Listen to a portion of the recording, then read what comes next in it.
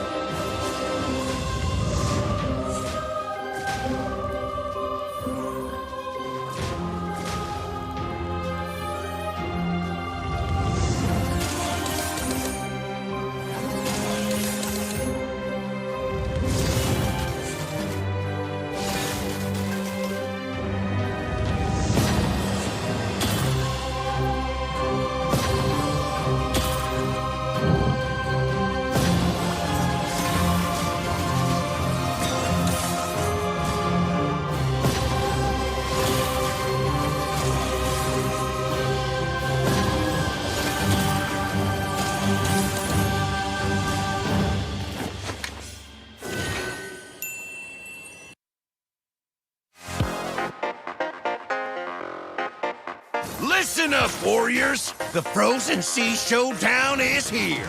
8 Brancos, 2 sides. Ready your hooks. Well, the rules? Real simple. Hook 'em over, then bash 'em. Or hook 'em back and stash 'em. Remember, kills will make you stronger. More kills, bigger targets, so swing those hooks. More kills, better hook, so wipe off their looks. Crabs in the river, hook 'em. Reel 'em in for new skills. Stun. Magnet. Reflect. Chests in the cave, hook 'em. Reel 'em in for new skills. Team heal. Team super hook. Crazy ults, total chaos. Triple hook. Recall hook. Trick hook. No equipment to buy. Auto upgrades for all. Take one down, get your hook back. Hook, kill, reset, repeat. Hook till you can't hook no more. Remember these words. Hook, kill, reset, repeat. Hook till you can't hook no more. Hooks ready? Let's go!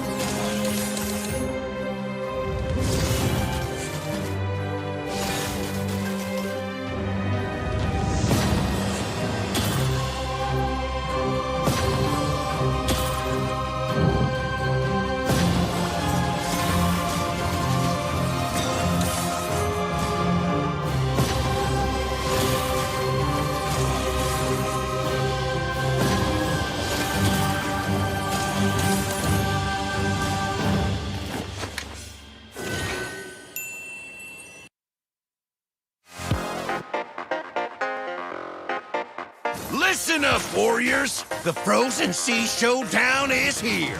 8 Brancos, 2 sides. Ready your hooks. Well, the rules? Real simple. Hook 'em over, then bash 'em. Or hook 'em back and stash 'em. Remember, kills will make you stronger. More kills, bigger targets, so swing those hooks. More kills, better hook, so wipe off their looks. Crabs in the river? Hook 'em. Reel 'em in for new skills. Stun. Magnet. Reflect. Chests in the cave? Hook 'em. Reel 'em in for new skills. Team heal. Team super hook. Crazy ults. Total chaos. Triple hook. Recall hook. Trick hook. No equipment to buy. Auto upgrades for all. Take one down, get your hook back. Hook, kill, reset, repeat. Hook till you can't hook no more. Remember these words. Hook, kill, reset, repeat. Hook till you can't hook no more. Hooks ready? Let's go!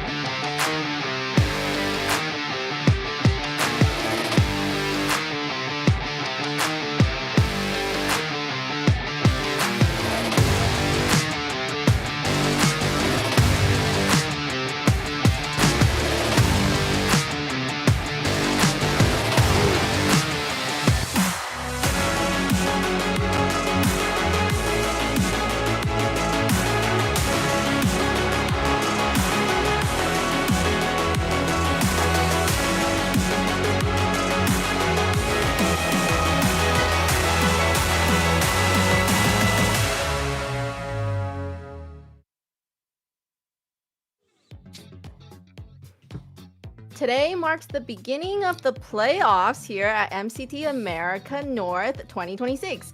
After weeks of intense competition, close series, and non-stop action, the stakes are now higher than ever before. The Swiss stage is behind us, and now every match carries more weight because some teams tonight could be their last. Seed 5 through 8 enters the playoffs and fighting to keep their tournament hopes alive in a brutal single elimination phase. There's no second chances anymore, and one bad draft, one failed team fight, one small mistake, that's all it takes for a team's playoff run to come to an end. Welcome everyone to MCT AMER North 2026, the playoffs. Now, I'm your host, Layla, and joining me today at the desk today, we have Kronos, ready to break down the draft strategies and key moments that decide who survives and who goes home tonight. And joining us today from the South group, we have caster Private Dancer, bringing a fresh perspective and insight that also signature high-energy cast and high-energy jacket to his this week's broadcast. Welcome, everyone. All right. She wasn't lying, was she? She wasn't lying when she said it was going to be a long speech. It was a long speech, but welcome. That's what I'm trying to say in the end. So the playoffs are finally here, and for these lower seeded teams going into single elimination today, how different is the pressure compared to what we saw during the Swiss stage? Kronos. You weren't lying. The spiel was fantastic, by the way. Thank you so much for the wonderful intro, Layla. But yes, in the playoffs, if you are the teams that don't really get that extra chance, right, to go into the lower bracket, yeah, you're really fighting for survival. You don't want to be one of those teams, but unfortunately, Stamina and U2 Esports are those teams, and of course, Lyon and Leviatan as well. And you don't want to be one of those teams. So technically today, we're going to see two teams bowing out of the competition. So yes, stakes are high. Nobody wants to be in the bottom two. Private. Yeah, I think today actually just really kind of calls up for a lot of these teams are not where they think they should be. But before that, let's go ahead and take a look at the how it's all going to go down. Welcome to AMER 2026. The official league for Mobile Legends Bang Bang in the Americas. In this video, we'll walk you through the format of the competition. The league is divided into two regions, North America and South America. Each region features 8 teams, for a total of 16 teams competing in the ecosystem. The regions compete separately during the season before meeting in the Americas finals. Each region begins with the Swiss stage. All 8 teams compete across multiple rounds. Teams are matched against opponents with the same win-loss record, ensuring balanced competition. Matches in this stage are played in a best-of-3 format. The playoffs are divided into 2 phases based on seeding. Lower-seeded teams begin in Phase 1, where matches are played in a single elimination format. Higher-seeded teams advance directly to Phase 2, which uses a double elimination bracket. Matches throughout the playoffs are played in a best-of-5 series. In Phase 2, teams that lose in the upper bracket move to the lower bracket for a final chance to continue. The playoffs culminate in the group's finals. The final match is played in a best-of-5 series to determine the group champion. The champions from North America and South America advance to the Americas finals. Here, they compete to determine the best team in the Americas in a best-of-7. Everything leads here. AMER 2026 starts now.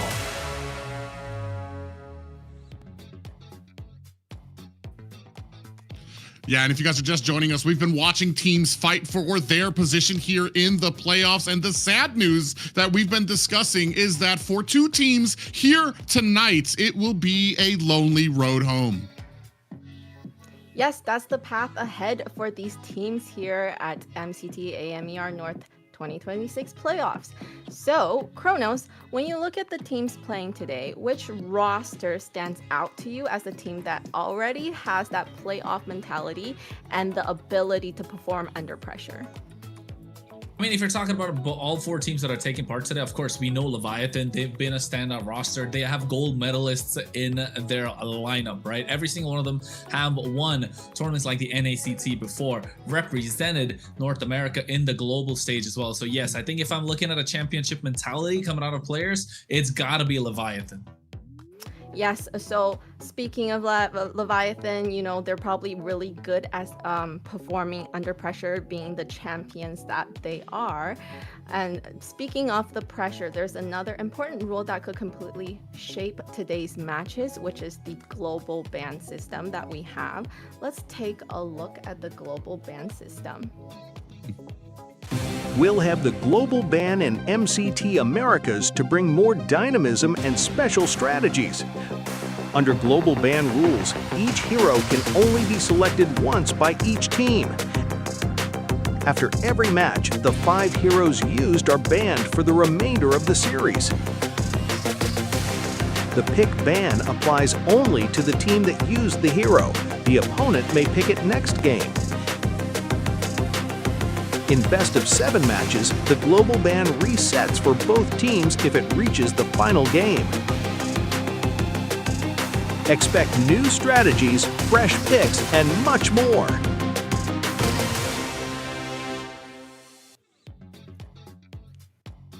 And that's how the global ban will continue shaping the playoffs here. And with the teams constantly forced to adapt and expand their hero pool, this format really rewards flexibility and preparation under pressure.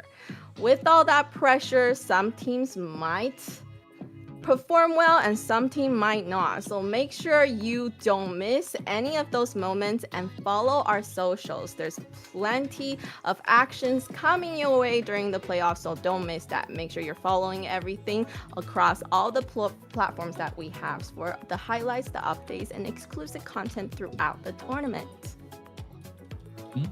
Yeah, an exciting time, and especially if you guys maybe get a little busy. I know we are streaming during the week. Some people gotta go to work, some people gotta go to school. If you miss any of the action, right down there, that's where you're gonna catch up on all that you may have missed, including little tidbits about the teams, the drafts, everything that's been going on in MLBB North America. Private, I have a question for you in regards to the global ban. So which team today do you think is best equipped to handle the challenges of something like a global ban in a high-stake elimination match? Honestly, I feel like a lot of these teams, especially here when we're talking about 8 through 5, a lot of these teams are kind of even when it comes to what they lean on. And I maybe not to the drasticness that we've seen from teams like what is it, a Night Horde or something, who like to pick outside the box. But before that, let's talk a little bit what makes all of this possible for us. And yes, to make it possible, let's take a moment to thank our sponsor, runestone.gg, for supporting MCT AMER North 2026. Today's broadcast is proudly supported by runestone.gg Esports infrastructure built for people shaping the future of competitive gaming. For real-time data to live fan tools, Runestone works to make esports more interactive, more insightful, and more rewarding for everyone involved. By working alongside tournament organizers, publishers, and event operators, they help transform passive viewership into active engagement across the esports ecosystem. So be sure to check out runestone.gg and see what they are doing to help power the next generation esports experience. And I think not just that, right? It creates such an experience with MLBB Esports growing as a whole, not just in North America, globally as well. But at the moment, North America needs all the help that it can get to make sure MLBB is at the top. And for one of those to make that possible is the MWI Open Qualifier that's going to take place from the 2nd to the 11th of May. The registrations are open for the 2nd and 11th of May. Of course, you can scan the QR code over there. And girls, Layla, you got to make sure you get everybody in for the MWI. If I was, any more pro, I would definitely want to grab my team, grab my girls, and go for that competition. Unfortunately, I'm not quite there yet, but I know that there are going to be amazing, amazing players out there. Like what we talked about, we have Ashley that is in team, is it GG? Gen G. Gen Z. Yeah, I mean, it's a huge opportunity for a lot of the females. We do know that there are a growing number of women in this, not just in this region, but in regions all over. They're tired of seeing just all the men represented there. It's time for the females to start representing and maybe earn themselves a shot going to MWI. Hey man, I'm telling you, with the amount of opportunities everybody else has got, but the women coming in second place last year, that was the biggest game changer, wasn't it? Yeah, and you best believe that we will all be streaming the MWI and cheering them on. While cheering them on, let's just have a look at today's schedule because we'll be cheering these teams on as well. So for today, we have a Stamina versus U2 in a best of 5, and also Lyon against Leviatan in a best of 5 as well. Damn. Yeah, it is a entire night of best of 5s. I know you brought up earlier about the hero pools and who might be successful with it. That question is about to be answered here tonight. Kronos, what team are you cheering on?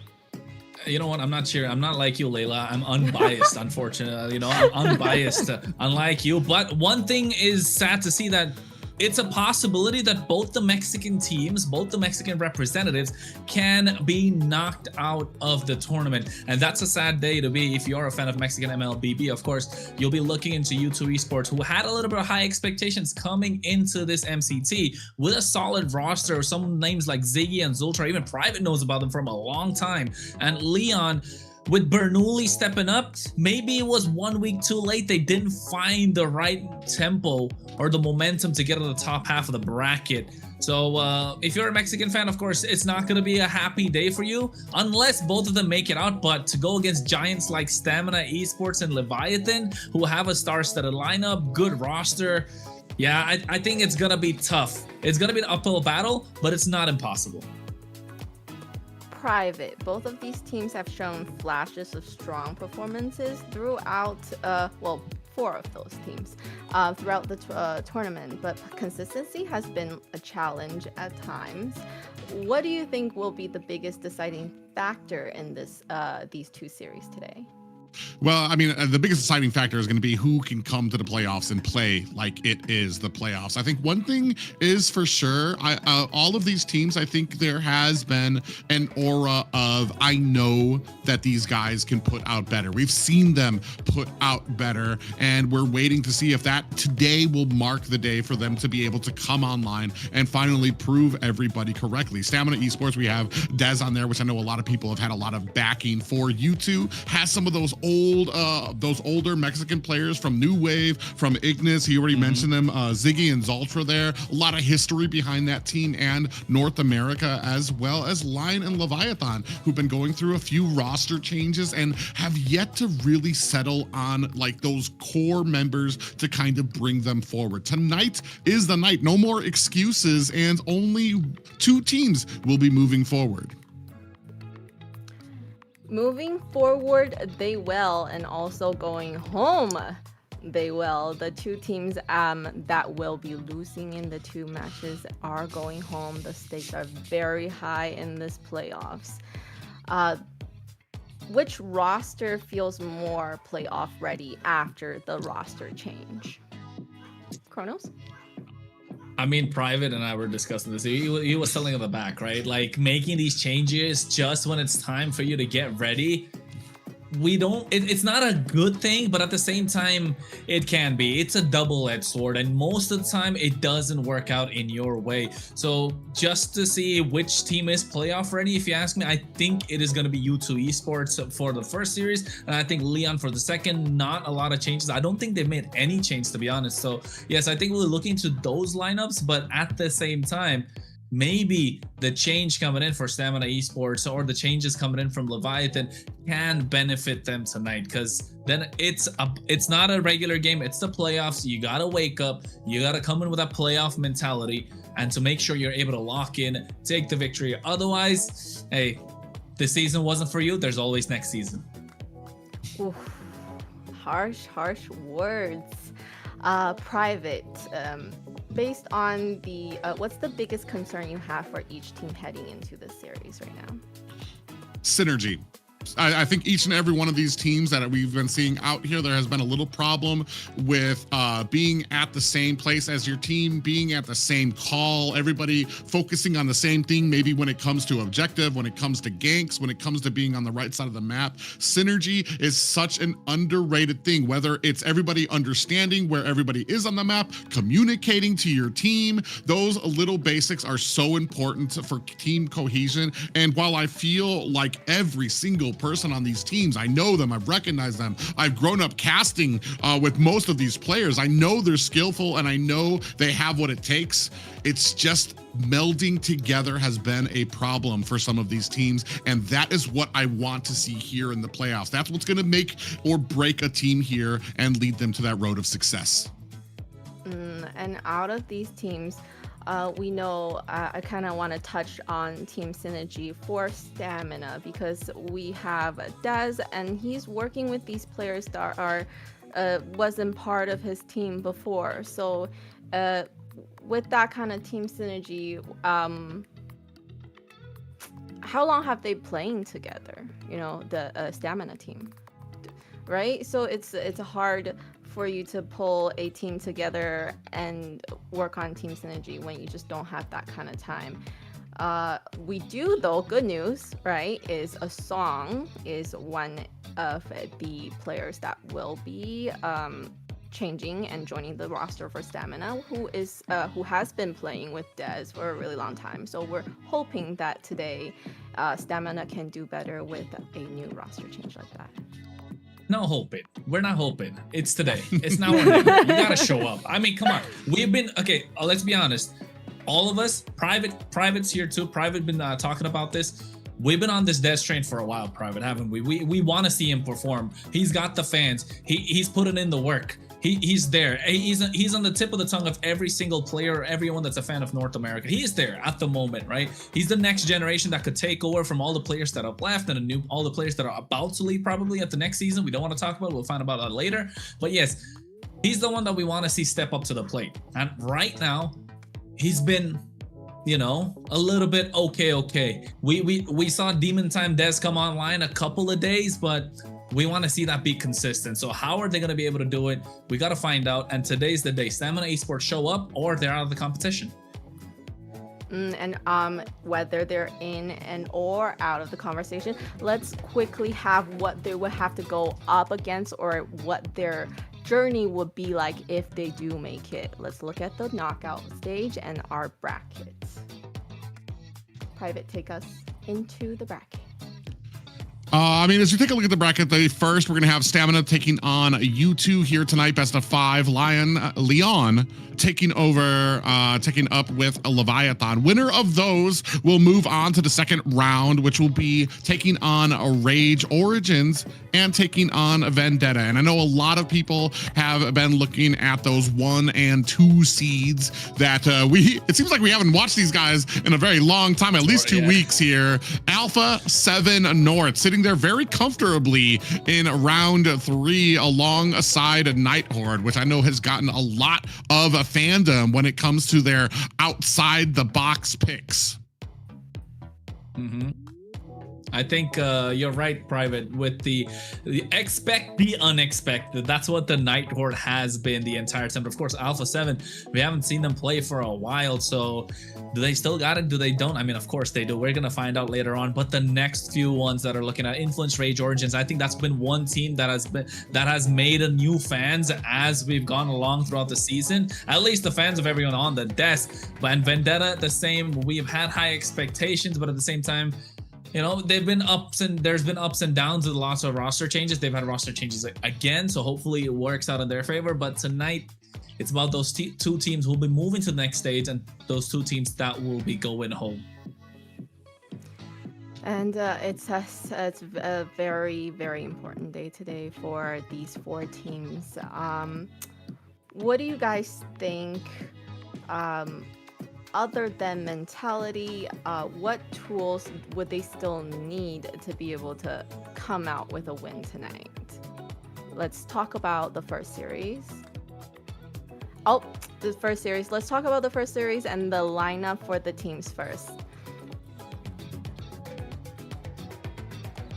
Today, for the lineup for Stamina Esports, we have Instinct, we have Dez, Yomel, Little Rosa, and Ricky. No, they changed it.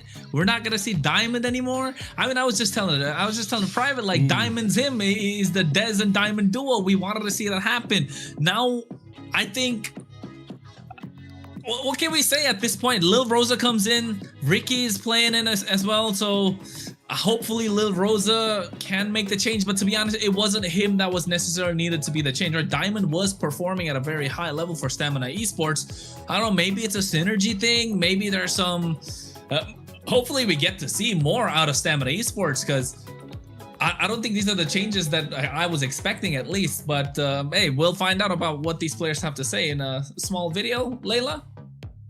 Let's have a look at the video.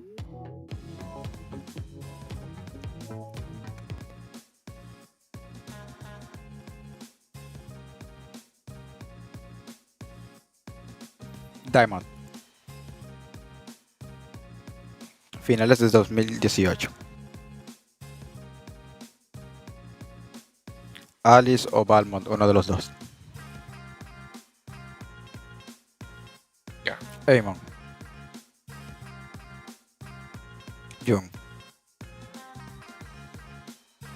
Yo diría que Claude. La ulti de Johnson. El parpadeo. La Yori Yagami. Yo diría que es Jin en Bajo Elo. Cíclope. Saber. Marcel. Ricky.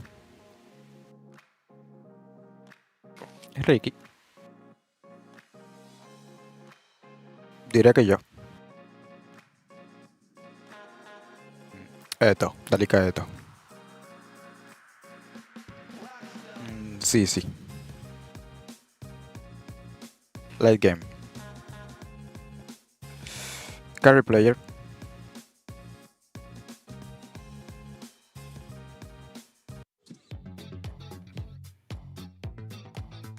A great little video to get to know Diamond, who won't be playing with us, but for U2 Esports, who will be playing for us today, will be Pika UXP, Sykes, Ziki, NK, and Zoltra.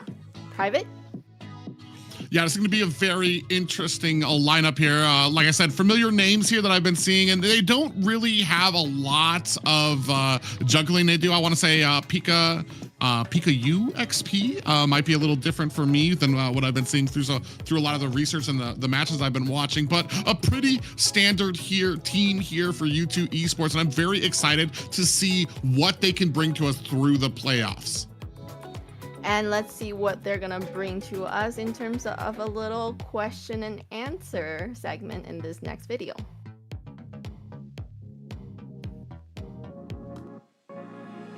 De Romer escogería Tamal porque se me hace que tiene mucha experiencia y es muy buen jugador. De XP Lane yo escogería Nats porque es un jugador que viene de Filipinas y tiene un ritmo diferente. De Mid Laner o Mago yo escogería a Jun porque se me hace que es muy bueno dando calls a su equipo. De tirador escogería Sia porque se me hace el mejor tirador mecánicamente. Y de jungla escogería Best Player porque se me hace mejor mecánicamente que los demás también.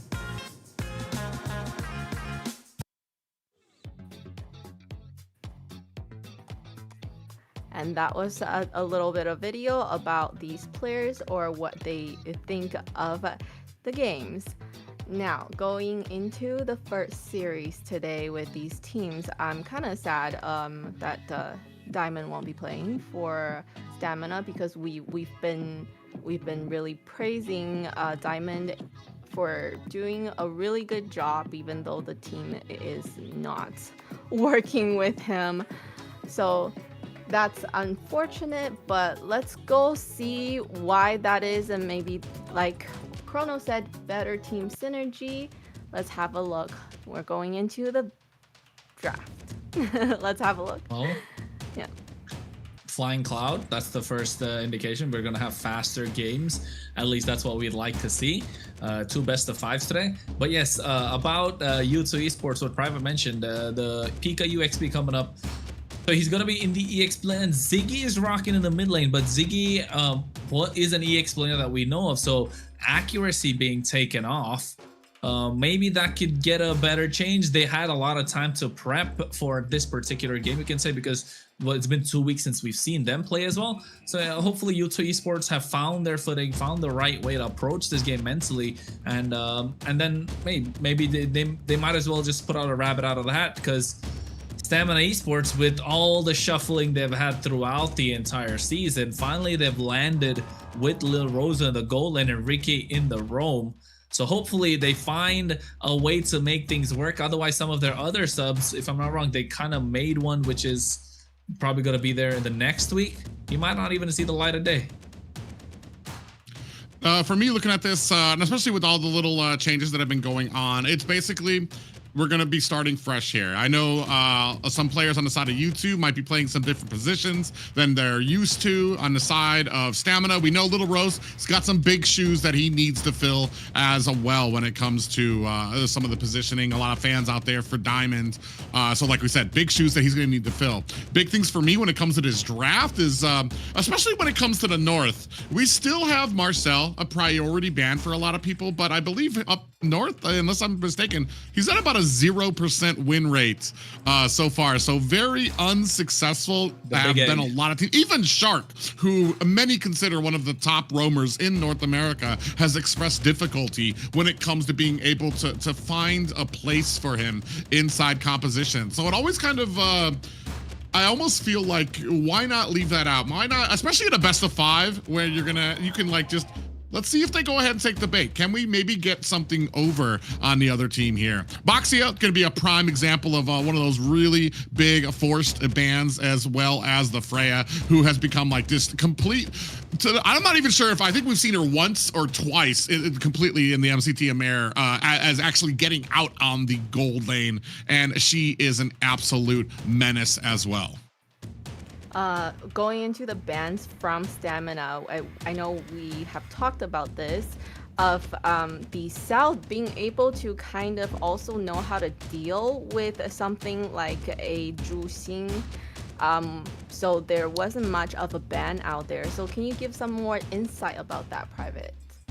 So how are they able to deal with a Zhu Xing on the enemy team? Well, for the most part, it's just being able to really control the early game and be able to control the ability to kind of close the distance onto the back line that a lot of teams have really kind of put into like huge compositions over. Right now, it just I feel like Zushin is it takes a good amount of team coordination, even with counters out there, that you need to be able to close the distance on her and kind of like be able to shut her down here. Very interesting picks to start it off. We have the Harley picked up for the side of U2. It's going to get you a decent early game, but a decent amount of mobility and maybe not a lot of staying power when it comes to a lot of these Lord exchanges. One thing that he does have in his pocket is just his ability to kind of be in a lot of different areas of that objective area. Just because he can teleport in there, you're not going to know that he's in there. So you really have to do your due diligence if you're a roam on the other team, making sure you're getting that huge vision of all the areas, checking all the bushes, because you never know when he can come in, go ahead, grab that retribution, and then teleport himself back out to safety. Good point there. And for Zoltra, because we haven't seen him in so long, right? Oh, I see that face, Kronos. What do you have to say about those picks right there? that's a lot of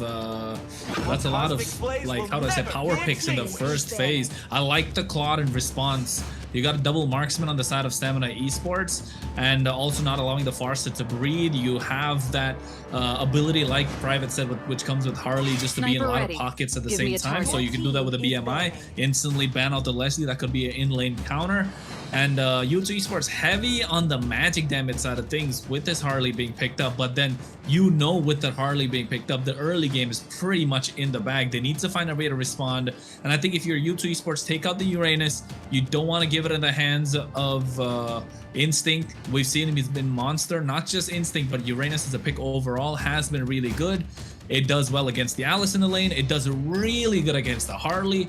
See, I think Uranus got to be taken off the table. Fredrin's another pick I was going to come by after, just because of how solid the lineup of Stamina Esports look, and it's a good counter to the Harley as well.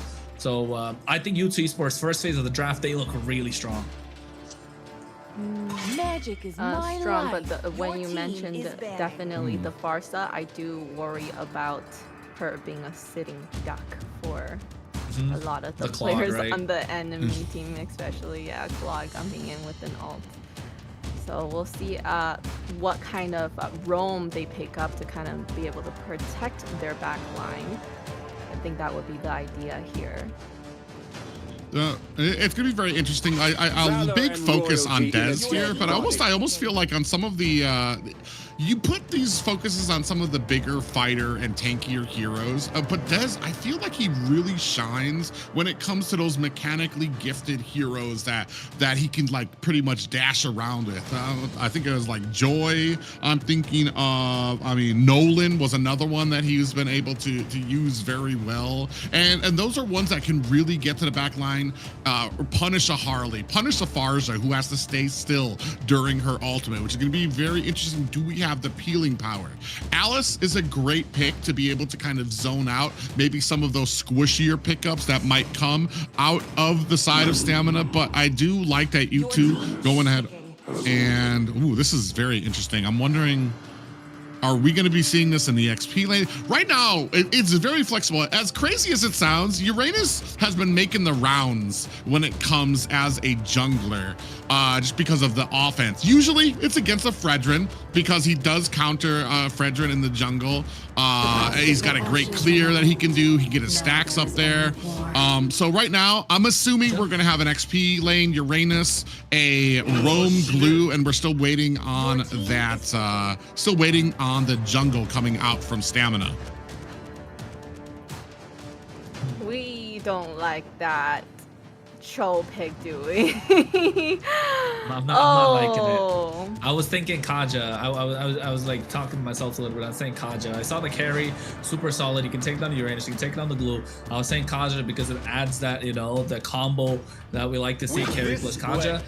Cho is good, but then you're just gonna, Lancelot is cooking here. It's a comfort pick for Dez too, and the Cho is the only sort of crowd control they really have. The instant knockup comes from Jeet Kune Do and also the Way of the Dragon, but you know the Kimmy's gonna be run the Purify, the Quad's gonna run the Purify, Uranus is gonna run the Purify. You can't really catch Lancelot, and the glue, I mean, even if you're gonna catch him, he's gonna split apart. So I like Stamina Esports draft.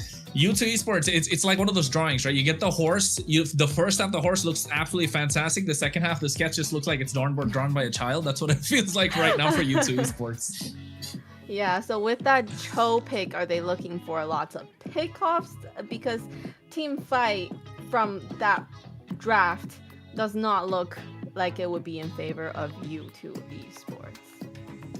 The Cho is to counter out any type of assassin pickups that are going to be coming out from Assassin or from Stamina Esports after Instinct picked up the Uranus. So this is where they're going to go. And as we take a look, ladies and gentlemen, ready for the first game of the AMER season playoffs. Take it away, Kronos.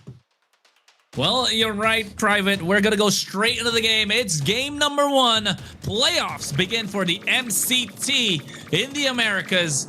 And we're letting to see U2 Esports versus Stamina in this best of 5. Yeah, the big thing for me right now is I'm taking a look at these compositions. I'm not exactly against what U2 put out there. I'm a very big fan of what they did. They got a good 3 solid damage dealers out there, as well as countering out a little bit if they can catch the Lancelot. That's the big if here. That's where Zultra's going to need to shine. Can he get in there? Is he going to be able to bait out a lot of these abilities from Dez to be able to get, look at already being a nuisance. And this is exactly what he needs to do as a roam pick. Oh, he just narrowly avoids getting taken out by Zultra. Dez gonna have to go back early.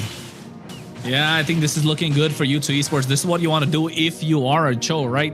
But at the same time, how long can you keep it up? You want to pile the pressure in the early game as much as possible. And U2 Esports are playing for their win condition. Hey, less than 2 minutes into the game, Private is working out. Yeah, and they're going to be trying to get harassment. They want to make sure that Zultra's going to be in there trying to keep Dez away. Early game, yeah, it's a little easier, but once you get a lot of those dashes, once you get a lot of the ability when he gets what is his ultimate that comes out from Lance, there's going to be a lot of abilities that Cho's going to have to watch out for. Not just that, but then you also have to worry about when these feathered airstrikes come down. Are you going to be peeling for Ziggy on the background as well? That's going to be very interesting. First hurdle up and about. Yeah, and you can see already the bot side, they're kind of giving a little bit of a difficult time to Dez. He just hit his level 4. Ziggy did as well at the same time. But you can see they're clearing out this turtle as fast as possible. U2 Esports get that one in the bag. And Zultra has to kind of move and make space for the rest of the team. Rose on the top side. Blazing Duet coming out with the help of a speedy light wheels from Inke. Almost able to get first blood. Yeah, Inke, I mean, that's a good counter. You got a lot of burst damage that comes out from the carry, and especially before Lil Rosa on the Claude can get that those 3 items that he needs to get his power spike. Speaking of which, we have away the dragon. Yeah, and he goes it as well. Phantom Execution comes out. A lot of damage onto Zultra. Already used the flicker early on. And Yomel getting the first blood in his hands. And this is what we were talking about. This is kind of why I didn't like the Cho. Yes, you're good, but what comes after? There's no crowd control to kind of latch onto someone after the way of the dragon. And instantly, U2 Esports prematurely pulling the trigger. Yeah, they're able to go. You see already Yomel doing a great job of trying to close ranks around Dez to try to protect him. And I think this is the answer. U2 Esports understand that on this team, Dez has been the standard. Dez has been the most consistent on the team. So that's where they're focusing all of their power. If they can upset him, if they can make sure to kind of keep all of the business on him, that Stamina Esports is going to have a rough time. But I feel like Stamina, they're doing a good job of closing ranks, making sure that when they are up on top of him, he does have Yomel right there. He does have Ricky on the glue to make sure that he's got some of that peeling power. It just depends on if we can continue this straight as we move on, as we start getting out of these laning phase and into these team fights. Yeah, Night's gonna knock up along with the way the dragon. And Sykes able to get that kill. This is the play that U2 Esports have been looking for. Pika UXP coming at the right time of the Throne of Ruin as well. Stamina Esports having a difficult time playing Protect the President with Dez. That leaves a lot of other options open. And already you can see the Pika UXP being a menace, being a problem, trying to bail out Retribution before the turtle starts. Ricky's back into the fight.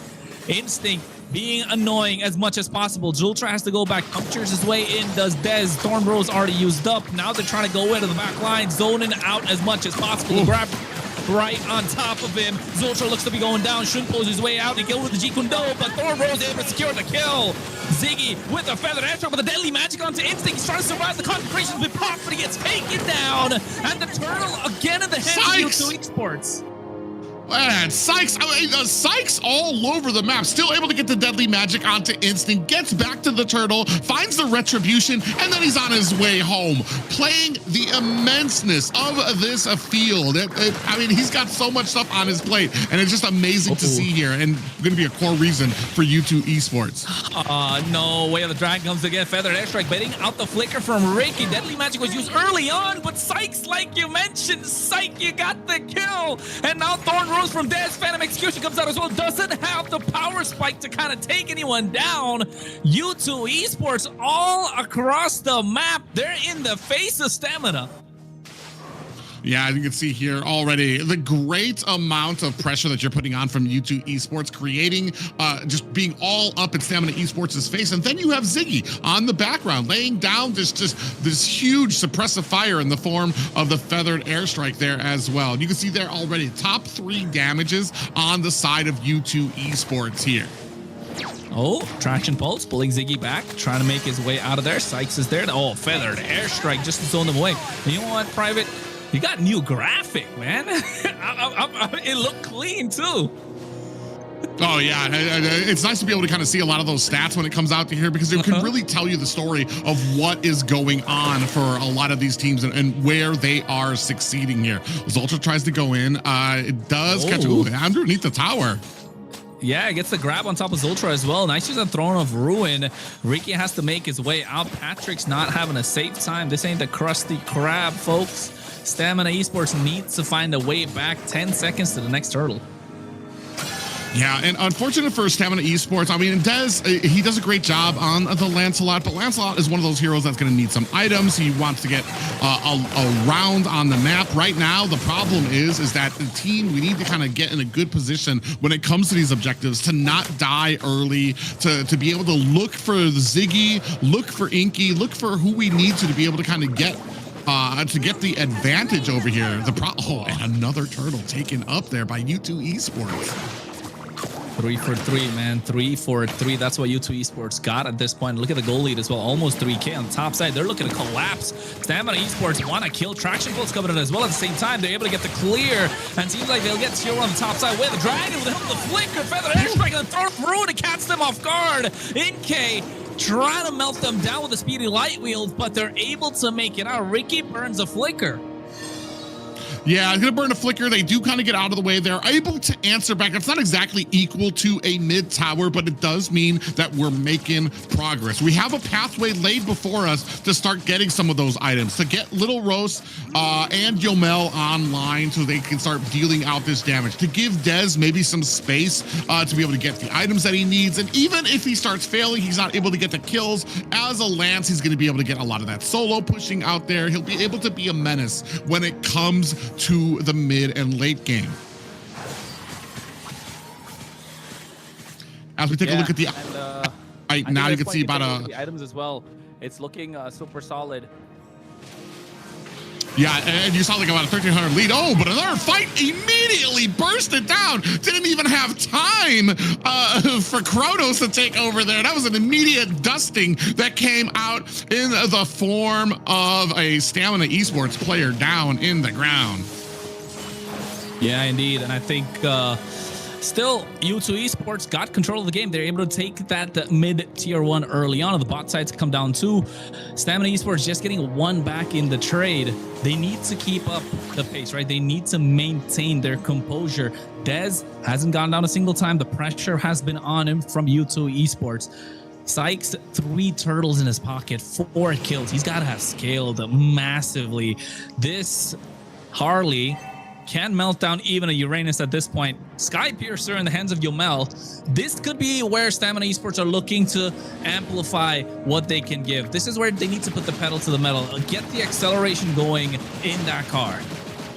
Yeah, the problem for me, though, kind of comes out sometimes when it comes to certain players. I like the Sky Piercer is just one of those double-edged swords. It does great when you're ahead, when you're able, or even if you're not ahead, if you're separate from the team and you're actually doing a great job to kind of separate yourself from them.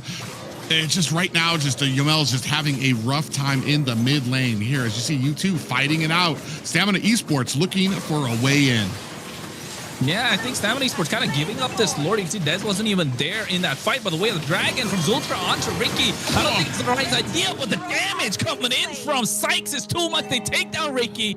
And what a Throne of Ruin from Pika UXP as well, just to zone out the rest of the members. Dez is looking to find something on the map, but the Lord is already up in the mid lane.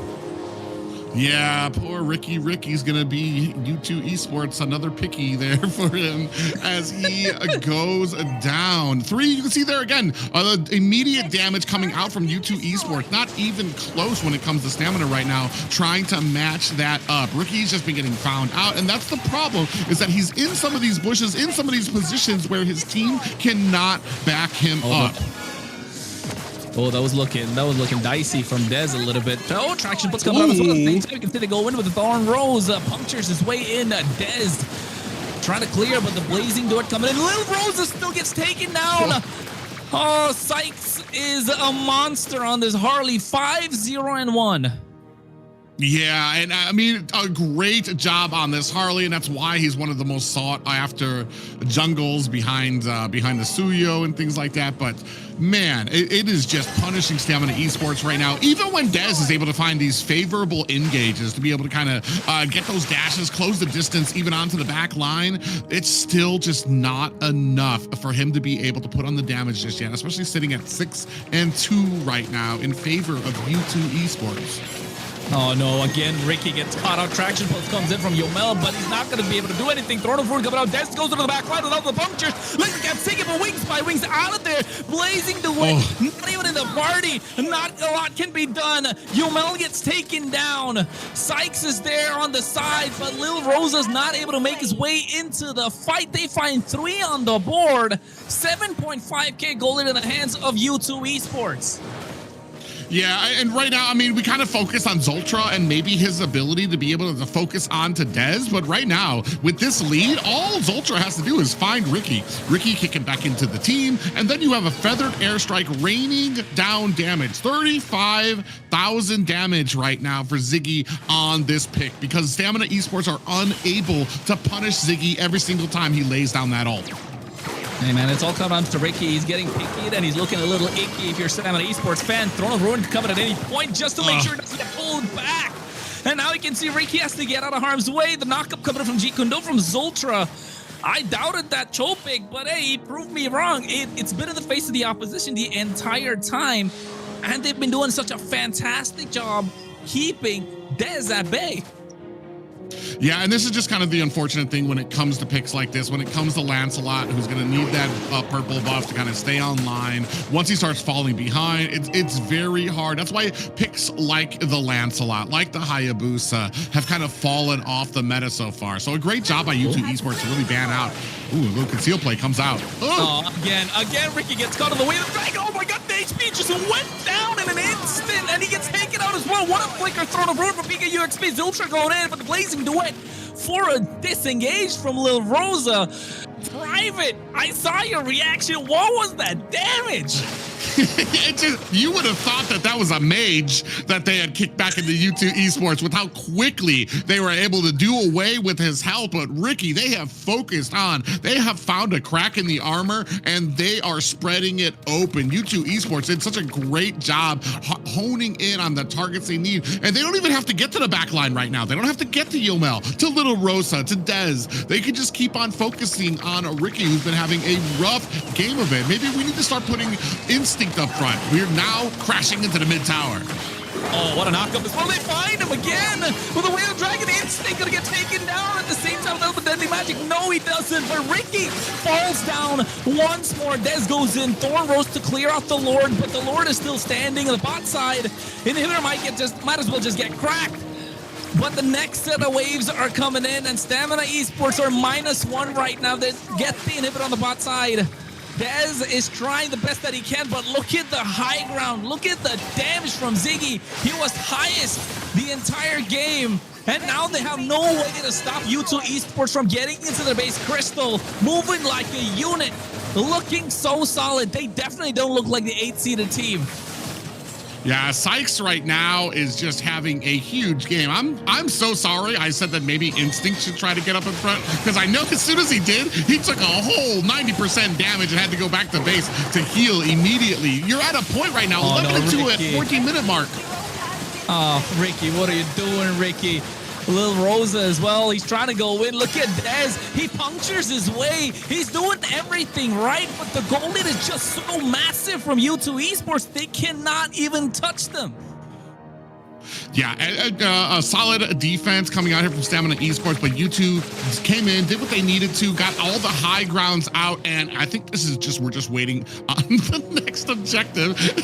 Poor Patrick, alone in his thoughts to think about what he has done, because this has not been a good game for Ricky right now. 10 8K gold lead for U2 Esports right now. And it started with these huge and massive focus onto the hero pool of Dez.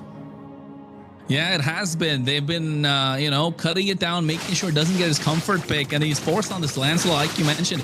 It doesn't really get the power spike that it used to have. A lot of other picks are getting more viable. The Harley, the Suyo. And the first ban in the draft as well was the Suyo. So you respect what Dez can put out. And then after that, you can make him have a hard time. So it begs the question, should they have prioritized Dez in the first half of the draft? No, it's honestly, I feel like this is where I don't want, as much as I would love to like kind of hunker on stamina. I feel like U2 just did a great job when you take out Diamond and you realize that there's just kind of newer players on the team. The only real target on the team would be Dez, who has been the most forward, who's had the most, I want to say, predictably good games for a lot of the heroes that he plays out there. So he's like the biggest target to really focus on when it comes to that. And a great draft too to put Zultra onto this Cho as well to really offset a lot of these tankier picks coming out from Stamina Esports. Not just that, right? Along with Zultra, Sykes on this Harley just adding that early pressure. And you're right, we can't really take anything from U2. It can't take anything away from U2 Esports because they've been playing such a fantastic game. And look at the builds. They're completely online. Cho getting the immortality is so massive. Yeah, you've got the immortality out there. You've already got the distance you needed when it comes to Inky on here, and wondering if Stamina can put up another defense. Yeah, they're trying to go in as well. Thornford coming out, capture 3 members. Phantom Execution's trying to get away. The Lord is trying to get melted down, but Dez gets melted down instead. The damage is insane. Blazing duet from Lil Rosa coming out. They get Inky. A massive shutdown. Look at the base crystal. It's almost out as Zultra takes out Lil Rosa. And just like that, U2 Esports get game number 1. Victory! And let's come back from that game. What an amazing game. U2 has the element of surprise, I have to say, because we didn't see them play a single game for 2 weeks. So they're back there, they're studying stamina, they're saying, okay, what can we do to like really bring it for the next series against them? So I feel like definitely they went home and did a lot of studying, maybe did a lot of practicing to really bring it today. What went wrong there? Let's unpack that up.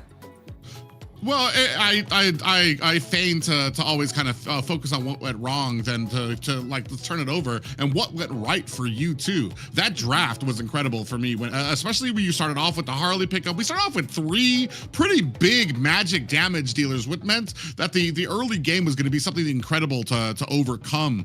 Not just that, but I feel like we didn't have a big tanky start at the beginning when it came to the draft for Stamina. As soon as the Uranus was picked up, it opened it up for U2 to pick up the carry as well. So a lot of different things immediately were getting answered by the side of U2. Every single thing that Stamina thought that they were bringing out, it was getting countered draft wise. And then to finally settle it down on the Cho, where either Dez was going to be having a lot of trouble, which we saw from the early game, or Ricky was just going to be getting caught out. You can't even play Glue the way he's meant to be played with a Cho out there kicking you to the enemy team and then getting rained down that damage from Ziggy on that Farja.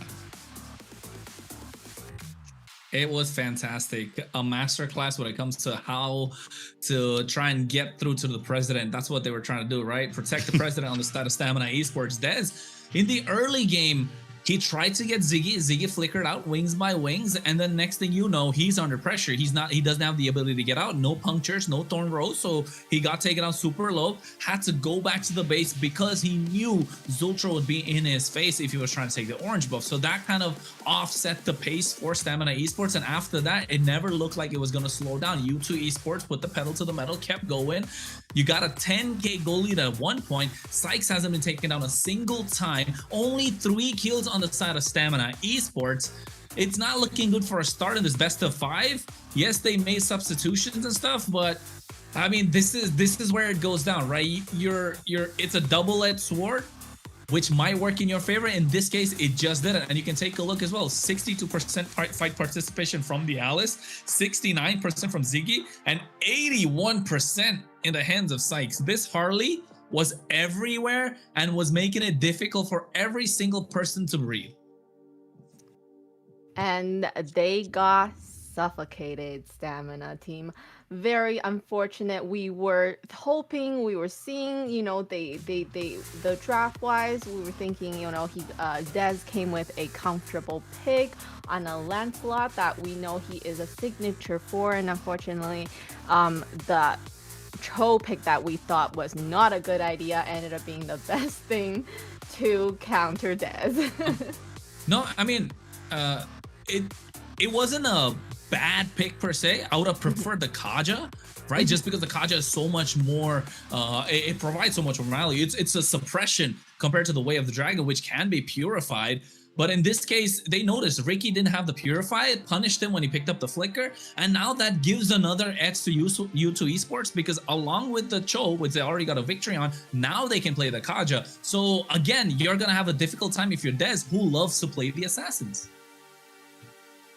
I mean, I'm wondering how long do we keep it up? Are we going to use, when it comes to all 5 of these games, or potentially 5 of these games, to just ban out basically 4 bans used to kind of cover down on Dez and some of his favorite picks? We know Lance is already going to be off the table, so I'm wondering where else he's going to be able to go if U2 Esports continue this focus on him. And I know a lot of people want to kind of focus on Little Rose. Was he going to be able to provide the same difference? I don't think that this game, that Diamond being in this game would have been a bigger difference, because Ricky just got so surprised and taken aback by this composition. And let's have a look at the person that did the most, our MVP. Sykes, no doubt, he was able to really play the map, being at the right place where he is needed to rack up all those kills. Well, did we have a doubt? Did we have a doubt, Private? Oh, I'm surprised. Harley's the MVP.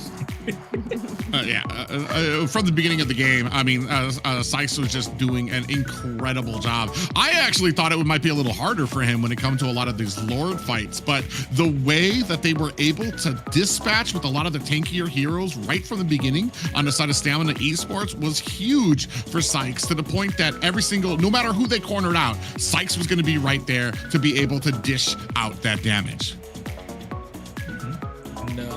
Take a look at the highlights as well. You could tell, along with Sykes, there's always Zultra around, right? That, the Way of the Dragon, once you hit level 4, just make sure you don't allow Ricky to breathe whatsoever. You get the split, but guess what? It's only going to delay the inevitable that happened. And yes, Ricky didn't have a good game. Hopefully he can bounce back in the next one.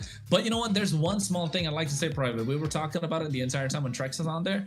Stamina Esports have not won a game, or not won any game after they've taken a loss, right? So if they get their first loss in this best of 5, are we looking at U2 picking up a 3-0 or...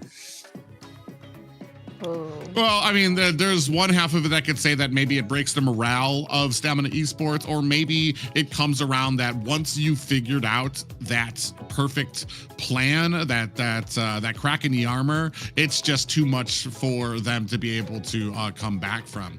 This is one of those things, like I said, we're in the playoffs now, so there's no time for kind of licking those wounds. You're going to have to bounce back. You're going to have to figure out what went wrong with that match and what you can do better.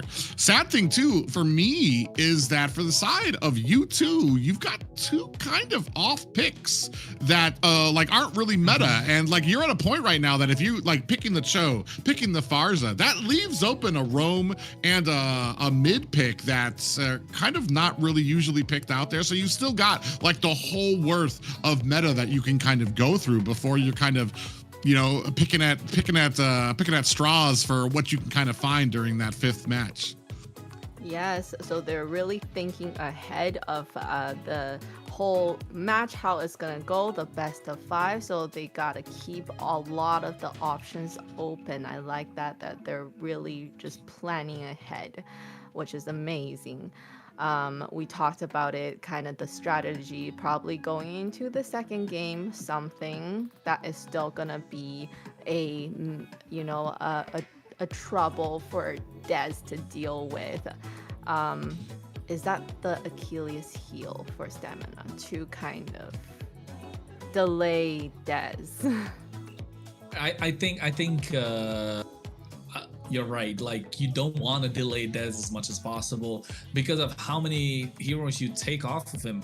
So you're essentially backing him into a corner, putting him under pressure to try and perform. Of course, yes, diamonds can be made under pressure, but at the same time, like, you want to give him some breathing room. You want to make sure he gets the first few games easily so that he can carry the rest of the game. Because in this game, essentially, Lil Rosa was nowhere to be seen, let alone Lil Rosa. Nobody in the entire game was anywhere to be seen. The only people we could really look at was Ricky and Dez. Dez, because he was trying to dive into the back line onto Ziggy, making it hard for him.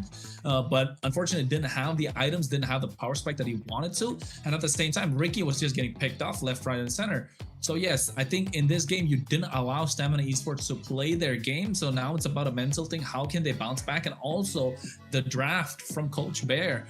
I mean, just give Dez his hero, right? Just give him something that he can outperform. He can go for an outplay because we know he can do it. It doesn't matter if the opponents pick up the counters. He still was able to play the land slot really well. So maybe just give it to him. Just give him the first phase. Private, what do you think? For Dez, I'm pretty confident in Dez's ability to be able to handle things. I think you're right. For me, it's just covering down on the rest of the heroes out there. When it comes to having Harley out there, I feel like we want something that can maybe be able to. I'm not sure when it comes to the hero pool for our Roam. If Cho is not an option, you saw that they did ban. They went ahead and banned. Oh my God, it's out of my mind now. The fish girl. Kadita? Kalea. Oh, fish girl. Kalea. They banned out Kalea to set up. Oh my God, my brain is gone. They banned out Kalea to set up the Harley pickup because that would have been something that would have immediately been able to use the Tsunami Slam to snatch him up and bring him back to the team. And we didn't have any answers like that. Cho could have worked, but I don't feel like we have a Cho player in Yomel right now. So. And that could be an issue when it comes to what can counter, when it comes to some of these like outlandish picks that kind of come out there. So like I said, it's very interesting. I don't think they're out of it just yet. I still feel like we can get a victory out of Stamina Esports if they can just kind of brush that off, focus on, I don't think we're going to see the same thing. I don't think we're going to see all of Dez's heroes banned out. If we do, it's time for the rest of the team to step up. Honestly, it's like we cannot all just be on the shaky legs of Dez and hoping that he's going to get the pop off. It's going to need to come out to the rest of the team. We're going to need to get coordinated, especially when it comes around to these objectives. And then U2 with that Harley pick ban right away. They know that Harley is dangerous, and definitely, I would say, of this meta, the MVP hero. I'm assuming because. A lot of team that gets the pick Harley has been doing amazing and usually win that, even with Bernoulli, our fourth game. Yeah. Harley. Our fourth game clutch pick, Bernoulli. He's always the fourth game Harley to get the clutch win for Lyon. Well, that's the second series of the day. For now, U2 Esports, I think you're gonna take out the Freya, the Jushin, right? If you are on the red side, unless, like Private said, like finding a way for them to be able to deal with the Jushin or probably even the Marcel. So here, U2 Esports, what can they go with? How are they looking to focus down on this draft? Fuyo was a pick that they didn't want to give to Dez in the previous game. Are they okay to let it go since they're on the red side right now? Jushin's off. If you're Stamina Esports, I think Marcel or Herod is a good ban. I swear to protect it till my last breath. We also have Sora out there that can come up for the XP lane. Ooh. So we do have a Sora, possibly a Valentina that could come out as a first pick to offset the Sora pickup by Stamina Esports. We're gonna wait with what they go. Still do have Carry as an option, prioed by Stamina. Depends on where we want to go with the beginning of our draft, which we've learned it's pretty important when it comes to kind of like we don't want to call a bluff out there and throw out Glue like he's going to be something flexible if we know we're only going to be able to put him into the roam. Oh, but we go ahead and dig in deep. We say we're just going to go with Marcel, and this has been I don't know if anybody's watched when I've been watching and doing these watch parties for these matches. When it comes to North America right now, Marcel sitting at a very humble 0%. And I feel like he's not a roam that you can just throw into a composition. He's not like a setting potential where you can get a Grok or you can get a Minotaur out there and they all just effectively do the same thing. You have to be very careful about what picks, what can go into it, who's going to be able to shine out of that golden hour. And are you picking a team that's not going to just be frozen anyway, that you're going to be on the backhand, backhanding your team with that golden hour as well. So it's going to be very careful here. And I'm very interested to see how Stamina Esports plays this. I agree. I think with this Marcel being picked up, you want to be able to play the map a little bit more. I think so at this point. Good examples of Marcel's would of course be coming out from, for example, from Team Liquid and MPL Philippines. JP plays a fantastic Marcel, able to control the map. Not just JP, you can also see a lot of the other roams like Light played really well too from Aurora, but then again, no one's been able to replicate it into MCT. I like the fact that they go with the Valentina, the carry, it looks solid. But then again, U2 Esports looking to play a clean front to back, and Fredrin's going to be that big body that's trying to block for the rest of the team here. Claude is a great option for U2 Esports if they want to go for it. They can also go for... Never mind. So one thing I was kind of wondering, they obviously took the Valentina because they didn't want to have that. Well, they didn't want to have the counter out there, but you'd already picked the mage on the side of U2. I might have preferred something like, we've been seeing a resurgence of the Terizla ever since his revamp too. He no longer takes any mana. Not only that, but Terizla does surprisingly fantastic against a Fredrin. Not just that, you have Marcel with the golden hour that can really set up a lot of those penalty zones that could come out of Terizla. So I'm wondering if maybe they're going to go with something like that. Like I said, I really look for something when I see a Marcel pick. I want to see other picks that kind of carry into that. How is Valentina, how is Carrie going to be able to blend into this golden hour to really dish out that damage to the team? Right now, we're in the second part of the banning phase. Still a big focus being played on to Dez here when it comes to these ban picks. So going into what you said earlier, U2 really keeping their options open, right? So, you know, yes, Claude is definitely a hot pick, but they're trying to pick something that they can, you know, do with now, and then later on they have another better pick for potentially match point. Or death. Not just that, I think Moskov is such a... it's a good pick because it denies the assassin coming on the other side, right? Usually if you're for Dez, you want to go for the assassins, outplay the marksman in the gold lane. So the Moskov prevents that, adds the extra bit of macro plays that's possible in this game for U2 Esports. Alice and Leomord being taken off the table. Khalid, I think Kalea is another solid choice you want to take off if you're Stamina Esports. Hilda is a great option just to make sure there's no more early pressure along with this Fredrin and Zetian.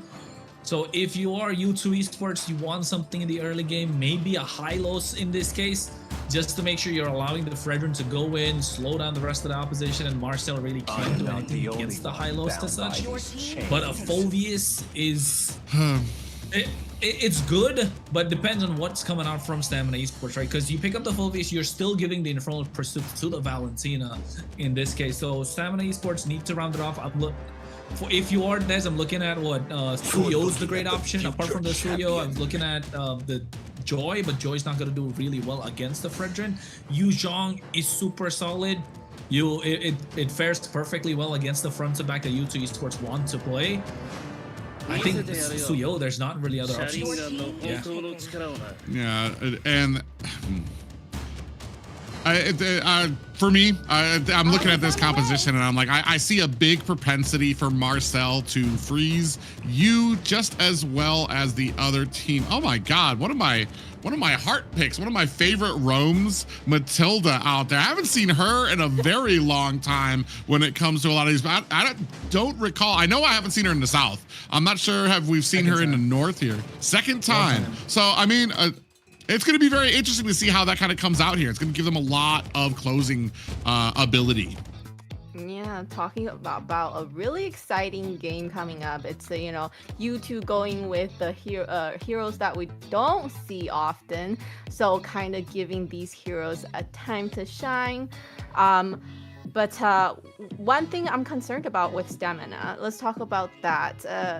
The Marcel's ult, it's got a very big area, so my concern would be is the carry able to dish out the damage from a safety distance, or is she gonna get caught up in all that?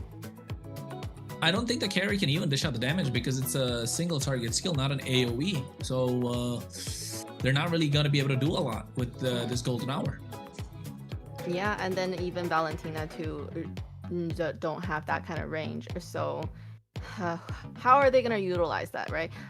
Private, I wanted to ask you, with the wins that came out of the South with the Marcel, what kind of team composition are they looking for? How are they supposed to play to actually make it a win? Well, you want those people who have issues with their with playing out their abilities, or like I was talking about when it comes to like a flicker ult that comes out from Terizla. We've seen Chonge be used against her, where you use that meteor shower as soon as the golden hour comes down, and as soon as the golden hour is over, you just have a barrage of damage that comes out at you. The problem here is I feel like the golden hour can help you as much as hurt you in this composition. When you have heroes that just really don't benefit too well from it. So coming back to that, heroes that does not match well. So from that kind of standpoint, we feel like Stamina has a kind of a team comp that's lacking to be working with the Marcel. I don't want to say it's lacking because you still have disengage opportunities with Marcel that can very much benefit your team. The problem comes is just like where I've seen Marcel shine. And like I said, I just feel like he's one of those heroes that just cannot be in the middle for both of them. But I think we're about to get ready and back into the land of Dawn, Kronos. Yeah, we are. We are going to the land of Dawn, of course. It's game number 2, and Stamina Esports better pull up because it's going to be match point if after this U2 Esports get it in the bag. 1-0 in this best of 5. Stamina on the blue side, U2 on the red. They switch places, but then again, U2 have a little bit more of a solid draft. How will Stamina Esports turn around the 0% win rate of this Marcel in this game? I mean, like I said, this isn't completely over. There's parts where Marcel can shine. There's parts where he doesn't. But here, as a disengagement tool, we might have something that continually gets us out of harm's way. Something that can stop a circling eagle or a guiding winds right in its tracks to be able to kind of take down the Matilda, who is notoriously, let's call her slippery when it comes to trying to latch onto her, going in and on your teams. A little bit of engagement up at top, though. Yeah, I think they're trying to, but you can see already Dez is being a problem on the Suyo, as he should be. This is what he provides with the Marcel, right? Suyo plus Marcel making a great combination. Traction Pulse coming to the bot side, though Pika UXP might be taking out first blood coming in. Yomel flickers for it too. Yeah, what a nice kill there for Stamina Esports. I'm glad to see we start having ourselves some momentum here, a change of the last game. 3 members there able to bait out those abilities, and a successful use from Ricky on that Marcel gets the stun onto him, onto the freeze, and then the backup coming in the form of Yomel on that Valentina to finish off. Yeah, and looking at the emblems as well.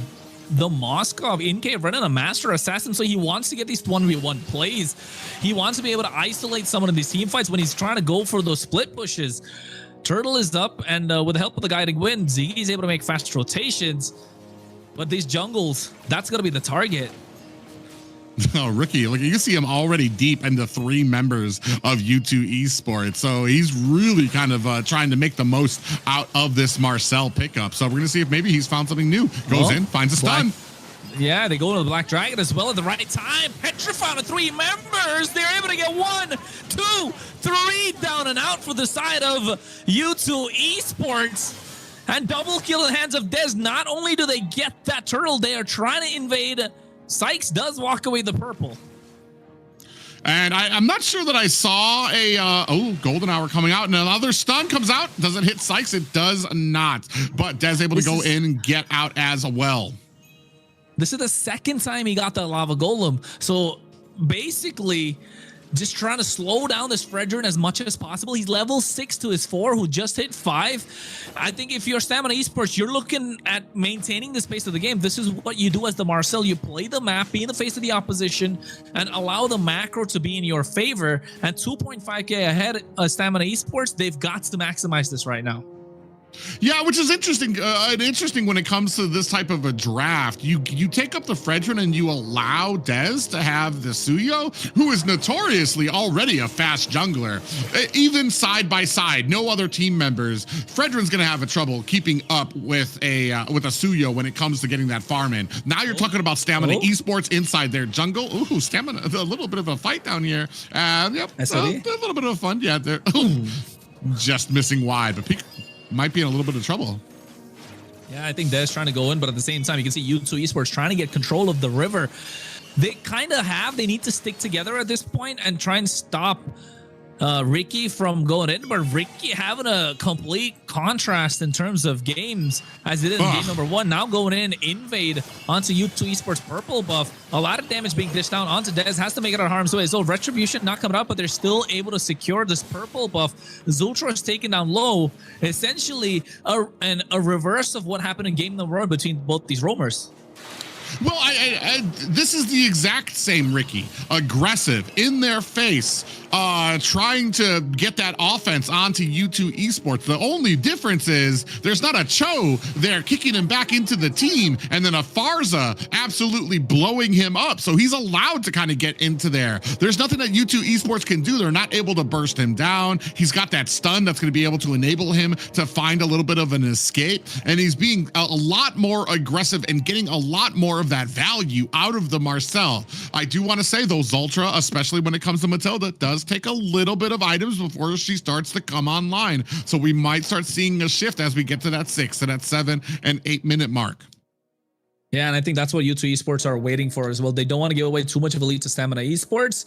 So biding their time and making sure they get to that power spike around the 8th minute. Ricky, on the other hand, for Stamina Esports, needs to be as aggressive as possible. And for the credit of U2 Esports, it's almost 6 minutes into the game. They haven't lost a single tower, and they're able to absorb all the pressure that's coming in. But now the pressure looks to be on the top side. Ricky needs to go in and at least open up the map so that they are able to get this tier 1. Lil Rosa hacking away, but you can see the Fear of the Phoenix comes out as well. They're still able to get the clear on the top side. So a lot of time being wasted by Stamina Esports.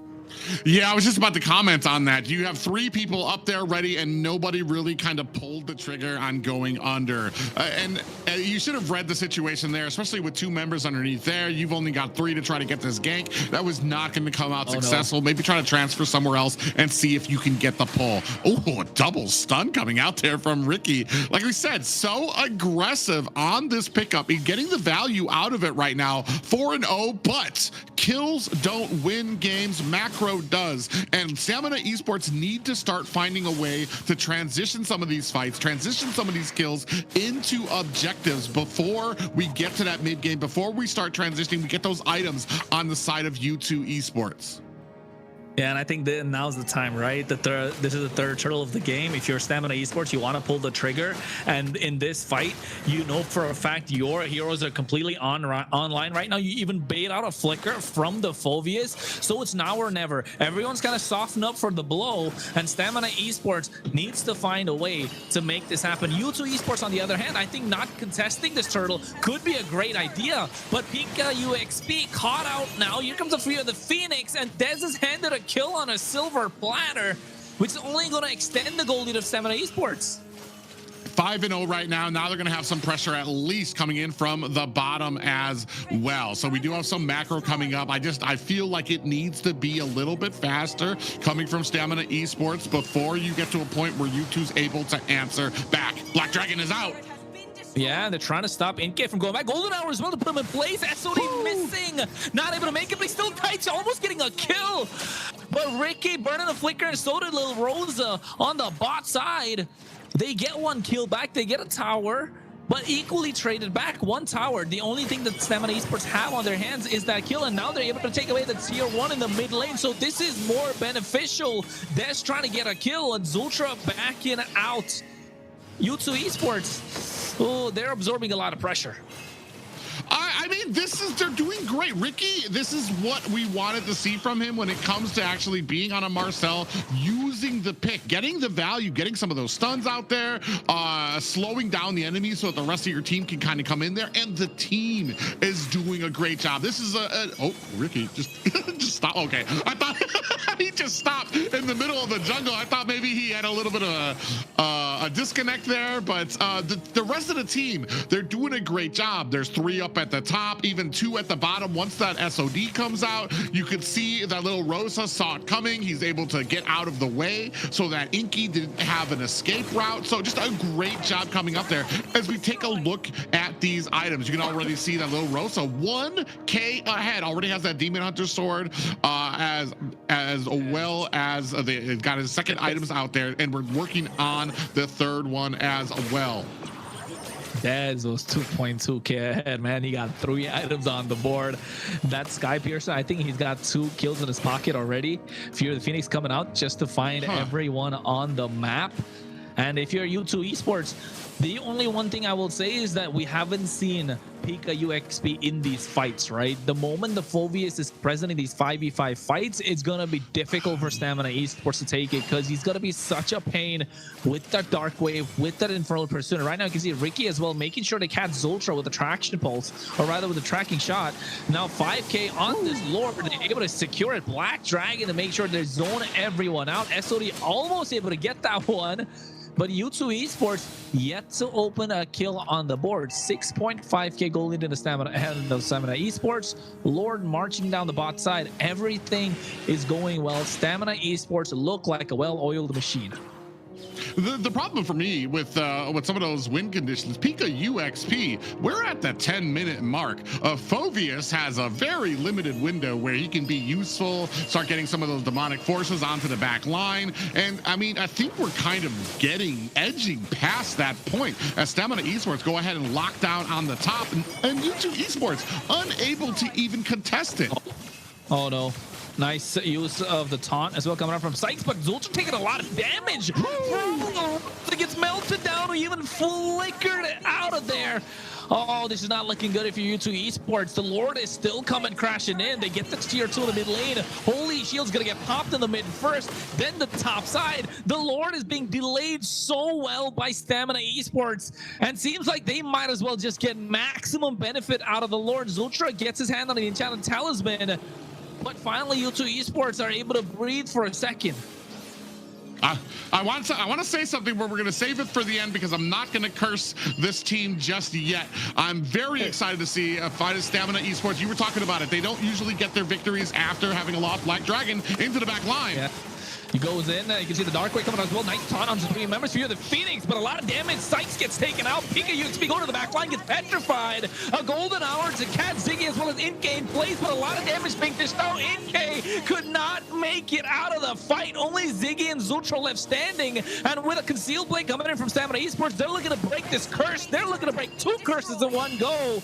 They've got the cannon mini on the bot side, a mid wave crashing in, and another wave to come down. Zultra and Ziggy trying to they're collapsing down on top of them, and finally Stamina Esports get the victory and make it 1-1. Not just a 1-1, an 11-0 victory here, a dominating performance. Not only that, but I believe this is the North's first win with Marcel. A lot happened, you're right. First, for a lot of things. First, as in we're breaking that curse for Stamina, right? We're not gonna go for a sweep, finally. And yes, a Marcel gameplay, a Marcel win, finally. How we doing, Kronos? How you feeling about this?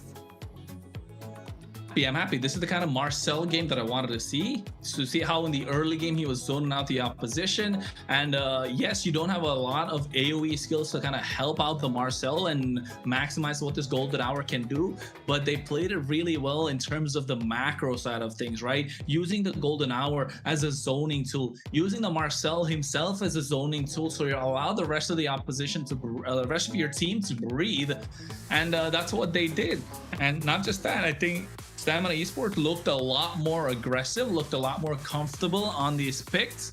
And I don't know, was game number 1 just a way for them to kind of shake off that nervousness, shake off that bit of hiccups that they might have had in the game? Felt like it, because 11-0 is a dominating game. I feel like this was a line to stars for the side of Stamina Esports too. Dez is absolutely something different when it comes to being on the Suyo pick already. It matches the skill and the I want to say his wall for how good he can be mechanically on a hero. Suyo just really melds well with people who have that high ceiling for their fingers, those quick fingers. Also, I mean, we're talking about Ricky and Yomel. Finally, they came to party here. Ricky, with everything that was punishing him in that last game, executing that same type of play style here on the Marcel, he was almost unstoppable, diving into U2's lines as well. And you could take a look as well at the highlights of the entire game. Stamina Esports on the front foot from the get-go, and that flicker for Yomel underneath the tower. This is the kind of aggression we wanted to see from Stamina Esports, right? Yeah, and then you can see there Ricky diving into the back line immediately to get those stuns right as soon as they were able to get the turtle, which goes ahead and gives Stamina Esports the time that they needed to be able to kind of rush that line. And he was doing that very, very well within a lot of these objectives. You see here another freeze on the 2 members, and then immediately they go ahead and latch on to Inky. And let's look at the MVP, who it goes to. I feel like it should be Marcel. Right? I think it is. Yay! Let's go! Okay, finally we have a win for Marcel, and we also have the MVP for Marcel. So Ricky definitely know what he's doing with a Marcel hero here. Hey man, from taking a beating in game number 1 to be the MVP in game number 2, he pulled up all right. And not just that, 2 different play styles we got to see with the heroes he picked up, and clearly he's better when he's playing these aggressive heroes. He's better when he's trying to take over map control rather than give it away, which is Glue. He does try and take map control, but at the same time, he's a little bit more of a passive hero, unlike the Marcel. So yes, I think in the next game, we're probably going to see the Hildas and the Khaleeds being taken out. Yeah, it's all going to come down to whether or not they can go ahead and counter some of those. I feel like Glue at most of the points has the exact same type of play style. Here we're going to see, I think, another golden hour that traps 2 members. Yeah, coming out from the side of U2 Esports. Boom, 2 of them get frozen immediately. A great put on there for Stamina Esports. And I want to say for Ricky, this has to be uplifting, especially after that first game had probably one of the roughest Glue games I've ever seen. But to be able to answer back with this, especially on a hero that has yet to be proven here in North America yet, and to be so successful has to be and build up the confidence, especially for him and for the rest of Stamina Esports here, who have tied it up to 1-1 apiece. Yeah, so that win really definitely gave them a little bit of momentum and confidence going into the next game. 3rd game coming up. Now, the thing that I have in mind is we used up the Suyo, right? Demon Time Dead showed up on the Suyo. Not yet, Layla. So you're calling it too early. No more, not yet. We're not yet on the Demon Time Dead yet. All right. Not the vibes that he gave in that week when he was on Demon Time. I think we're still there. Let's take it slow. Is If he you're a Des fan, showing a you keep little it on bit? the DL. Warmed up. He's warmed little up, I'd bit. say. But U2 Esports, on the other hand, they've been fantastic. Even on a, let's say in this game, yes, they really couldn't play because Stamina Esports didn't allow them to play the game. Just got a kill on the bot side of the early game with Yomel flickering so early and getting that first blood. And after that, they just took complete control of the game. Marcel was in their face, didn't allow them to whatever. And that's where I think in the draft phase as well, the Matilda wasn't really the best pick, right? This is why you don't get to see the Matilda in the meta so often. And maybe if they opted for a little bit more of a Grok, maybe, which is something that Zultra is really good at, that could have been a different story. Grok plus Zetian could have been done wonders. You could kind of push the Marcel back. So yes, I think draft definitely played a massive role. But if you're Stamina Esports, you want to make sure you replicate the same result that you did in game number 2. When it comes to the draft here for a lot of days, I know I'm a little worried. I was a little worried because he had his fantastic Suyo game. He always has great Suyo games, and this is probably one of those. When I saw the Suyo, I'm like, oh, whew, all right, he's gonna be a little easier for Dez, but that's gone. That's the nature of global bans now, is that, all right, that great pick that he has, that pocket thing that he's always great on, that is gone. And where do we go from here? They were still banning out, I want to say, 3 of his junglers as well, was U2. And the thing is, though, I'm not even sure that this is even really, is it a Dez problem? Because I feel like could let the team do that, because I feel like Dez is good enough to kind of pick up whatever he needs to. Allow the rest of your team, or allow the rest of Stamina to get the picks that they need to if they're going to continue to focus on you. Get those priority XP laners, those priority mids, the priority gold that you need to get, while they continue to focus on the Harley, the Boxia, not letting you get a lot of those more maneuverable pickups out there, to let the rest of the team kind of get filled out. We'll see, though. U2 Esports, I mean, they've been coming on strong here, and I've talked about it. When it comes to a lot of their players, when it comes to Mexico, one of the things that I've always noticed, whether it was Ignis Esports or New Wave that they used to be on, was that when it comes to the playoffs, it's a completely different team. They've done their studying when it comes to draft, when it comes to trying to keep those tight rotations. Unfortunately, for that last game, when it comes to U2 Esports, I feel like they kind of got a little surprised with it.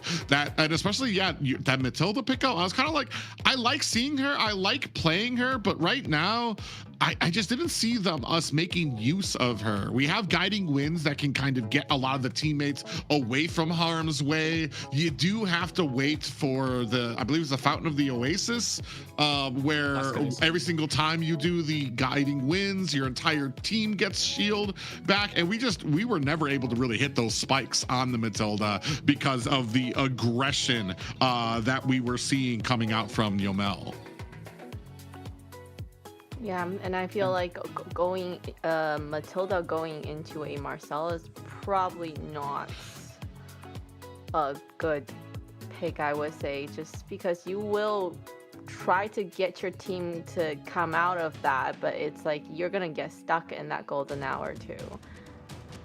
I mean, at the moment, it's the pace of the entire game is set in the early game, right? So in game number 1, they allow the pressure to come to them, Stamina Esports, with the glue being picked up and the Kimi as well.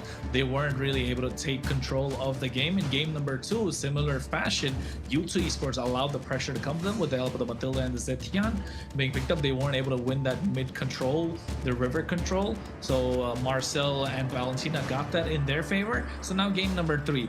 I mean, clearly there's a pattern, not just in this series, but the entire MCT and the current meta of MLBB as it is. The mid duo take so much control of the game. And you can see Harley being banned out is such a priority pick. You do not want to get on the other side. Same thing with the Marcel. Like I said, I was kind of at a point, I don't know if I was on stream or if it was off when I was talking about, I don't know if North America, if we're at the point that we need to still ban it because it was at 0%, but Stamina Esports showing how it can be used, maybe not to the degree that I've been seeing in the South, but it shows that, especially if you're fearless, if you have absolutely no fear of the team, regardless if you're getting stopped there, and we've already seen whether he's 0 0-7 on a Glue, or he's like 2-0 on a Marcel. Ricky's just going to be going in and going ham right down their throats. So it's going to be very interesting to see where we go from here, because that's another part. Do we have other roams that are hopefully don't get countered out by Stamina, where he can be just as aggressive, have just as much of a map presence? Because I feel like that was a very well-earned MVP. He made that possible because he made every turn, every place that U2 wanted to go to some type of problem for them, where they were getting ganked, they were getting pushed, they couldn't get objectives. This is going to be where I'm looking for the success of Stamina Esports, as well as, you know, Dez. We already know that if he gets a good pick on him as well. But I want to say that's another good line, another good a brick on the structure that is Stamina Esports to be successful here. I am not the only one. I'm curious about the Basha ban, because they U2 already played Fredrin. So what is the Basha ban for exactly? I mean, I think they're trying to get the better trade, right? Whatever Stamina Esports kind of leaving up for grabs right now. Basha is just so good. But one thing I agree with, them being on the blue side, they could have left it open and picked it up for themselves. I just think Sykes doesn't want to play it. More of an assassin kind of route, similar to what Dez offers for Stamina Esports. But I think here, U2 Esports, on the first pick, they could go for... Glue is a stalled option. Uranus is a stalled option. They already utilized the carry. Valentina was the best pick that they could go for, which has come to next, because the Eve is the best pick because the Valentina is already picked up on the other side. So now they can play around this kill box and make things work for themselves. At Stamina Esports, usually you'd go for the Valentina counter on this. I think the next best option in the mid lane will be the Farsa. Interesting thing here is that Farge is going to be quite the risk too, because of that Eve and Hylos combination that can come out here. As soon as she sets down, you're going to have the real world manipulation and glorious pathway rushing towards you. We also don't have a Yuzong that can really punish an Eve for kind of sitting there still. Leomord, I like that pickup, especially because as soon as that real world manipulation comes down, we can go ahead and take out a Phantom Steed. You got a big amount of damage. Lapu is another one that I've seen, especially in the XP lane.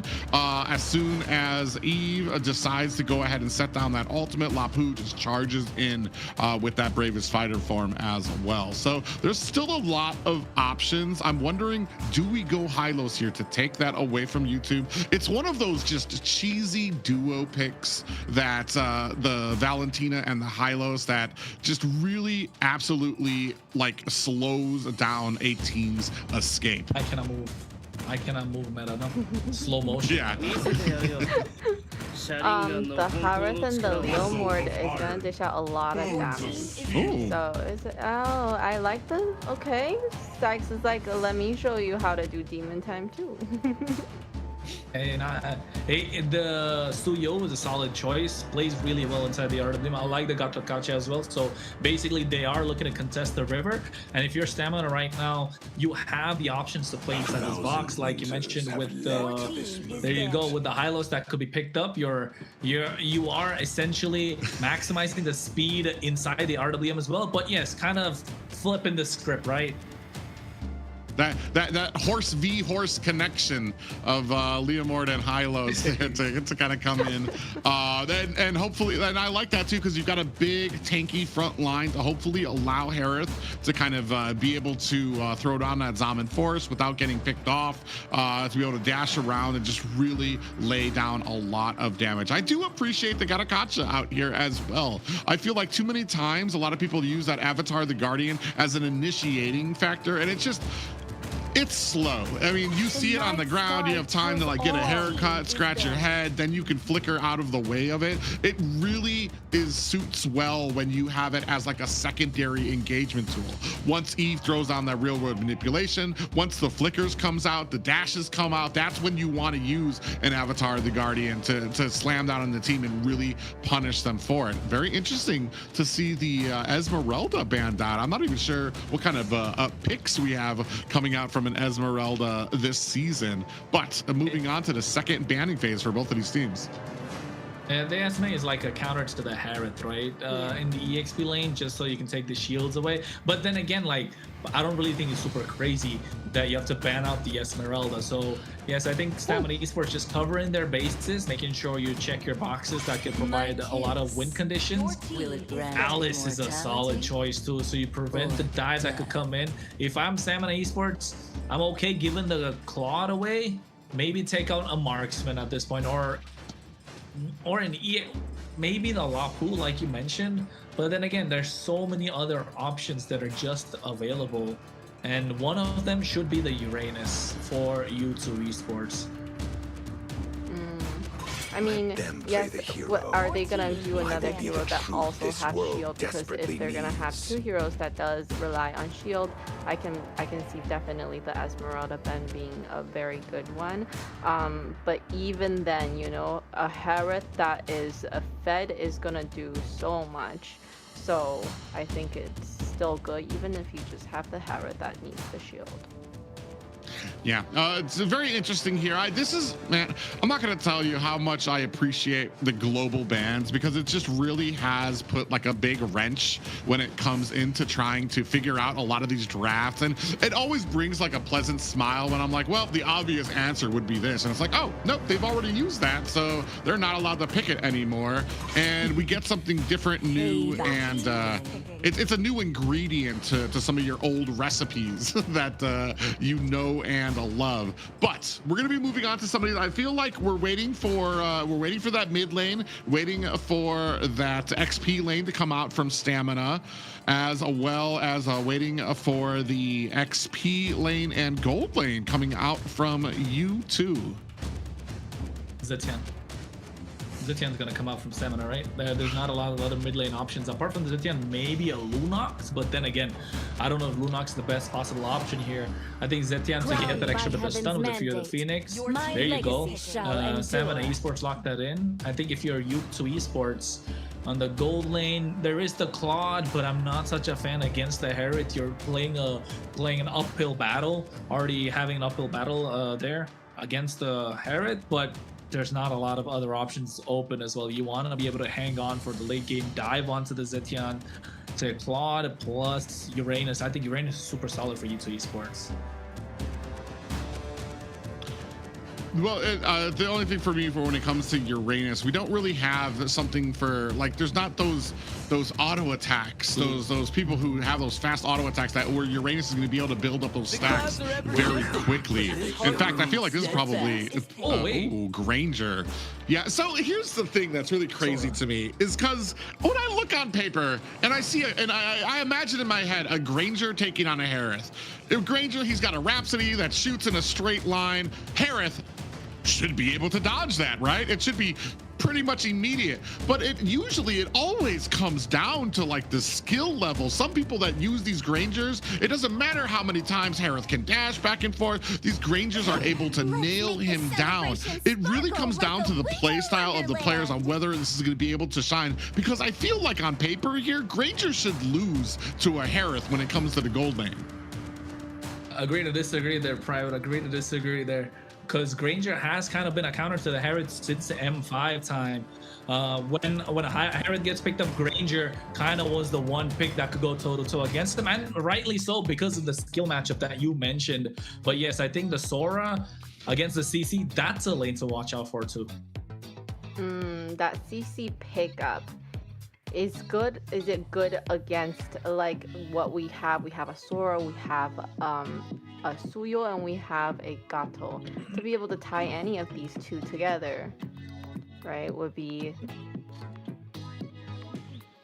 unfortunate. Yeah, it's going to be very interesting to see how these kind of clash together, especially being able to close the distance on that back line to try to get Inky on a Granger, who is probably one of the slipperiest marksmen out there. Yeah, I think the ability to kind of kite, right, whatever is brought to him. And I think Instinct does have a lot of work, especially when you're using that yo-yo blitz in the mid to late game, but only if it gets to that point. Because if you're U2 Esports, you want to close this game out as quickly as possible. It's game number 3, folks, and you're watching the MCT best of 5 playoffs, and it's game number 3, like I mentioned, U2 Esports versus Stamina Esports, 1 apiece. Yeah, and one apiece here, and I feel like that kind of sets the tone. This is a very important match for both of these guys because now that they're tied up, this next match is going to set the tone, give that momentum moving into this best of 5 of who's kind of got the better edge here. I've said it before too. Like I'm very concerned. I want to see if they're going to be able to close the distance on this Granger. In fact, I mean, they can ignore him and have like a wonderful first game. Stamina Esports can, but then he's going to be coming online and you're going to have a big problem with the amount of suppressive fire that he can dish out. We're going to see how well they are because we've got a great wombo combos that can come out from the side of Stamina Esports. Stun after glorious pathway, and damage that can come out from the side of Little Rosa. Taking a look at some of the emblems out here, I don't see too much kind of standing out. Both junglers have gone with the being able to kind of take down these minions a lot faster as well. We see some cooldowns, a little engagement at mid. Yeah, I think Zoltra just doing the best that he can, helping Ziggy clear the wave. So U2 Esports kind of getting control of the river in the early game, and now that amplifies what this Suyo can bring out. And this is what you want to see if you're U2 Esports. But to Stamina Esports credit, Ricky's going back at the right time to make it on time for the turtle, and not even using his revitalize. So that's a big dub. Yeah, and he's definitely going to want that once we get into objective territory here. We're going to see, as especially you can see Sykes there kind of waiting for their position. Dez is going to go ahead, try to get up this purple buff before he goes for this turtle. So I'm waiting to see who's going to get the priority, who's going to get into position first, because that's where the fights usually favor. And it really does seem like an upward hill battle for a secondary to get. Yeah, Yomel trying to get to the level of 4 so he can dish out that Fury of the Phoenix, and able to get that as well right on time. Turtle's not yet started. Fury of the Phoenix to start the fight. Instinct trying to go in, but at the same time shifting skies, pushing 2 members back into the RWM. Steed comes out, but a little too late. Instinct pops the Vengeance just to survive. A lot of damage being dished down, but you can see U2 Esports get the kill, but have to respect the damage that's coming out from Stamina Esports. Yeah, they used the Fury of the Phoenix. Peekaboo was spotted, and the entire team latches on the Peekaboo. Unfortunately, that's a Sora. And as we've learned before, I mean, just the amount of damage mitigation that can come out there. You waste so many abilities on that one hero that once Ziggy's able to lay down that real-world manipulation, Stamina, coincidentally and ironically, has run out of stamina for that fight. They always run out of stamina, Private. This is not the first time we've seen that. They always do. And that's the problem. Stamina Esports needs to lock in, but U2 Esports playing a fantastic game so far. Able to get control of the river, able to get control of the turtle pit, and not just that, able to pull the trigger at the right time, which Stamina Esports have been so hesitant to do throughout the duration of the MCT. And U2 Esports are just maximizing that and taking control of the game, and now slowly converting it into neutral objectives, which looks like topside's going to be the first priority. Yeah, they're looking for an angle, and a good flicker coming out there from Lil Rosa. Read that on the mini map exactly, so didn't even need the rest of his team to kind of let him know. And now, I mean, doing a good job right now. Stamina East, we're trying to keep them at bay, but we need to start seeing Stamina kind of enforcing the will, starting to look for ganks of their own. Right now, they're on a back foot because of that lost objective, and this is kind of like that. I feel like this is a bigger problem when it comes to Stamina Esports than the thought of losing a game and not being able to come back from it. For me, it seems like once they lose momentum, it's very hard for them to recover. So I look to them in the early games to really start kind of setting a foot, really trying to establish themselves in a lot of these lanes, to be able to kind of offset that, to kind of carry them into those mid and late games. Look at the damage, though. This is what the Granger brings, right, to the 1v1 against the Herod. You're able to get the clear in the lane, so you're not allowing the Herod to really get under the tower, dish out the damage. And I think at this point, U2 Esports taking control. Now the second turtle is going to be up in 5 seconds. And I don't think Stamina Esports are in a position to contest.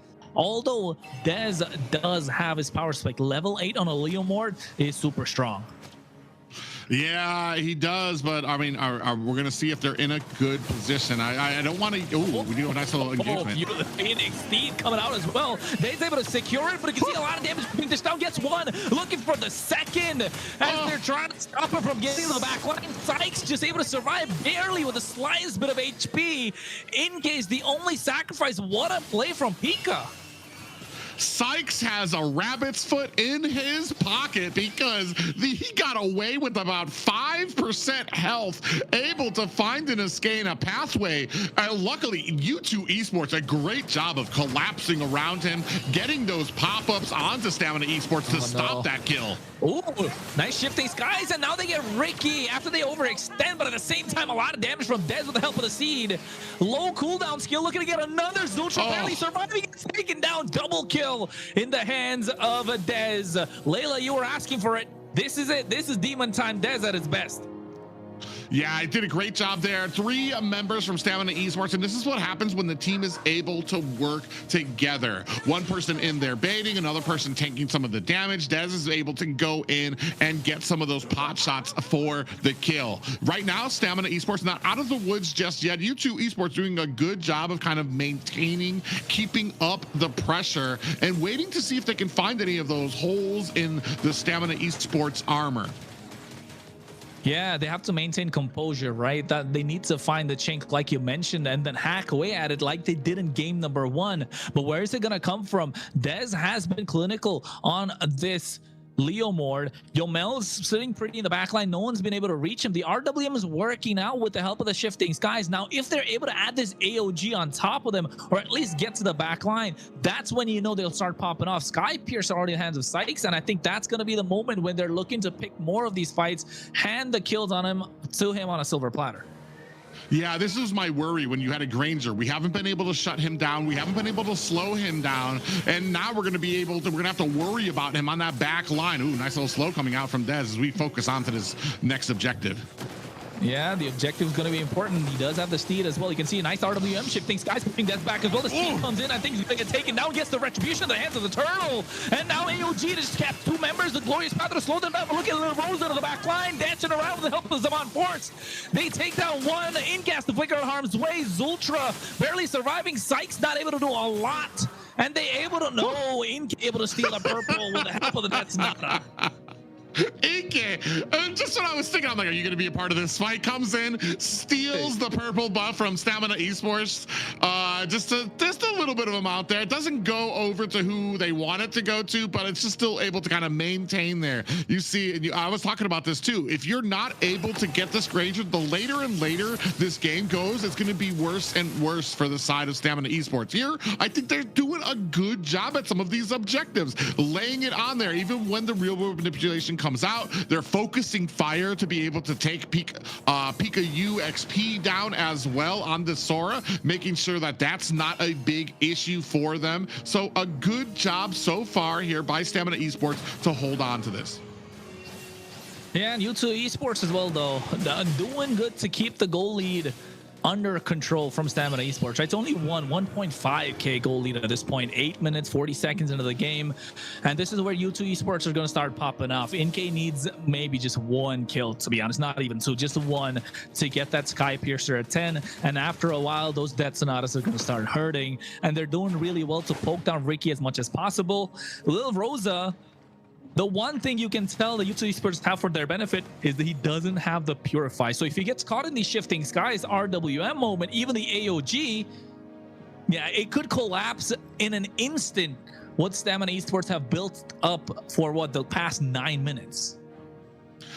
Yeah, and it's just interesting to me because I've been trying to figure out how they've been so successful, because I've been wondering, are the AOGs been getting wasted out there a little earlier, or what has been going on here? I think those stuns are doing a great job coming out from Yomel when it comes to the Rage of the Phoenix to be able to kind of set up this, gives him a pathway, a decent amount of time where he can just dash back and forth to be able to put on that damage with that Zaman Force as well. But first Lord up and ready. Up and ready, the tango has started, and you can see U2 Esports do not want to give away control of this river. Stamina Esports take it for themselves. Zultra doing the best that he can to peel for the rest of the team. NK is going to get these Death Sonatas to check these bushes, but the range from Yomel's is too much, right? That's the kind of turning point for Stamina Esports. They've got the map in their favor as well. The bot side's getting a slow push, and Stamina Esports are waiting for the moment to pull the trigger. Yeah, and the problem here too is I feel like we're going to use a Rage of the Phoenix to try to find out where everybody is on the map instead of knowing where they're at and being Mel getting very close there. Tom comes out there on the Ricky. Yeah, and zoning him out as well. Engagement at the top, and Sky finds little Rosa. Oh, not just that. Now they pop the passive of Yomel. Ricky's trying to get away. Here comes the Steed. Fury of Phoenix cast him in place. RWM for disengage, but he gets a massive shutdown onto Sykes. Dead. Trying to get mid-game, finds a double. Now in the midst of 3 members as well, looking to go for more. Gets the purple for his team, and now looking to secure the Lord. Wow, Dez said there is not enough distance you can create, Inky, that's going to keep me from getting to that back line and killing you. Pika gets on top of him, shifting Sky. Dez finds another, looking for to get a 4th now in his pocket, and he finds it. That's 4 kills on the bounce for Stamina Esports, and Dez is finally hitting that demon time that we wanted to see. And now they're zoning away Ziggy as well. This Lord is in their pocket. I was about to say, if that's not the demon time Dez that everybody's been talking about, I don't know what is. 2 players from U2 tried to chase him down, and he's like, you're in the wrong jungle, son. Turned around, found the kills onto them. What are you doing, son? NK, Lil Rosa, even dropping the Zaman Force as well, gets the Holy Crystal, and now Sykes can't really do anything. Look at the Fury of Phoenix coming in the right time to zone them away. Tier 2 in the hands of Stamina Esports from the mid lane. The Lord is coming down a slow push. Yeah, right now, Dez sitting at 7-1-1. And even when his team is on the back foot, he's able to come in with that Phantom Steed and dive into the back line. Ricky in trouble. Ricky, what are you doing? But Revitalize making sure he survives. Dez goes in, but Ziggy able to get that kill. AOG out of there from Zultra. Even popping the Revitalize. So a -1 from Stamina Esports. This could be good news for U2 as they're looking to clear the Lord. It's crashing down the bot side. No passive, no holy shield. That's already past the 12-minute point. The Steed coming out as well from Dez to try and maximize what this Lord can provide, but a good defense from U2 Esports. Oh, yeah, great defense there, but I mean, you're down to the high ground tower. Stamina Esports in a great position here. U2 Esports just could not create the distance that they needed to. I feel like these fights start off very great for them. They're able to kind of lay down their real-world manipulation, take down the damage. Peekaboo, Pika-U XP doing a great job initially when it comes to some of these fights, but then essentially once they think the fight is over, for some reason, Dez is able to find that window, get to the back line, and really reverse a lot of these fights. And even to the point that, like I said, 2 members tried to go after Dez, and he was able to kite them back and find kills on both of them. Hey man, we've all been on the Dez train for a while right now. Stamina Esports are showing that up, but I think at the same time, U2 Esports have been doing a fantastic job to hold their own. The goal lead at this point, if it was any other team, would be more than 5K, right? It would have been more than 5K, 4.5. So it's still under control rather than letting the game slip away. U2 Esports needs to find the moment, and I don't think it's going to come through because they're able to find the Steed at the right time. Shifting Skies pushing 2 members back, but the RWM is already used up. A lot of damage being dished down, but Lil Rosa picks the kill onto Pika. Zaman Force for a disengage, and they're happy with the pickoff that they got. Yeah, I mean, I want to say that could have gone a lot worse for U2 right there, but they do suffer 1 down for them. 19 seconds left on this Lord. Great engagements right now. They're starting to eke ahead. They're starting to make a lot when it comes to even this small gold lead that they have. Like I said, I want to say I would love to see what kind of gold we have on Dez, because I feel like even though it's a small gold lead, I feel like most of that is probably on Dez, which makes a huge amount of difference instead of it just being spread out through the entirety of the team, which is why he's having such a fantastic match. Ricky. Ziggy has to forced to flicker out. Zultra gets out of harm's way as well. They get their hands on the Lord. Fury Phoenix come down. Ricky gets down and out. Sykes able to pick up that kill. There's another sack on the Sky Piercer, but they trade back with Zultra 1-for-1 and the Lord for Stamina Esports. U2 Esports have to mount up another defense.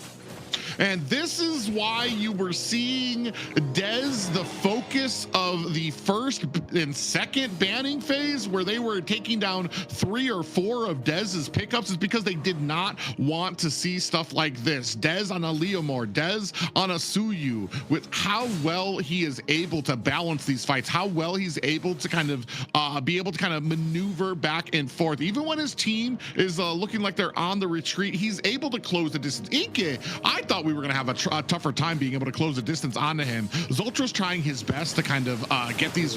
Oh, another engagement comes up at mid.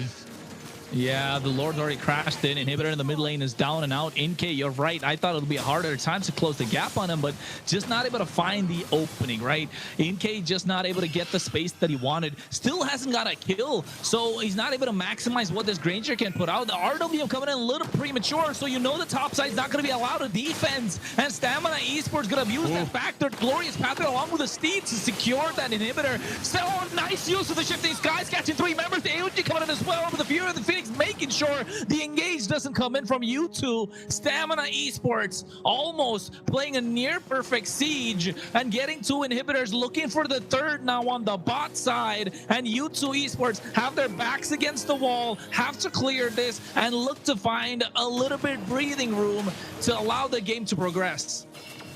Yeah, Stamina Esports, ooh, they actually might get a little caught there. If they're smart, they're going to go ahead and notice they can get this objective. They don't need to force this. Do you have the minions to be able to finish this? They are going to go ahead, safely return to clear out the jungle, make sure that U2 Esports are going to be starving on their way out, and set up and just wait for this next Lord. They don't need to worry about these fights. Right now, they're in just such a great, look at the gold lead, about almost a 4K gold lead for Dez right now over Sykes, and you can see it here. And I want to say, yeah, he's been farming, but most of that has just come from his team fight participation and how well he's been doing in these team fights to be able to really be able to punish Inke, to punish Ziggy as well. Yeah, but at this point, both the junglers full items, right? So full build. The only thing that we're looking at right now is the Inke to get his power spike. He has the BOD, Blood Wings coming in from Ziggy as well. So we're getting to the point where the items, I mean, the gold lead really isn't going to start to matter because the damage dealers do have their items right now. And Stamina Esports needs to find a way to close out this game quicker. Otherwise, U2 Esports, they've been landing their ultimates. They've been able to get these fights right in their favor. The only thing that they did not get is Inke finding a couple of kills, but now when it from the mid lane from behind, they catch Inke. Shifting Skies coming in, but they don't have the damage dealer present. There's on the Steed. A Glorious Pathway to slow them down as well. Pika's going to be next on the chopper block. Yomo finds a double, and now with the waves crashing in, that's rare from the bot side. They're looking to get everything cleared. Are they going to focus down the Lord, or are they going to call for the end? They're calling for the end. Yeah, they wanted. I saw Ricky and Little Rosa hiding at the bottom, that I heard the conceal play out, and I was like, oh God, Inke, I hope you heard that, because it's going to be game over for you. Yeah, they're trying to finish the game because the Mod Force from Little Rosa is doing a lot of damage. Zultra has to make it out, but the base crystal exposed. Stamina Esports 2-1. And what's a dominating victory for them as well. 8-15 here, turned it around. I want to say tip of the spear there, though. Dez really kind of holding the team together there, able to turn around some of those fights, and then really able to turn around a lot of those engagements that they were getting caught in. And that's right, demon time. Demon time. What time is it? It's demon time, not Onyx time anytime. The way that Dez was able to use that Leomord, and when he got on his horse, nobody can sustain it, and everybody was just pulling back, and it's just really horrible for U2 to be able to make any plays because of that. And he was just it was technically talking about levels. It was a motorcycle. The motorcycle. I knew he was going to say that. His ride. How about that? When he got on his ride. But yeah, he was able to stay levels ahead throughout the game. The Leo when he comes in, too much damage, too much demon time. a fantastic game as well from Stamina Esports overall, right? Not just Dez. You could see Instinct play that EXP lane really well. Lil Rosa able to get the better of NK in the goal lane, not allowing NK to get the snowball that they kind of wanted. Ricky on this high list as well, playing the map super well and maximizing what this team can do with the Glorious Pathway. He didn't just use it as an initiating tool, but also use it as a tool to cut off the escape route of the rest of U2 Esports. I almost feel like Ricky, his super aggressive game style, play style being out there, the team really, U2 really latched onto that.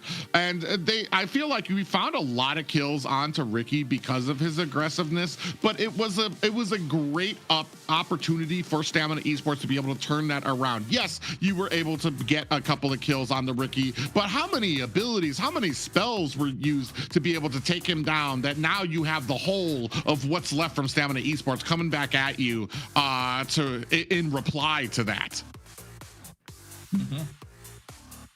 And Yeah. Go ahead, Leila. I was just going to say, yes, I see them focusing a lot on Ricky, and it's just a shame because they just wasted all that resource, all that skill just for a front line. And then Dez comes in, and then they're all just done. One more thing I wanted to say, right?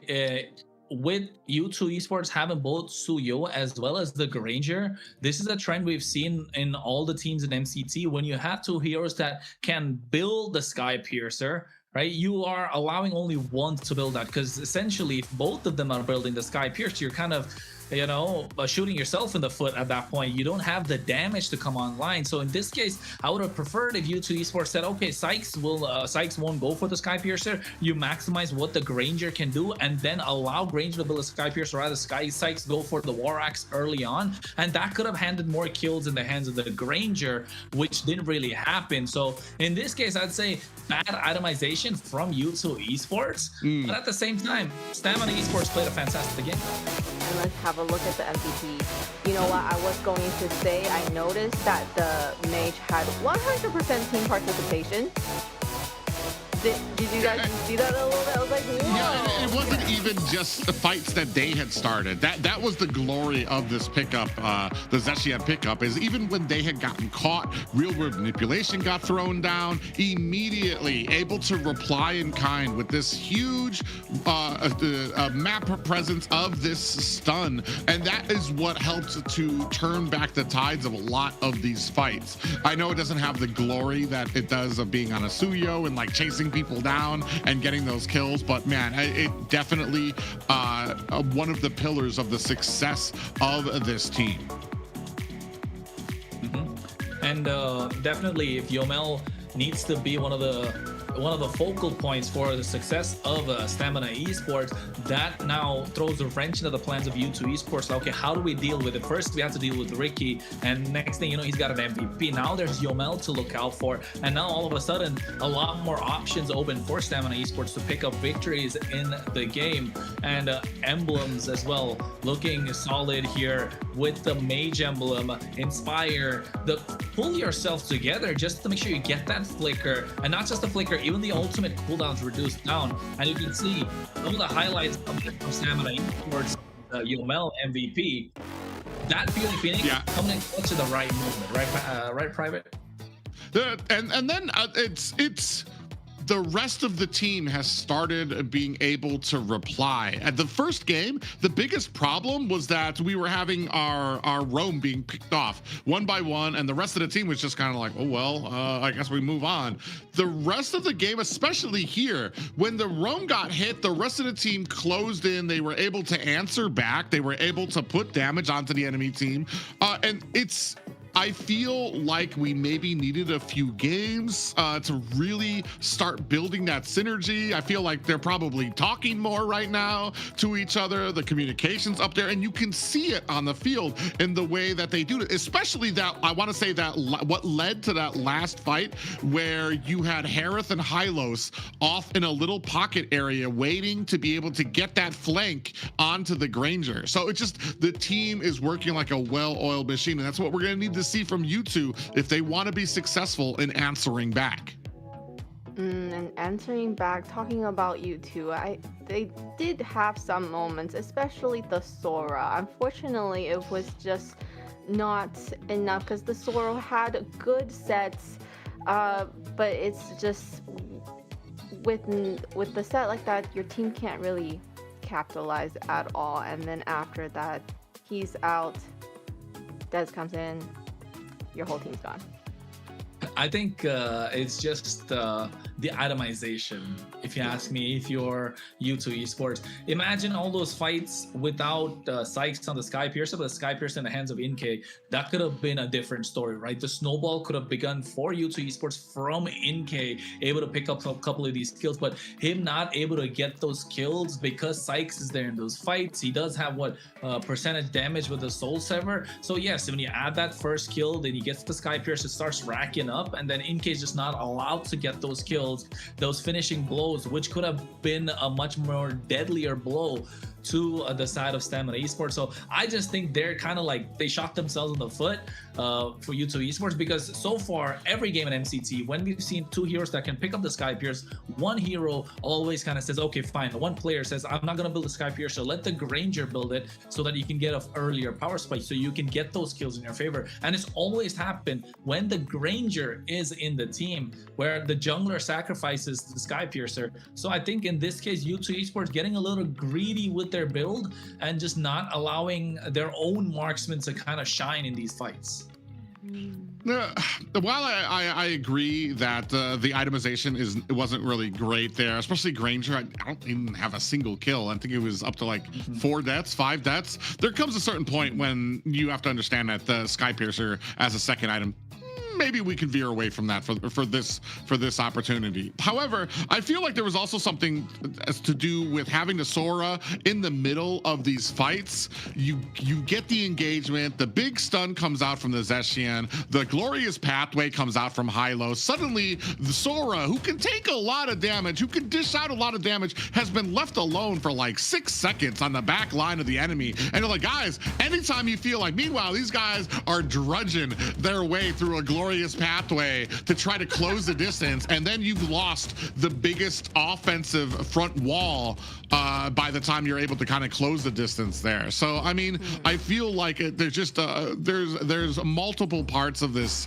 not just not just the Skypiercer, but like, man, just some of those engagements just went really well for Stamina. And then you got to a point where even when U2 had successful engagements, they were able to, they get flipped around on behind them, to the point that Granger, Skypiercer wasn't going to save or not having a Skypiercer wasn't going to save the Granger from the Leomord chasing him down. I was actually amazed how far back into the line he was able to get, and he was able to get away as well. So it's just amazing plays there, led by Daz and the rest of Stamina Esports starting to come online. And that's why I said, like, that's why I'm big on U2. You need to just get to that point. Get to the point where everybody's on the same wavelength, that they're going to be able to beat this team right now from what we're seeing from Stamina Esports. I am a daughter of Northern Vale. Yeah, moving into now the fourth game. I know Kronos earlier had a little bit of a prediction of how the matches are gonna go, and definitely seems like it right there. Stamina is picking up that momentum, lots of confidence. I think coming off a win like that in the third game, there's a really high chance that they're able to win this one. What do you think? I think back-to-back games is what gives Stamina Esports the momentum that they need. They've found their footing now. It's okay. A lot of the picks that are already banned out, the Guinevere, the Phobias, the Harley, they're super solid. But I think Stamina Esports can definitely work around it. But if you're U2 Esports, now is the time where you start pulling up some of these picks that you didn't get in your hands previous time, like the Gulus, the Kajas, maybe even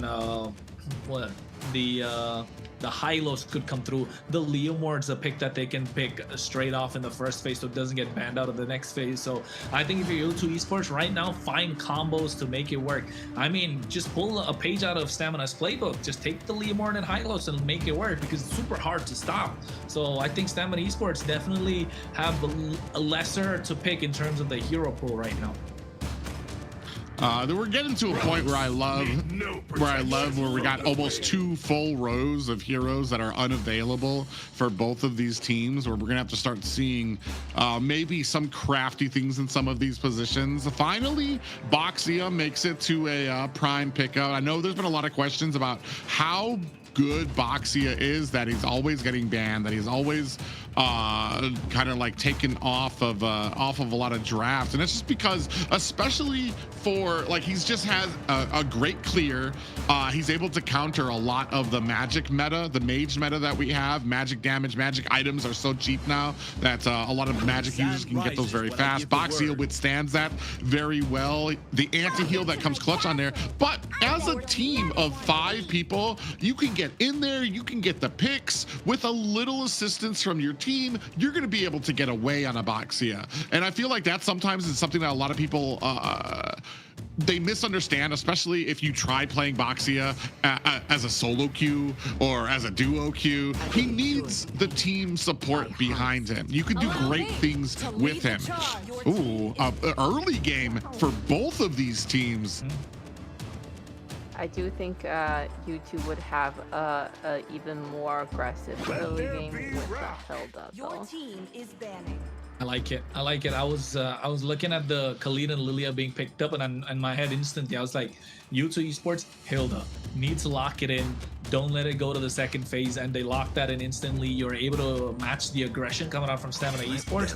Fredrin being picked up right now, so it's gonna be a lot more slow pace, a lot more of a funnel in this game. They're looking to funnel down in the goal lane, but what's left open? If you're U2 Esports, you have the Claude. That's the most clutch pick that could come through right now. But for Stamina, the carry's gone, the Claude is gone, the Herod is gone as well. So maybe the Moskov is a good choice. But if you're U2, you can take out the Moskov, take out maybe even the Beatrix to a certain extent, right? Not allow Lil Rosa to play those goal lanes where he has the space right now. He has the peel to dish out the damage. Maybe even the Granger possibly.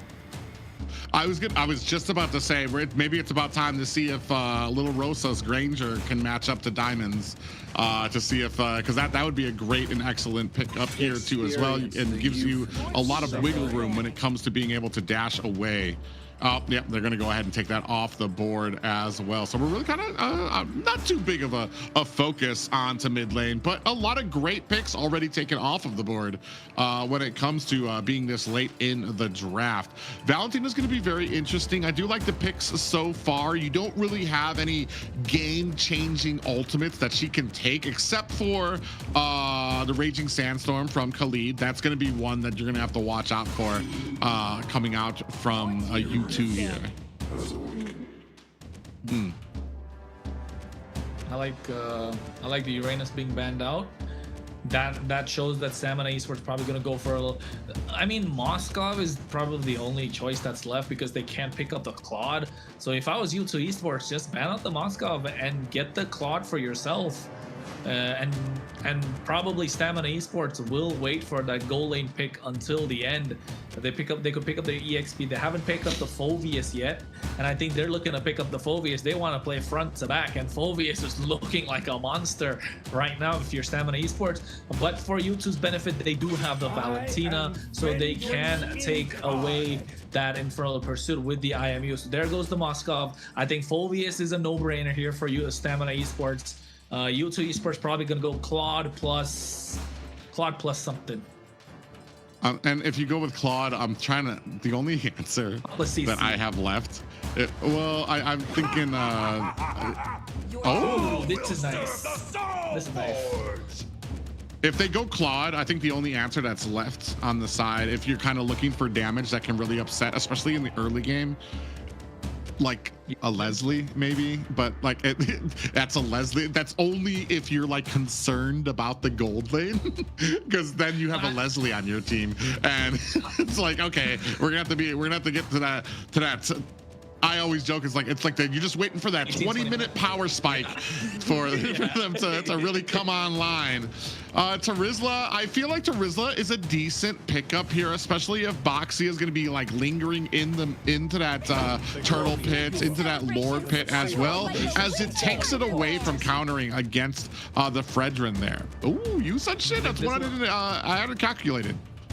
Yeah, this is what I was telling her. Yusunshin plus CC would make so well because now not a lot of picks left in the gold lane because they can't pick up the Claude anyway on the other side. So now you're really putting the work into the Stamina Esports. CC is great against the Fredrin, great against the Tursla, great against the Khalid because you can melt down whoever comes in. Now they're cornered into a Bruno Stamina Esports. So this is really well played from U2 Esports, just pushing Stamina Esports to the limit and cornering Lil Rosa into a Bruno pick, which is not going to do super well against the Yisunshin, nor a Boxia, nor a CC, nor a Hilda. You need this Bruno to start scaling fast if you're Stamina Esports. Otherwise, it's going to be a hard time because they don't really have any source of damage apart from the Bruno as well as the Lilia.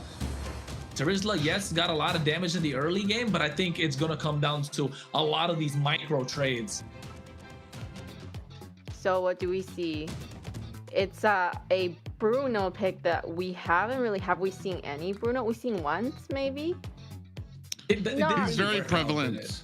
He's very prevalent when it comes to the South as well, not just because of the damage he can do to teams, but sometimes if they kind of steer away from the damage he can do to like to players and characters and stuff like that, his sieging ability onto towers and stuff like that is almost uncanny. So I want to say that if you're Stamina Esports, I'm kind of looking, can I get the advantage? Can I get to these lanes and kind of push back hard enough to let Bruno really do his thing? That's going to be the big question for me.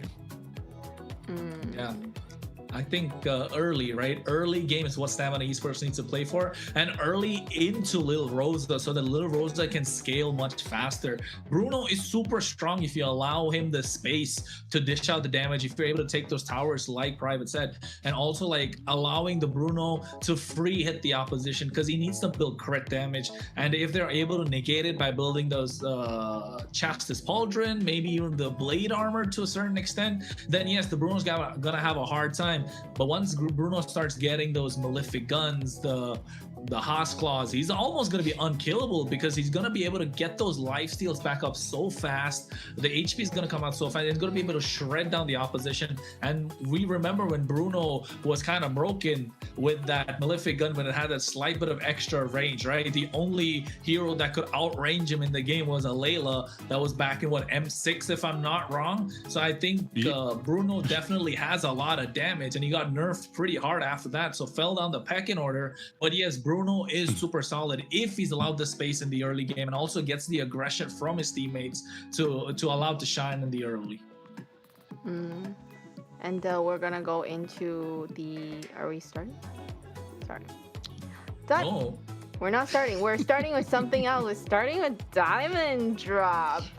Okay, everybody, let me see you in the chat. Okay, so how the diamond drop works, brought to you by Bonox, is make sure you are active in our chat. So the mods in the chat are gonna ask you questions, so make sure you engage with the mods.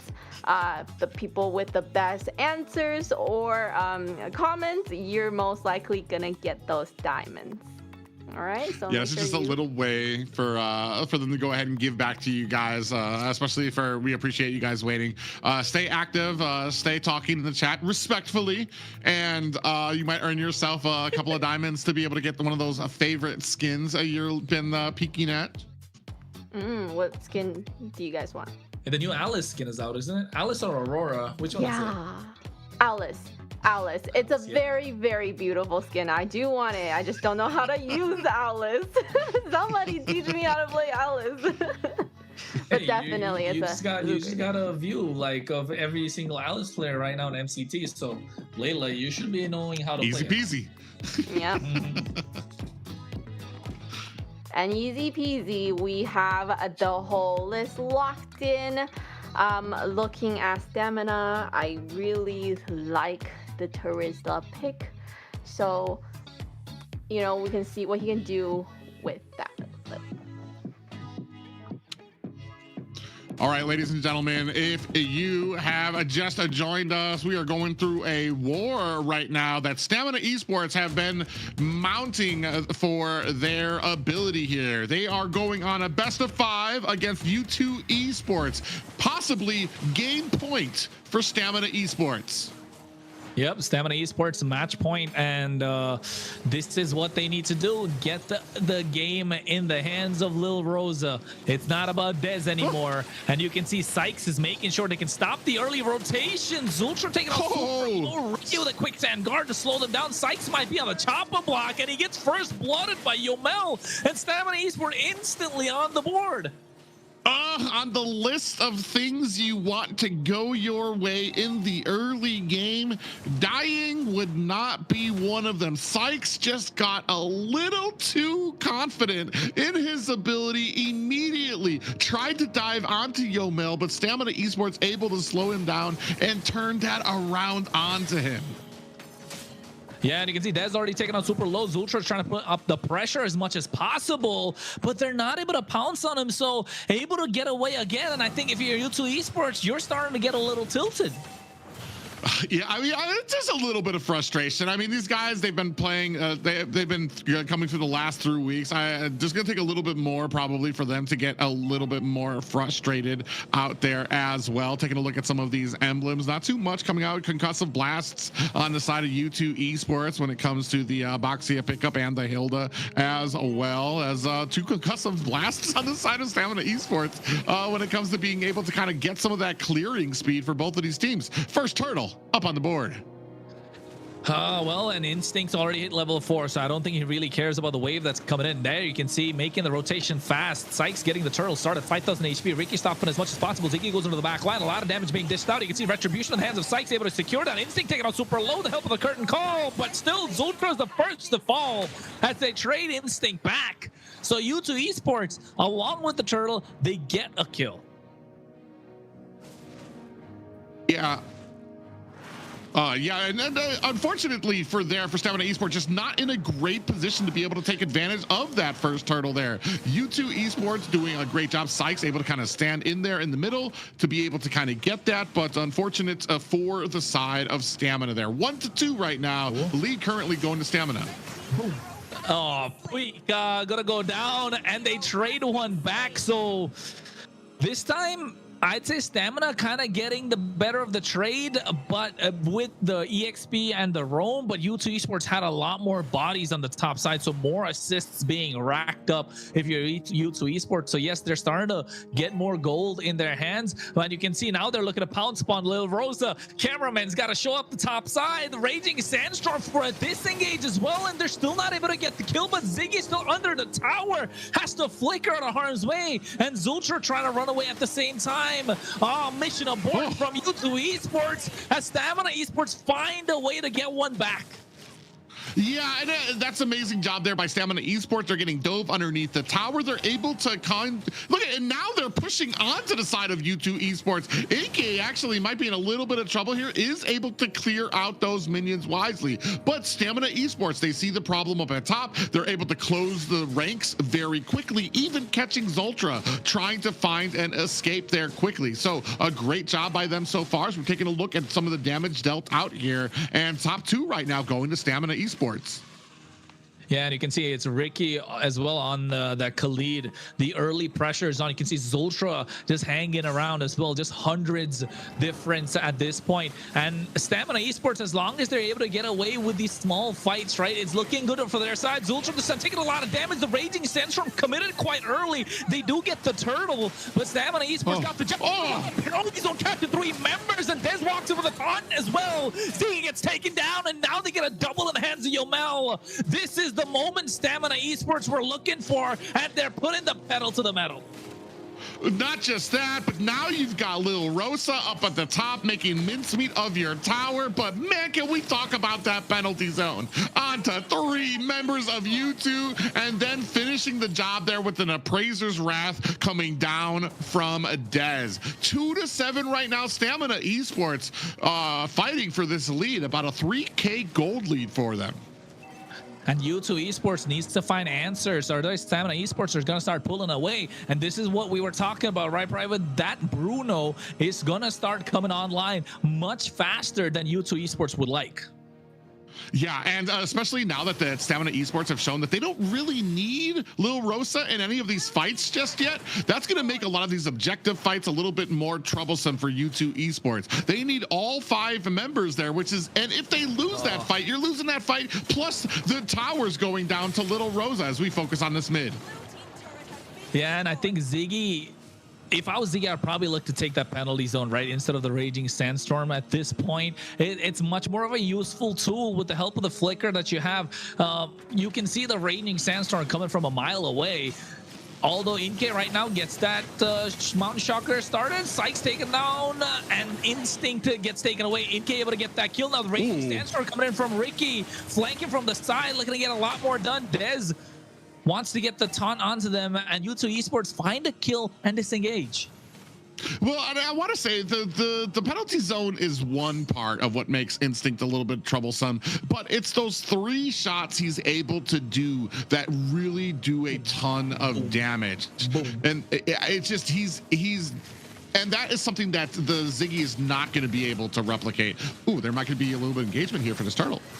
Oh, Turtle. Sykes able to get this one. Dez, half HP. They get the Operator's Wrath drop down. Zulter taking a lot of damage, trying to run away, but seems he'll be going down indeed as Instinct's able to pick up the kill. Now Sykes is next on a chop-up block as they get the penalty zone down, slowing him down as much as possible. The taunt coming in as well as Pika picks up a kill on Ricky, and Dez able to find another 2-for-1 trade, and Stamina Esports are starting to walk into U2, and Lil Rosa, it was nowhere to be seen. And now we're going to start looking at this Bruno pop-off as well. This Stamina Esports, every single time you see all 3 turtles have gone to U2 Esports, but there needs to be a plan after that, because as Stamina Esports, they're like, I didn't hear no bell, and they continue to chase down U2 Esports after these engagements, and I feel like U2's just not ready. They get the turtle and they're just like, all right, that wraps up our job, and then they're getting caught in the jungle, caught trying to make an escape here. Taking a look at it right now, you do see a 1,000 gold lead there for Dez. Has claws have been picked up for Little Rosa. Oh, Dez! Massive shutdown. NK able to get him, and just as he needed the endless battle as well. So now NK is going to start racking up these kills. He's got 3 in his pocket, and Lil Rosa gets the Berserker's Fury. Now it's going to be a battle of the goal laners to see who can dish out the damage, but you can see on the top side they already popped the Holy Shield.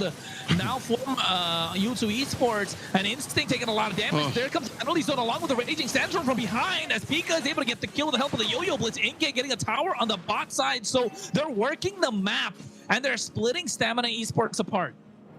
Yeah, and doing a good job of it. They're forcing Stamina to kind of close ranks around each other here, but they're not able to put off the damage. This is what they don't want to fight, and this is what you were afraid of. The Bruno being in these 5-on-5 fights where Bruno's not going to be able to do much against a lot of the mobility that you have from U2 Esports. He's shining right now when it comes to being able to take down these towers. Ooh, Ricky. Oh, no.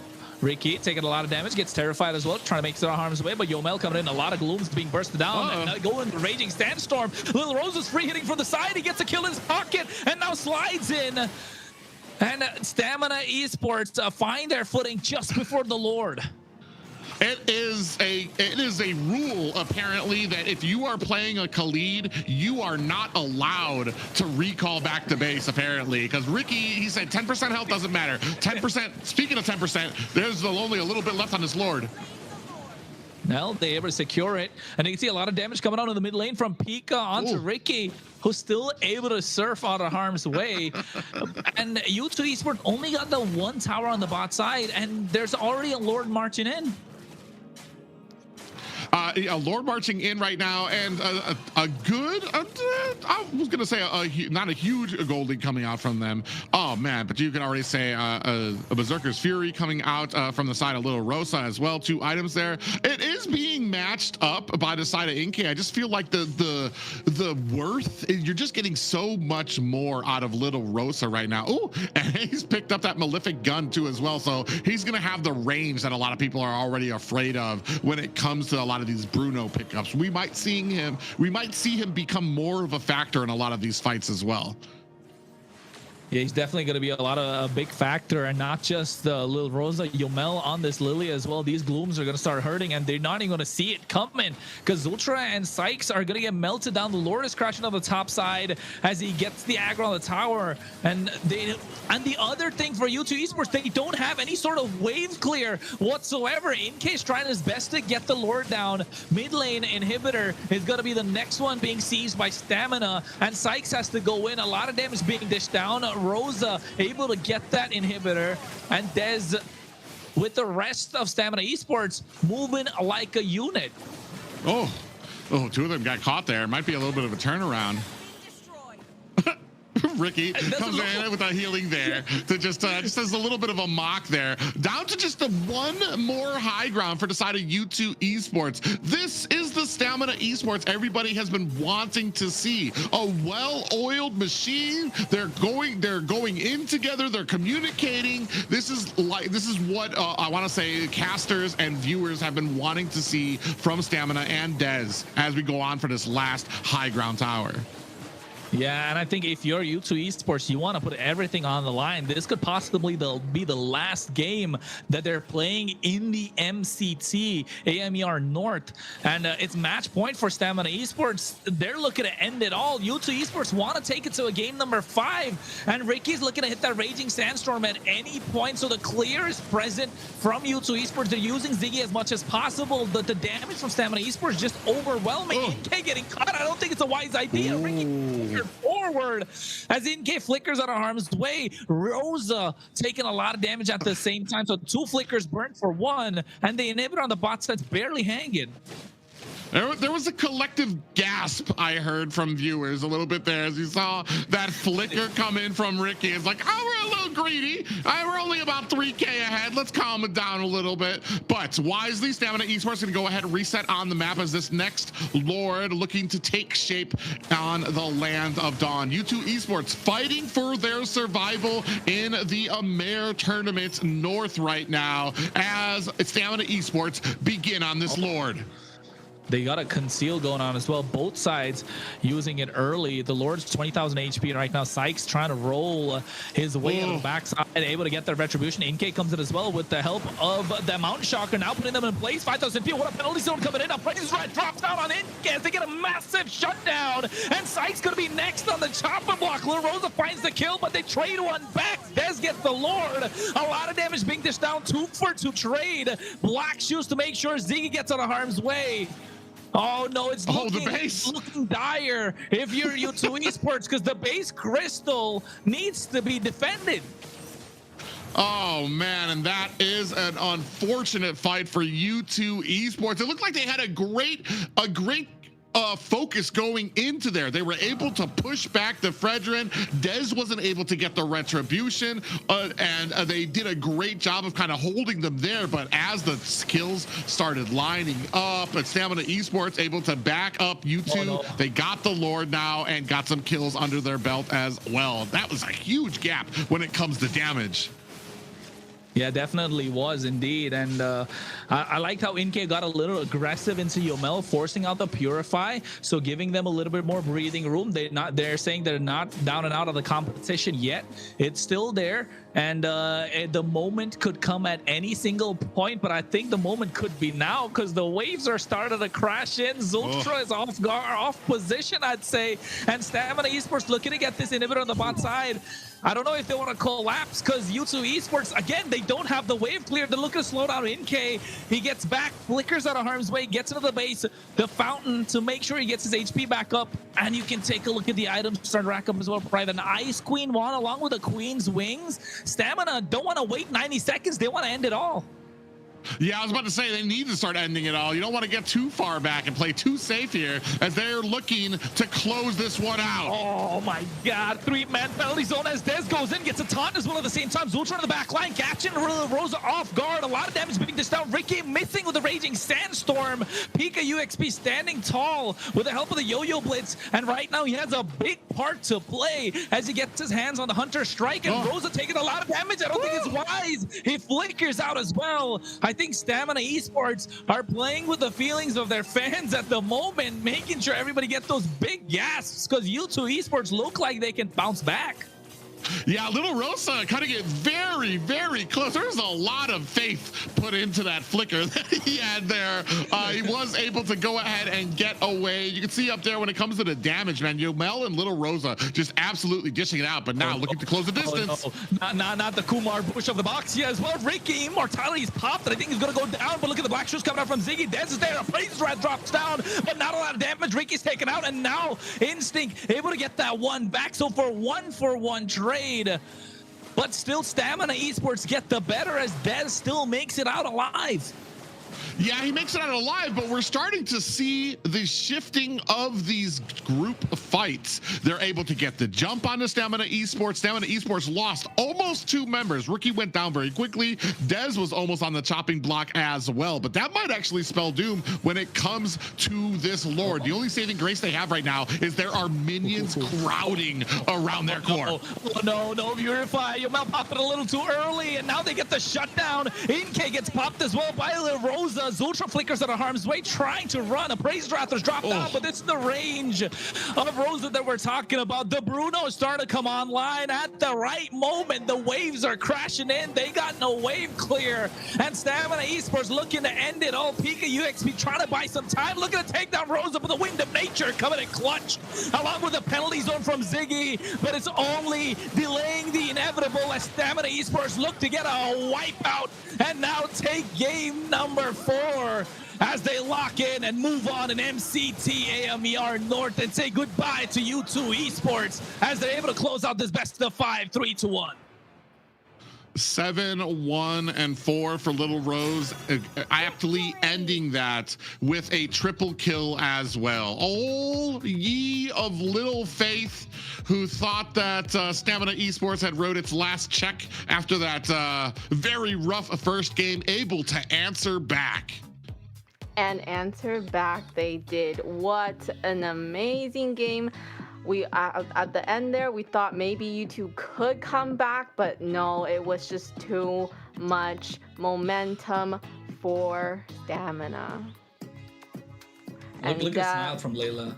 The biasness. and that makes it so that they are gonna stay around, continue in the playoff runs. So we're gonna see Stamina another day. And unfortunately for U2, that is the end of their playoffs run. They'll be going home today. A great game there played. I think executed it. I feel like it was a great point out by Kranitz when it comes to team fights. This is Little Rosa was not going to shine in a lot of those team fights, especially in the early to mid game. But what I've been seeing, especially when it comes to the South, is just the sieging ability you get from him. You don't want to focus on too much of those team fights in the early game. He just lit up towers to the point that, I mean, you've got Instinct, you've got Dez, 2 people that can dive deep underneath those towers. Meanwhile, Little Rosa is just putting on the boots, putting on the damage onto there. So a great executed game here. And by the time they were actually turning into team fights, Little Rosa had already picked up the Malefic gun. He already had the range he needed to really start dishing out damage. I think I was taking a look at Lil Rosa's emblem, right? I think that's the reason he didn't have the extra bit of oomph in the early game. Went for a fighter emblem with the Festival of Blood, so able to sustain a lot more in these team fights and even in the laning phase. But that being the difference maker on how much damage he could dish out in the early game and once he got the damage in the late game. So I think that being a way that Stamina Esports could win out in the laning phase as well against the Eastern Shin. But U2 Esports, right? This is a replay of game number 2 of what happened, and now we're back at the round 3, and now we're back at the replay of game number 4. You could see that Pika UXP, this penalty zone, right, Private? Yeah, it was huge, and then followed up by Dez with the damage coming down from the Appraiser's Wrath there. I mean, as much as I want to say it was just on Little Rosa, but like the zoning ability coming out from Instinct on this Terizla. I know we don't see Terizla too often here, but yeah, just a great pickup by Stamina Esports to really kind of turn around this fight.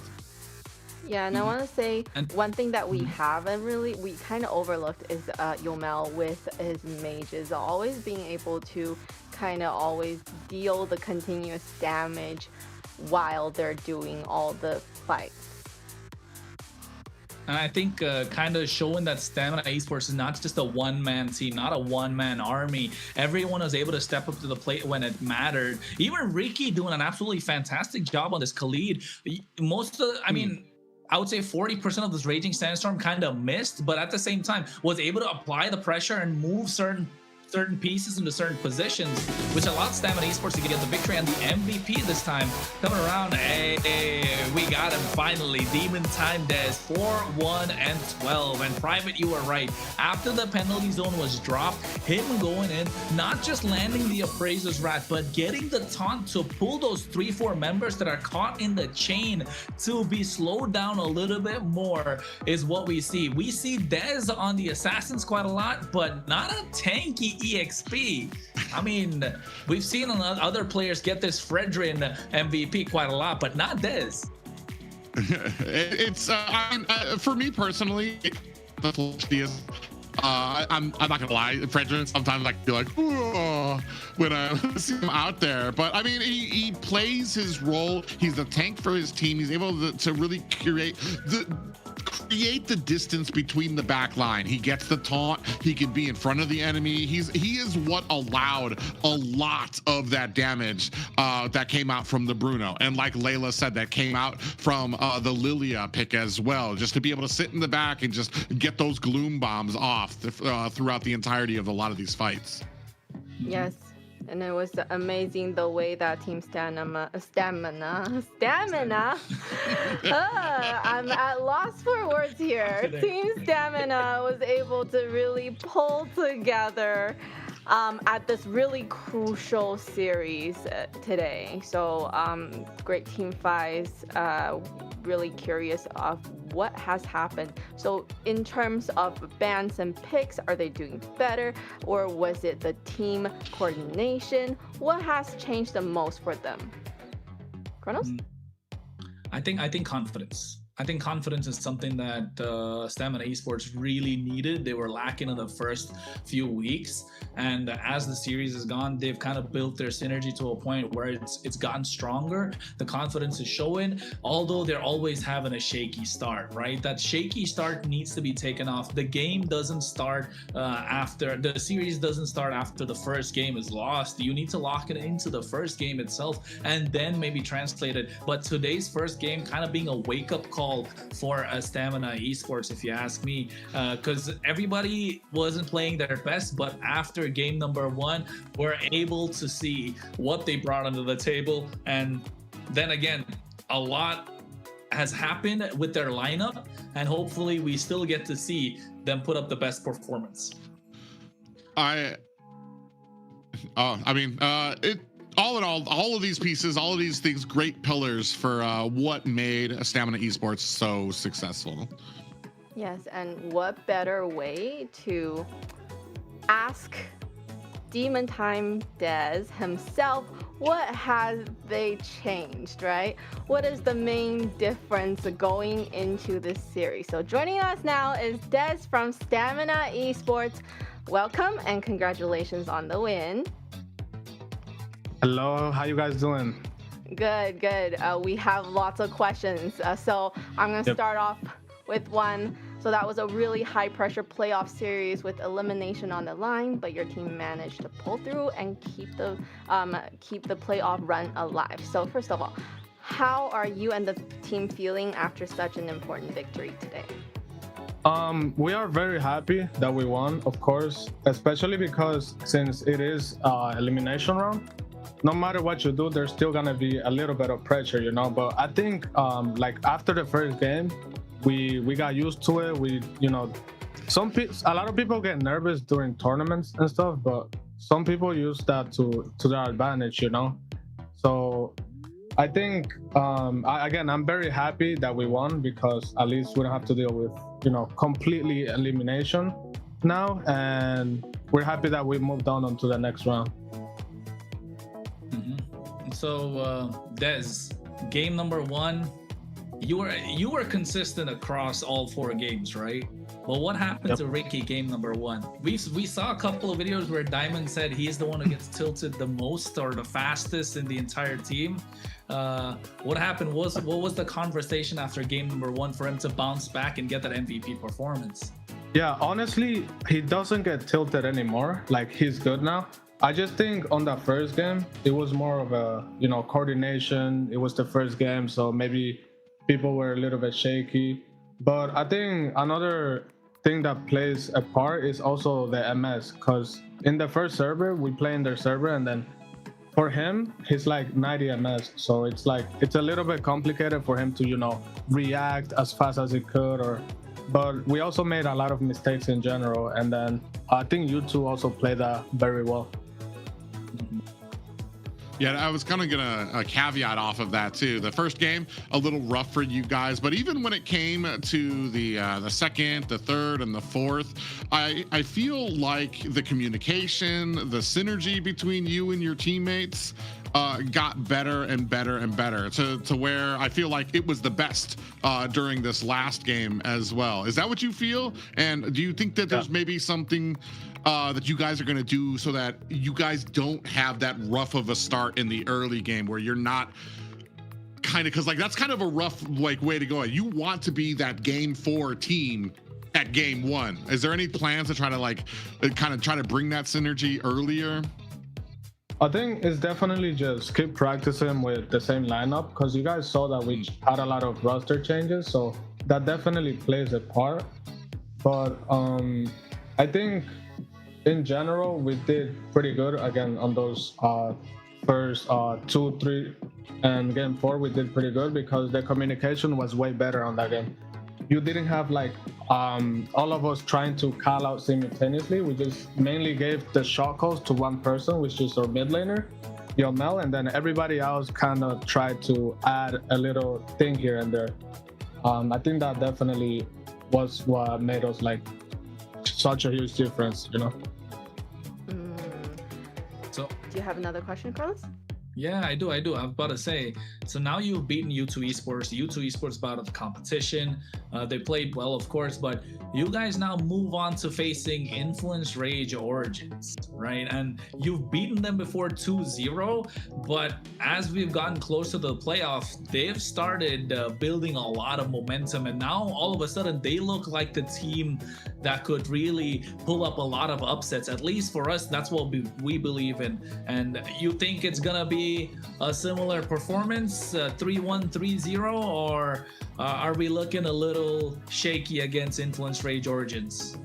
I have no predictions, because at the end of the day, again, I respect all of the players and I think every team is strong, but we're definitely gonna be confident to go for the win. They also, I think they're making some changes to their lineup. I'm not sure what, but they're also gonna be with a different lineup, same as us. And I think we should, it doesn't matter who the enemy team is, we should be ready for anything and just lock in to get the victory, Perfect. I like the confidence you guys are going in with that. Last question. Do you have anything you'd like to say to the fans who supported your team today? I want to say thank you, of course, because a lot of people did put hate comments. Of course, we see that, people see that. Not really, because it's better not to pay attention to those things, but looking at the replays in general, a lot of people in the chat, they always trash talk the losing team, or it's I feel like they should just respect the players more, because if you haven't been in the situation to where you're in a tournament yourself and you don't know what it takes and the pressure that players get and how things work behind the scenes, then I think you shouldn't be so harsh on the other players in general, not just us. And I also want to, I appreciate everybody who still believed in us until the end. And I'm glad we were able to perform well today. Perform well, you guys did once again. Congratulations on the victory. And thank you so much for joining us. Best of luck to you and the rest of the team as you continue your playoff journey. Thank you.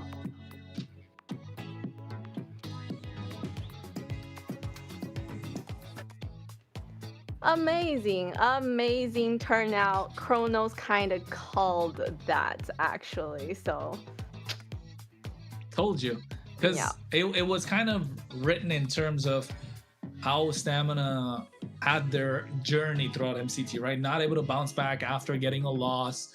So if that trend was to continue, U2 Esports were supposed to win 3 games on the bounce, but we know what Stamina Esports can do against U2 Esports, and not just against U2 Esports, against anyone. And if they were able to break that hurdle of losing momentum in game number 1 and able to bounce back, they will get the victory because there are a momentum based team. And once they got that second game in the bag, third and fourth, the third game was a quick game, and the fourth game, yes, it looked a little shaky, but once they found a way to get in, that's it, it was over. So I think well played and well said about what happened in game number 1 as well. Just the shakiness coming out from the players and not having the confidence, and the communication was off, that being a key factor. And once they decided there's going to only be one shot caller, then everything made sense for them, and it was a lot less noisy and much easier to execute the plan in the game. I think. Go ahead, Layla. We're gonna go into. Sorry. You know what? Carlos? Never mind. It's okay, Layla. What we're going to talk about is, of course, the MWI that's going to be hosted soon enough, folks. The registrations are open until the 11th of May. That's what, about 4 more days, if I'm not wrong. So I think 3 days in general, with given the time what we're at, that's going to be closing in soon. So yes, 3 more days. If you want to make sure you register and get a chance to play in the MWI qualifier, that's the Women's International, that's going to be happening soon at the EWC. You want to scan that QR code and make sure you get on that train. So gather the girls and make sure you're there for the competition. Yeah, make sure you are there with your girls and to prove what you have to be a pro player. And up next, we want to get into take a moment and thank our sponsors, runestone.gg, for supporting MCT AMER North 2026. Today's broadcast is proudly supported by Runestone.gg Esports infrastructure built for people shaping the future of competitive gaming. From real-time data to live fan tools, Runestone works to make esports more interactive, more insightful, and more rewarding for everyone involved. So be sure to check out runestone.gg and see how they are helping power the next generation of esports experience. And I'm sure they will be powering the MWI as well. Yeah, if you guys are looking to improve your gameplay, why not go with a company that shares your motivation, shares your passion for that game? Look no further than runestone.gg. So we kind of went through that first series of the day, continuing what we said about that team communication, having one shot caller, and which is Yomel at this point, right? And we've seen Yumel really just being able to kind of coordinate properly and be able to bring that team to that win. Now, coming up, we have a quick break. We have a 3-minute break, so we're gonna see you guys back in 3 minutes.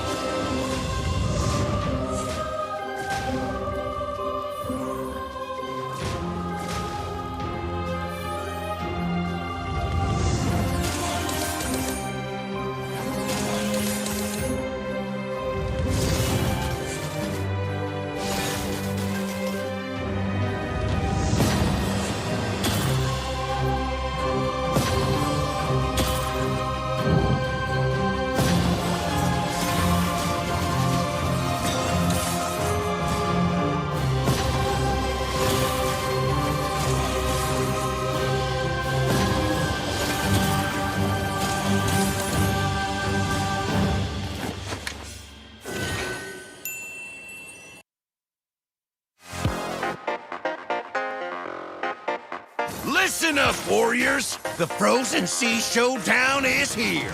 8 Brancos, 2 sides. Ready your hooks. Well, the rules? Real simple.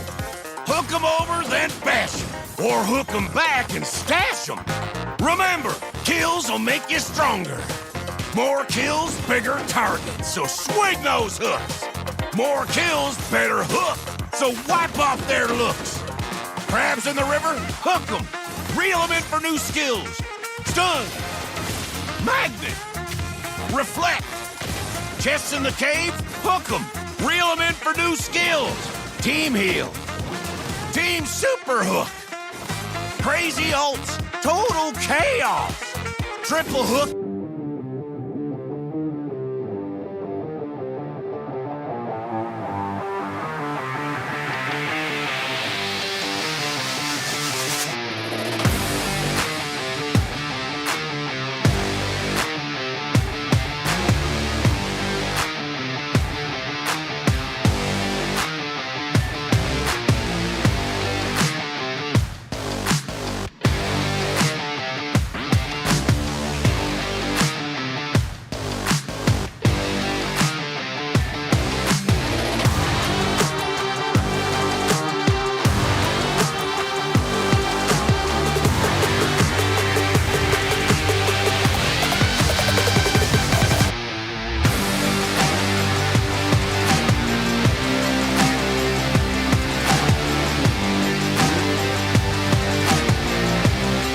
Welcome back to MCT AMER North 2026.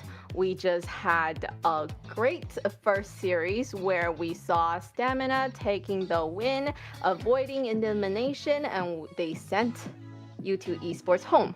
So now we're gonna move on to the second series. Let's quickly talk about second series. The second series we have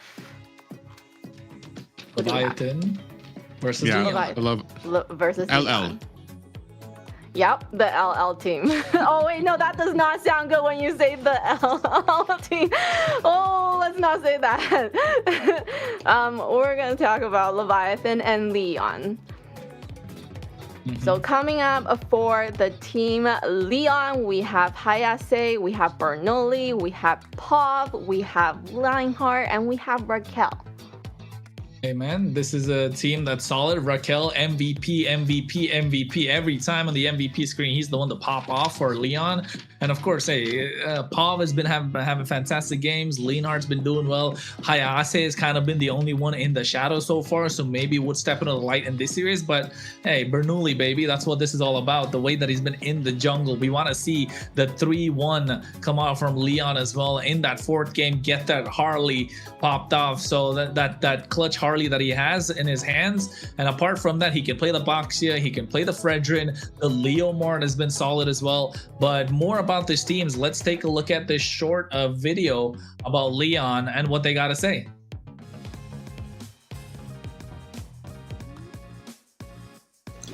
Hola, soy Hayase y este sería mi top 5 líneas de experiencia para el MCT. A ver, en primer lugar me pondría a mí, luego sería a Ginu, luego sería Instinct, Delicato y por último PK UXP. Great confidence coming from Leon.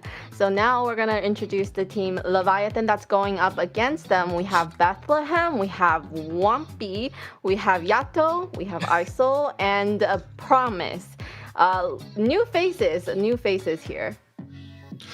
New faces this season, but when it comes to the history of North America, some familiar faces that I'm seeing here. But when it comes to playoffs and juggling around your roster, I feel like Leviathan have kind of struggled to find those 5 that they can stick on and really lean on to be successful. Not the only ones, like we said. We just watched as Dez and the rest of Stamina Esports juggled around the roster and were finally able to set it in to find something successful. So we're going to see if Leviathan has those answers here. And also, let's see what they have to say themselves.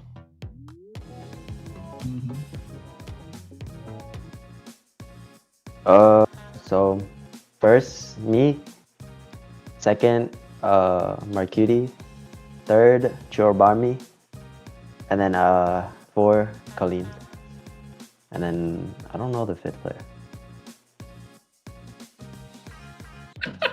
I like the confidence that's coming from both sides, right? They're all putting themselves as number 1.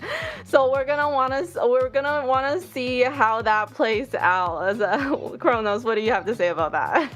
He just said 5th player. I don't know. Like, he doesn't rate the 5th player anymore if you're Yato, right? But I think in this series, yes, it's gonna be coming down to the mid laners quite a lot. Yato as well as Pav, they kind of set the tone for their teams. And in the jungle, with the changes that the Leviathan have made, I think we expect them to kind of drop game number 1 because synergy is gonna be a big factor. Nerves are gonna be a big pointer as well. Promise has been in the North American scene for a long time, so he's no stranger to play under pressure. But yes, and that's why I would say Leviathan still looks strong as a team. They just need to find their groove. It feels like they're off form, so maybe if they do find their moment, they will pop off.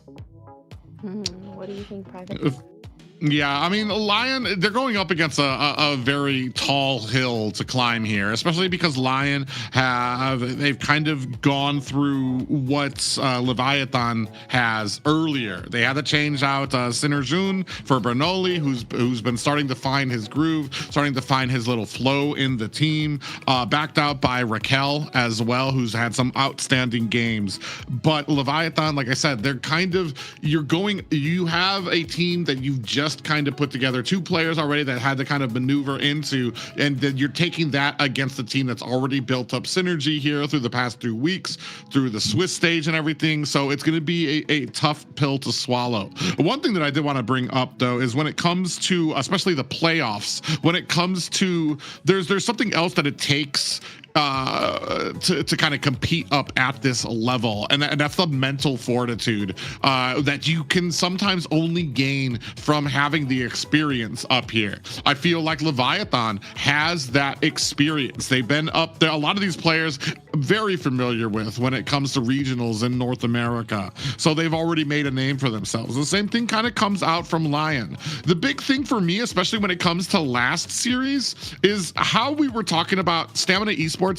They usually fall down after they can't pick themselves back up after a loss, and a heck of a loss that they got because Ricky, what did he go, like 0-8 on the Rome? But to be able to take that game and to come back and gets a game that he was the MVP on Marcel, playing the exact same way. He didn't let that get into his head that, man, these guys picked me off every single time I went forward. And Dez was talking about it too when he said about just what he hears from people when people are being negative on him, when you don't let that stuff get into. And that's another little pillar, another little aspect that these teams, especially in the playoffs, need to kind of get over.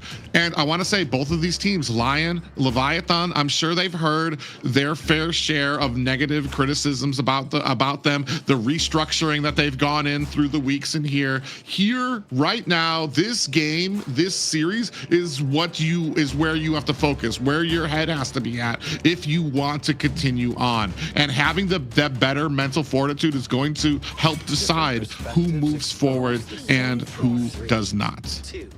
Right away, respect Ben on the Kufra. 100% respect Ben. I was gonna say that this is not the first time we've seen them face each other, right? We've seen them face each other earlier in the best of 5 where Lyon got the better of the Leviathan in a 3-1, and that was the day Raquel was the MVP and like kind of making sure he gets a place in the MVP of the week. So if you're Lyon, the confidence is booming, especially after the Kufra being banned out from the side of Leviathan. That's a respect pick coming straight off the bat. So you know for a fact Lyon are treading slightly on dangerous waters right now, but at the same time they are with the confidence playing this series, especially that this will be the second time that they face Leviathan, and the first series that they beat them were quick games nonetheless, 14 minutes, 13 minutes, and even the last game, the third game they lost out, which was a 17-minute game, dragged on by Leviathan, but even then that was a mistake made by Lyon, which they capitalized on, and final game being another 15-minute game. So yes, I think if you're Lyon, you're coming into this with confidence and knowing what you can do to Leviathan, as you've already beaten them before. But yes, this time changes made. Promise, who's usually EX lane in the roam position, and also Wompy coming in, or Wompy, and that carry, I know I see that, Private, because that's such a contested pick between these two teams. We've just left open Zushin and Boxia right now. So we got Boxia going to be answered immediately by Lyon. I'm assuming Zushin will be Harley the answer. I'm sorry? Harley left open too. Yeah, well, it depends on how it has been up here in the north. Harley, I don't want to say is going to be one of the hot button items for it, especially against the Boxia, who has like that built-in magic defense, who can close the distance possibly on Harley. Zushin, immediate pickup for the side of Leviathan. So we're going to see if Lyon's going to have what they have in store to be able to close the distance, be able to get to that back line, because Zushin is just an offensive force. And while I do talk about South letting it through, I still feel it is ban worthy, no matter, because even the games I see, it just like, was it worth it? Was the effort you had to put in to shut down that Zushin worth it? The sweat and the tears that you had to do for that game. Look at that pressure. Yep. So with the Basha comfort pick for Bernoulli, and then we have Hilda with the early game. I think that's what's happening, right? Hilda, somebody pick up Hilda, the other team pick up Khalid. It's just like a thing now. Who in the early game would have a more of an advantage at this point? Leon, 100% Leon, with the Boxia being present, right? The Hilda, Boxia, and Zetian, a lot of poke is there. Boxia can rotate much faster, although the kill pressure is there on the side of Leviathan with this Jushin that can still dish down the Lantern and get a couple of kills in the early game. But yes, okay, I'm not a fan of the R-Lot, but I think still Leviathan, that mid duo, looking to fight for river control alongside Leon's mid duo, so it's going to come down a lot to the mid duo. I mean, it's a lot of displacement that you have for your team. You've got the Lantern that comes out from Zushin. You've got the final slash from Arlots, and then you've got a stun potential from Khalid. So there's a lot of setting potential, a lot of answers when it comes to setting and how do we start a fight that comes out from a Leviathan. The only problem is, I mean, I guess the harassment in the early game, the Khalid doesn't really have a target unless he's going to be able to kind of, we're really focusing on the Zetian. He's definitely not going to be able to harass Boxia too much. It'll be very interesting here, and then especially as the stuns come out, as the Zetian comes out with her ult. I think where and when will Zushin be in her combo? Have we already ulted? Have we already flickered? Are we going to be able to find those types of escapes? The biggest problem is being able to close the distance on the back line to try to clamor up a Zushin, because you cannot just let her spray on that damage and that CC for your team. Now we're about to edge out of the second banning phase from both of these teams. See Yuzong and Phovius taking off the side for Leviathans, and Joy and Leomore taking off on the side of Lyon.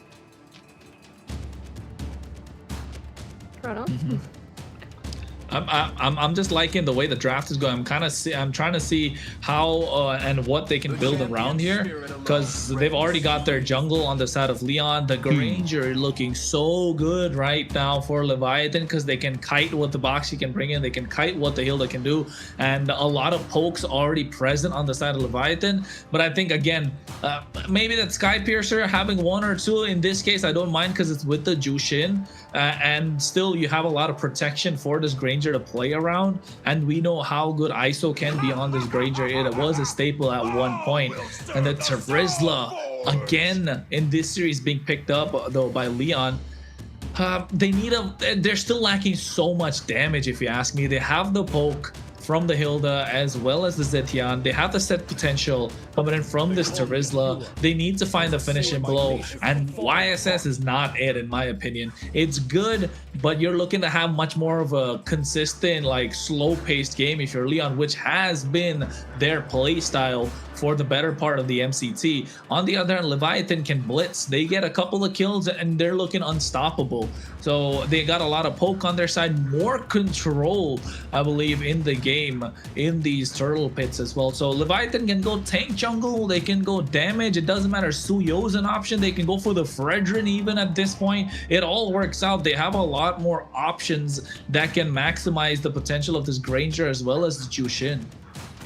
I was going to say Suyo, yes. Fredrin, no. I think the Terizla would have been a counter for Fredrin. Let me get that out first before we discuss this Fanny pick coming out from Leviathan. Looks like, is that going to be Woompy? Is going to be the jungler for? Yep. All right. Hey, I can't say yes or no. Woompy might be the greatest Fanny we have ever seen in our lives. Well, I don't think we've seen a Fanny, have we? No, Layla? no, we have We've never seen a not. Fanny in MCT. I have. Crazy, the crazy kind of game style that these two teams has right now. One is very, very offensive and aggressive, and then the other one is trying to keep it stable, less fast-paced. So it's really gonna be exciting to see how this works, and what a great way to debut, you know, in the MCT with a Fanny. That's gonna be spicy. And I want to say not an intense amount of CC that's coming out from the side of Lyon. So, I mean, a great opportunity for Fanny to be able to get a victory here. But ladies and gentlemen, this is going to be our second series of the night. Lyon taking on Leviathan. Both of these teams fighting for their survival in the opening of the AMER South playoffs. Or the AMER North playoffs, I'm sorry. Private, you can see a lot of damage on Raquel already, forcing the flicker in the early parts of the game. And this is what you were talking about, right? Yes, you can counter the Jushin, but is it worth the effort? Is it worth fighting tooth and nail just to counter that one pick, just so you can get the victory? In my opinion, no, it's not. But you can see on the bot side a lot of pressure. Oh yeah, Hayase actually gonna have to get himself out of harm's way, now driven down to about 25%. Ooh, but talking to Fanny, you can see Whoopi in the midst of a fight is able to get away. You can see that on the mini map. The little zooming of those cables from Whoopi was able to find an escape. And this is the thing too. You have to put all this effort into being able to get into that back line to shut down Yato on the Zushin, and you're gonna have to be competing with the Fanny. The big thing though, the biggest problem for me though, sometimes when it comes to a Fanny, is that purple buff. She's a huge target. If they can take away that purple buff, you take away, I want to say 60% of her offense. Yeah, and I think that's going to come down to how they're going to be able to translate after the first turtle. So Lyon looking to get that one, getting into a better position, I'd say. And Whoopi, this Fanny could be absolutely genius or great, or it could be a big whiff come out on their side, if you ask me, because we haven't seen a Fanny so far in MCT North. It's a debut pick indeed, and for a reason, because it's so risky, right, in this current meta. But it works wonders if it is allowed the space to get to that point where you can dish out the damage. Ooh, Promise gets locked onto by Raquel, who does not finish the combo coming out from Hilda, but it is going to force, I was going to say it was going to force Promise back. No, he decides against it. It's just going to be able to use that sand healing to bring himself back to waiting on this turtle that neither team has seemed like they're going to start just yet. Yeah, I think if you're going to start it, it's got to be Bernoulli on this box. But Whoopi. Oh, Leonhardt's going to have to use that flicker to get away. Bethlehem at the bottom in trouble, gets dragged down by Raquel. That's going to be the first blood going over to Lyon to set up this first turtle. Yeah, you know, the Tortoise's Poissons used to slow him down. Bethlehem not having that flicker really softening the blow for Lyon. Ooh, Yato able to actually pick up the turtle there. Bethlehem, Bernoulli in trouble, gets taken out by Whoopi. Now trying to chase down Hayase. Pull him back, put some damage on. Is that going to be enough comes in on Promise, but taking a lot of tower shot there. Yato in trouble. They might have bit off a little more than they could chew, but down goes Hayase. Now locking on the POVs. We have to use that flicker to get away from Leviathan. 1 and 2, and what an aggressive start. Yeah, an aggressive start that Leviathan really wanted. This is what they needed with this Fanny, with this Jushin. Now you got 2 picks. You can see the amount of damage that they've dealt. All 3 on top coming in from Leviathan, and Leon don't really have a lot of answers. They like playing this slow-paced game, but the problem with the slow-paced game is what if the game kind of gets away from you? What happens then? Oh my God, a final slash just pushing up Pav and making sure he gets that point of view that where you get that gray screen too. Leviathan slowly started to rack up and 2.5k ahead already.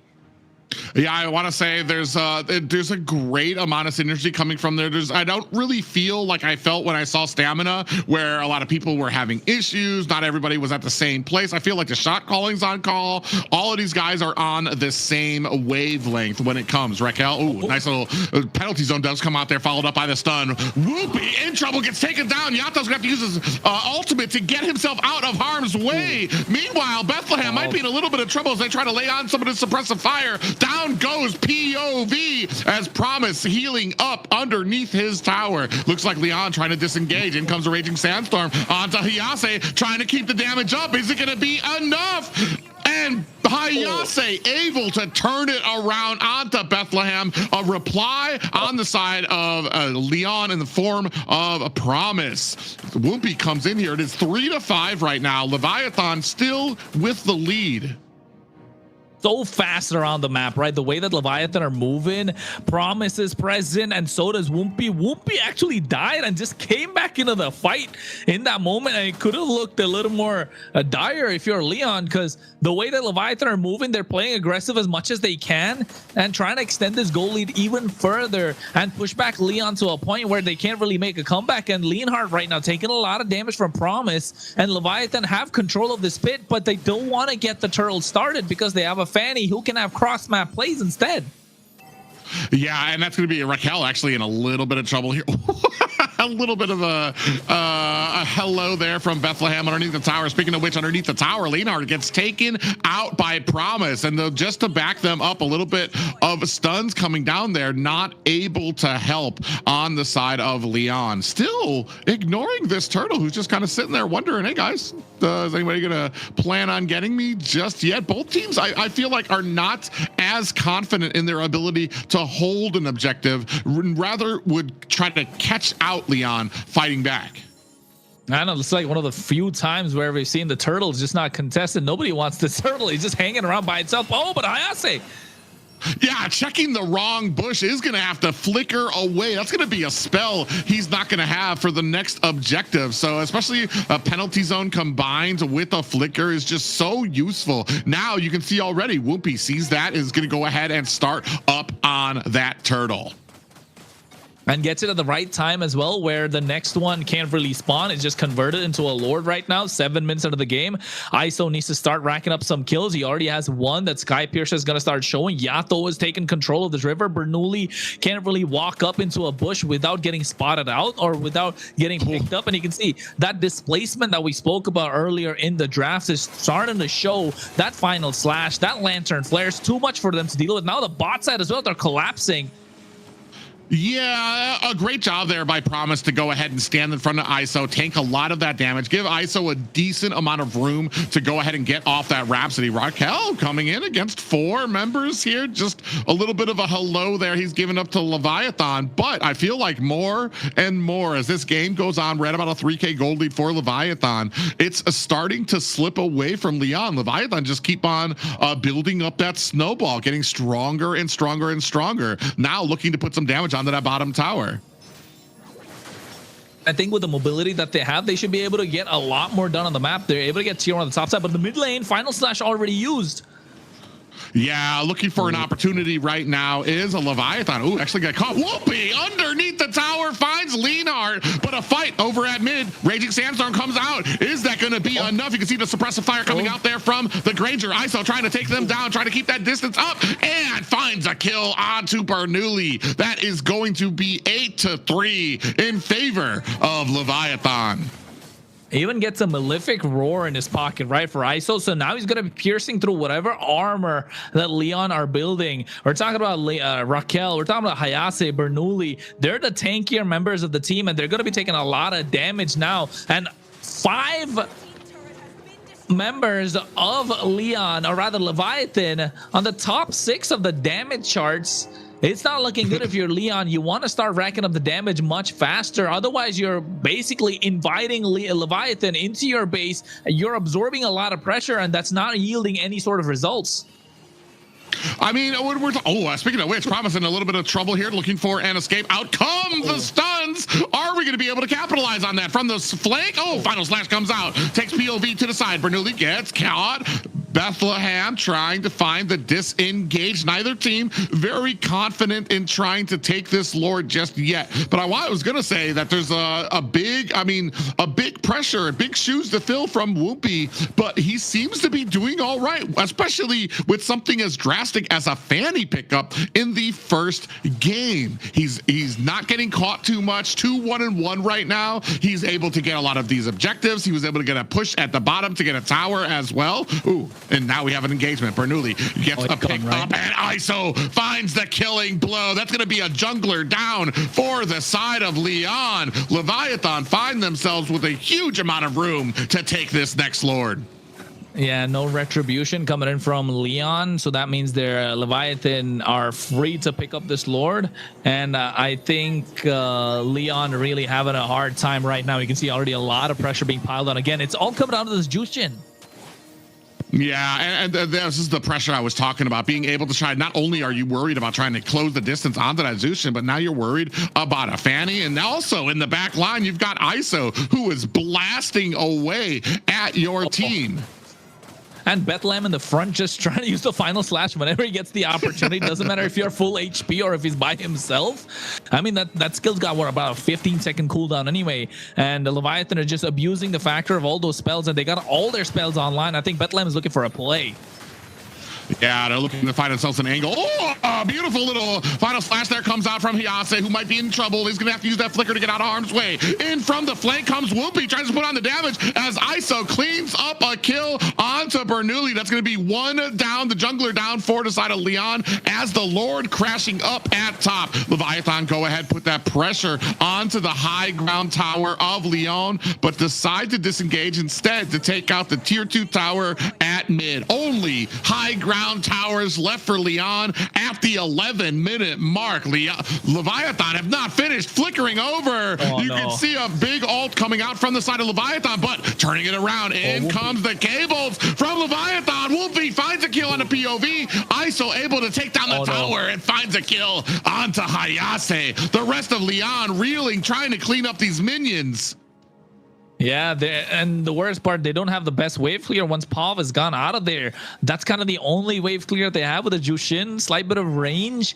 I mean, the rest, Whoopi's just coming at the right time, able to get the cleanup after a lot of the heavy lifting is done by ISO, by Yato, by Promise, even Bethlehem to a certain extent, and now you can see another. Oh. Yeah, that might be a little bit of the frustration coming out of Lyon there, trying to go in alone as Leviathan pick him apart. Now, a lot of pressure coming on to the mid-high ground tower. Only one more. Final Slash comes out. Raquel takes a heap of damage, and all the damage going on to this team. 3 down for the side of Lyon as the rest of Leviathan juggle the aggro and find their first victory. Well, that was a game where Leviathan kind of showing that it doesn't matter that you beat us in the previous series. Now we're here to play. It's playoffs time and we're locked in. Locked in they are. And then also with the 2 new addition to the roster, Leviathan is looking like the champions that they should be. That game, what a great way to start off the series. Very, very entertaining for the viewers, I'm pretty sure. How do we do there? The new jungle, how do we like him so far? I want to say that when I first saw the rosters come out at the very beginning of the season, and I saw Leviatan's original roster, this is how I thought that they would be performing here, and it was absolutely fluid. They understood where their strengths were. I get a little wheezy when I see a Fanny out there, because I'm just like, takes a lot to do this correctly. But you also had the threat of the Zushin out there. The ISO came online very, very quickly, and then as Kronos was talking about, you had the final slash in the front as a huge threat for your team. I mean, this was just a perfectly played game here by Leviathan.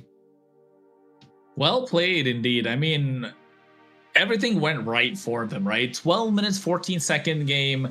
They're quick. They just after the Holy Shield popped off as well, 14 seconds. Not like that it mattered. They found one opportunity and they just pounced on it. A lot of damage, equally distributed, I'd say, in this game.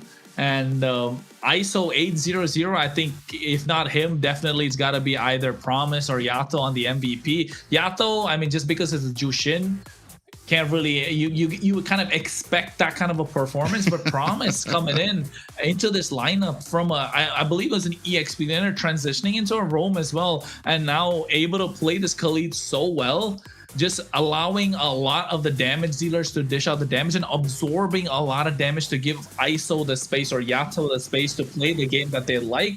Leviathan really well played, and not just that, not allowing Lyon to play their own slow-paced game. Yeah, I mean, if you're going to come in as an XP laner to play a roam position, I feel like Khalid is probably one of the better offers you could take to be aggressive here. You see just how well he was able to kind of latch on to a lot of these heroes, continually put on the pressure and the damage, and then you don't even have to go home because you've got the healing sands to be able to keep you up. And not only that, but you just allowed ISO to get farmed up so quickly, and all the damage that he was able to dish out here. I mean, there's so many different people that this could go to. I'm actually curious to see where the MVP actually comes as we take a look at the rest of these highlights. Yeah, and I think at this point you can see this is the final blow, right? The way that the Sky Piercer started stacking up for ISO, I think what, about 50 stacks? It was absolutely insane. And the MVP, hey man, I called it. It's got to be Promise.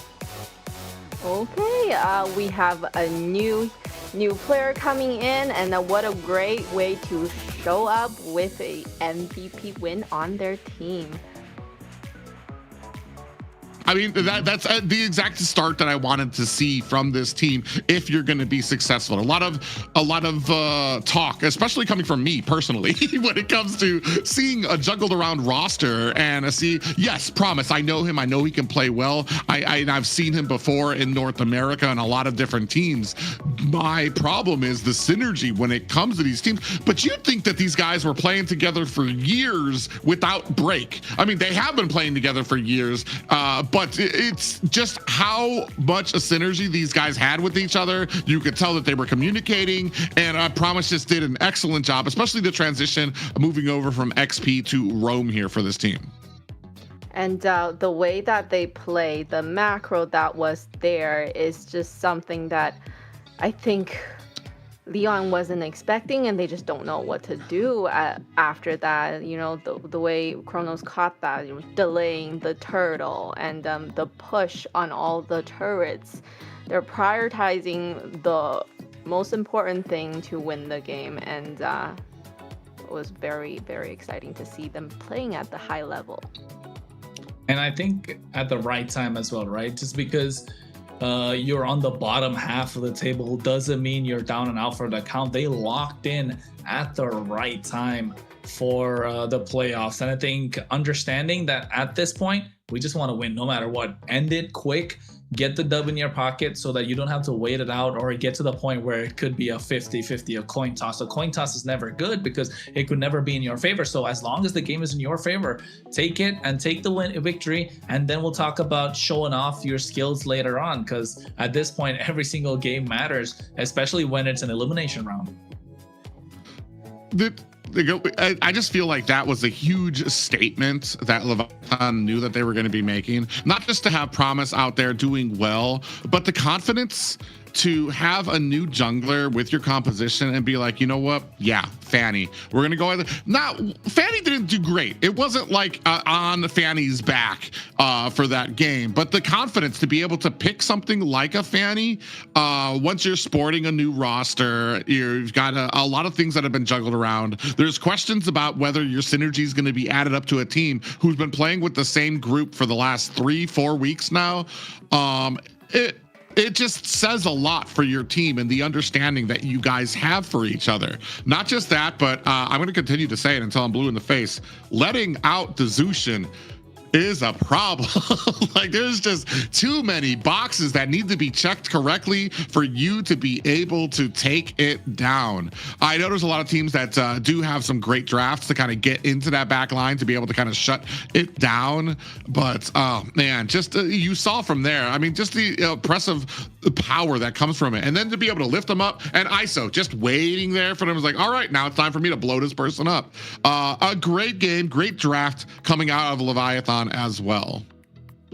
And going into the second game, what can Leon do to kind of, because we know the draft was missing some damage. We could probably do a little bit better during the draft. Is there anything else that they could do to kind of get better winning conditions here? I mean, when we take a look at the draft and everything like that, don't let Zushin through as a number one. You're not going to have that option anymore. It's going to be on the side of Leviathan to go ahead and ban that out. The Fanny came as a surprise to them too, as well. But you're not going to be able to surprise them again. And I do like that we're kind of paying that respect out to Raquel, taking out the Kufra pick as well.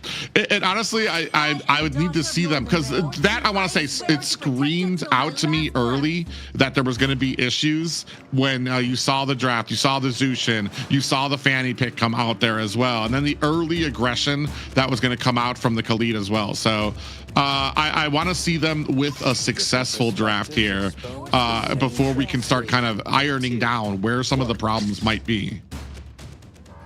And I see that Leon has chosen to go to the blue side again, giving them a first pick. I don't know. I feel like they should probably let, Leviathan kind of have that pick right now to maybe possibly do better in the counter picks for them. But they're gonna go ahead with that. Harley gone, Freya gone, Guinevere's gone. Kufra again respected. Leon rather taking blue side again this time. Marcel's gone. I think Jushin's a pick that Leviathan should ban out right now. There you go. Don't let it go because it's too strong of a pick. Leon made that mistake. Now Leon don't even get the Boxia in their hands. Carry's a solid choice that they go for, which was banned out of the previous game. I think right now, if you're Leviathan, lock in. If you want to go for the Boxia, if you're Woompy, but if you're more of an assassin type, Suyo's still left open, right? Apart from the Suyo, Phobius is still a solid choice if you want to go to the EXP lane. Still plenty of options to choose from. Eve is another good pick. Valentina is solid, especially in the hands of Yato. So I think just lock in the Valentina, double down on applying the pressure in the mid duo, and get the game in your favor. I'm kind of in favor of Suyo in a mid pickup, just because I feel like Suyo can close the distance on the carry early game and mid to be able to kind of shut that down early. A lot of the tankier pickups is where carry's really going to shine for them as well. You do invite after picking up the Valentina though. I feel like, ooh, so we're gonna go with the Suyo and the Kaja. I don't know what Kaja's win rate has been in North America. I feel like sometimes he's a little bit watered down because you're so dependent on your spell, your flicker, to kind of get in there to grab somebody. It doesn't mean it's impossible. I just feel like there's a lot of those boxes that need to be checked for that successful engagement and that successful divine judgment. You're right. You're right on that note, right? The flicker is super important, kind of like Achilles' heel of the Kaja if you're able to bait out the flicker early. But in this case, not just pick it up for yourself, but denying the Kaja on the other side. So Leon right now probably left with a Cho or a Kalea at this point. A Leomord is going to be the pick for Bernoulli because that's possibly the other jungle picks he has. He has been very limited in his jungle pool. So yes, I think here Leomord coming out. Uranus is a solid choice, but Leviathan need to add more burst, right? They need to have this Kaja pair up with somebody else to kind of show some promise. No pun intended.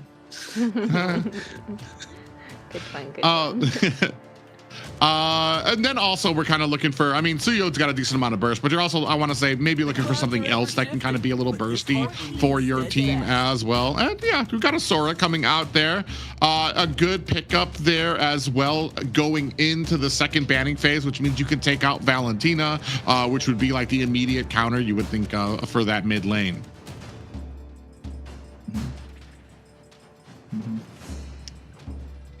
Never mind. I thought Layla was gonna say something, but I don't have anything we could see it. An enthralling statement was just building and waiting to come out.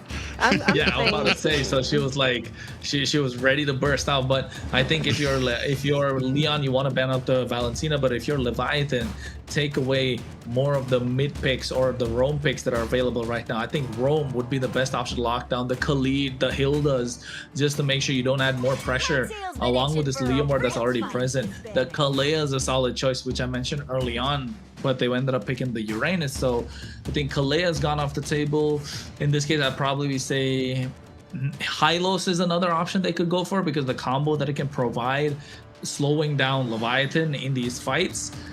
But if you're Leviathan also, would you double down on the Valentina in this game, knowing that you already have the Sora, or would you save that for the next game, right? That's another option if Leon don't ban it out. Well, I don't know why Leon would ban out the Valentina when it would be perfect for them to pick it up. It counters Sora. They're looking for a mid lane as well. I don't think that's going to be on Leon to take out. I think they're Leviathan were actually kind of they're either going to have to ban it out, or I don't know if you take that here either. Well, I mean, you do give yourself a Phantom Steed as well if you pick it up yourself. I'm very curious to see where we go with this early one. Still looking for that marksman and that mid, and Zeshion's taken off of there. Valentina, is that what? I don't think that it's going to be Leon that's going to ban the Valentina. I think it could be Harith also here, right? Harith is a ban. As who would pick Harith? Oh, Claude. Okay, yeah, I was gonna say Harith could be a ban for Leon, but now Leviathan could just pick it up as the last pick. I'm just thinking Leviathan go for the Valentina because you're denying the Valentina on the other side, and also it's Yato's comfort pick. And he has been super solid on the Valentina, regardless of the losses that Leviathan have gotten on their side. When he's picked it up, he has been really good.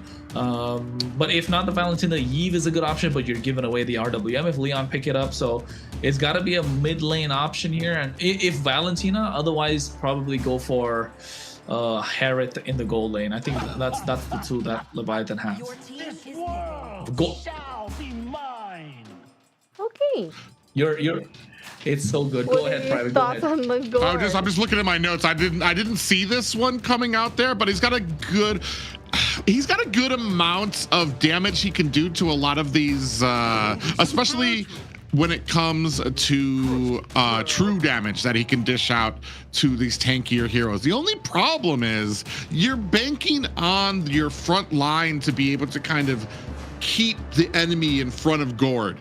Leomord is going to be so hard to kind of keep away. We saw what Dez did to the Granger. Like, there was nothing stopping him from closing that distance to get to that back line. So it'll be very interesting. We're going to really have to follow up and chain down that CC.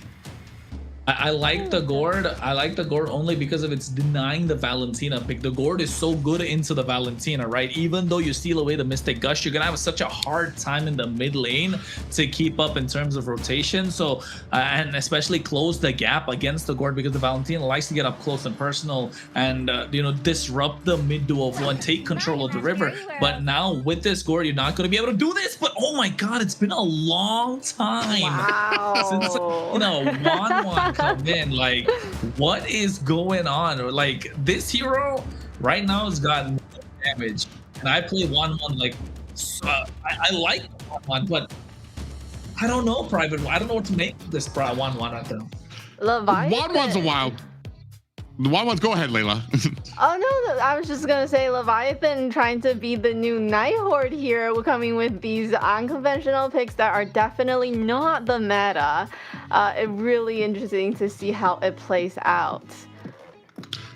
It's going to be very interesting. I do see the use of the gourd. You combine that with the Divine Judgment. You have the damage that can come out from Woompy, from Bethlehem, and then, of course, the Mystic Gush from Yato. So you'll be able to, whoever takes that Divine Judgment, they're going to be burned down. Doesn't matter who it is. I don't care if you grab Raquel. I don't care if you're grabbing Hayase. I'm pretty sure you're going to be able to burn them down. I'm not going to count ISO out yet. That might be a little bias coming out from me, but it's a bit of a stretch there with that 1-1 coming out. We're going to see how successful it is. Yeah, I agree. I think 1-1 is one of my favorite marksmen, so maybe a little bit of bias for me as well. But at the moment, the damage is almost negligible. But anyways, we're going to find out about it, folks. Game number 2 in this best of 5 series, Lyon versus Leviathan. The winner, if Lyon wins this, they get 2-0. If Lyon wins this 1-1, Leviathan 2-0. It is an elimination round, so let's see how this goes about.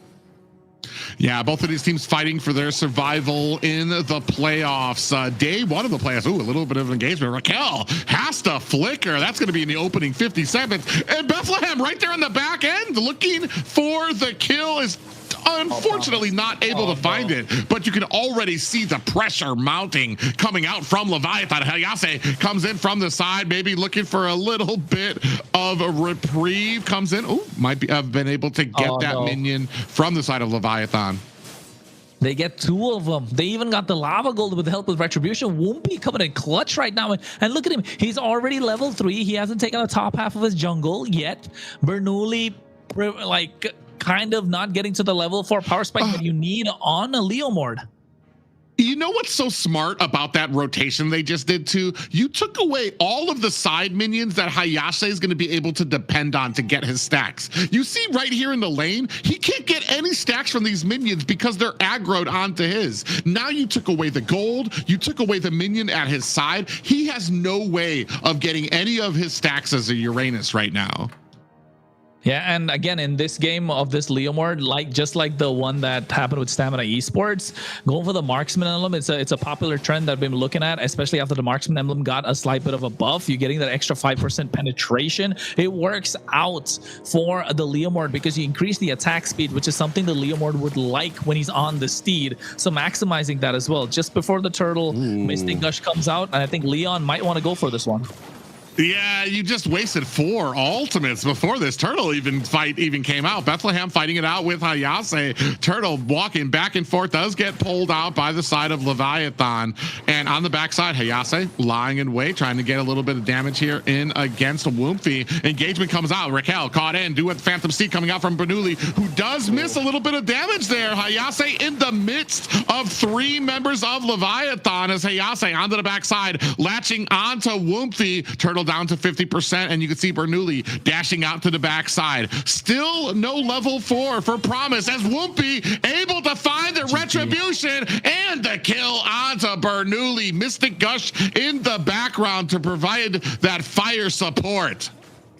Woompy got 2 levels ahead of Bernoulli, and even when he got the steed after the Shifting Skies was used by Bethlehem, Yato landing that stun came in so clutch. Bernoulli's half of the steed timing was kind of just wasted out, and they're not able to maximize that instantly after that. Promise goes in, zones him out.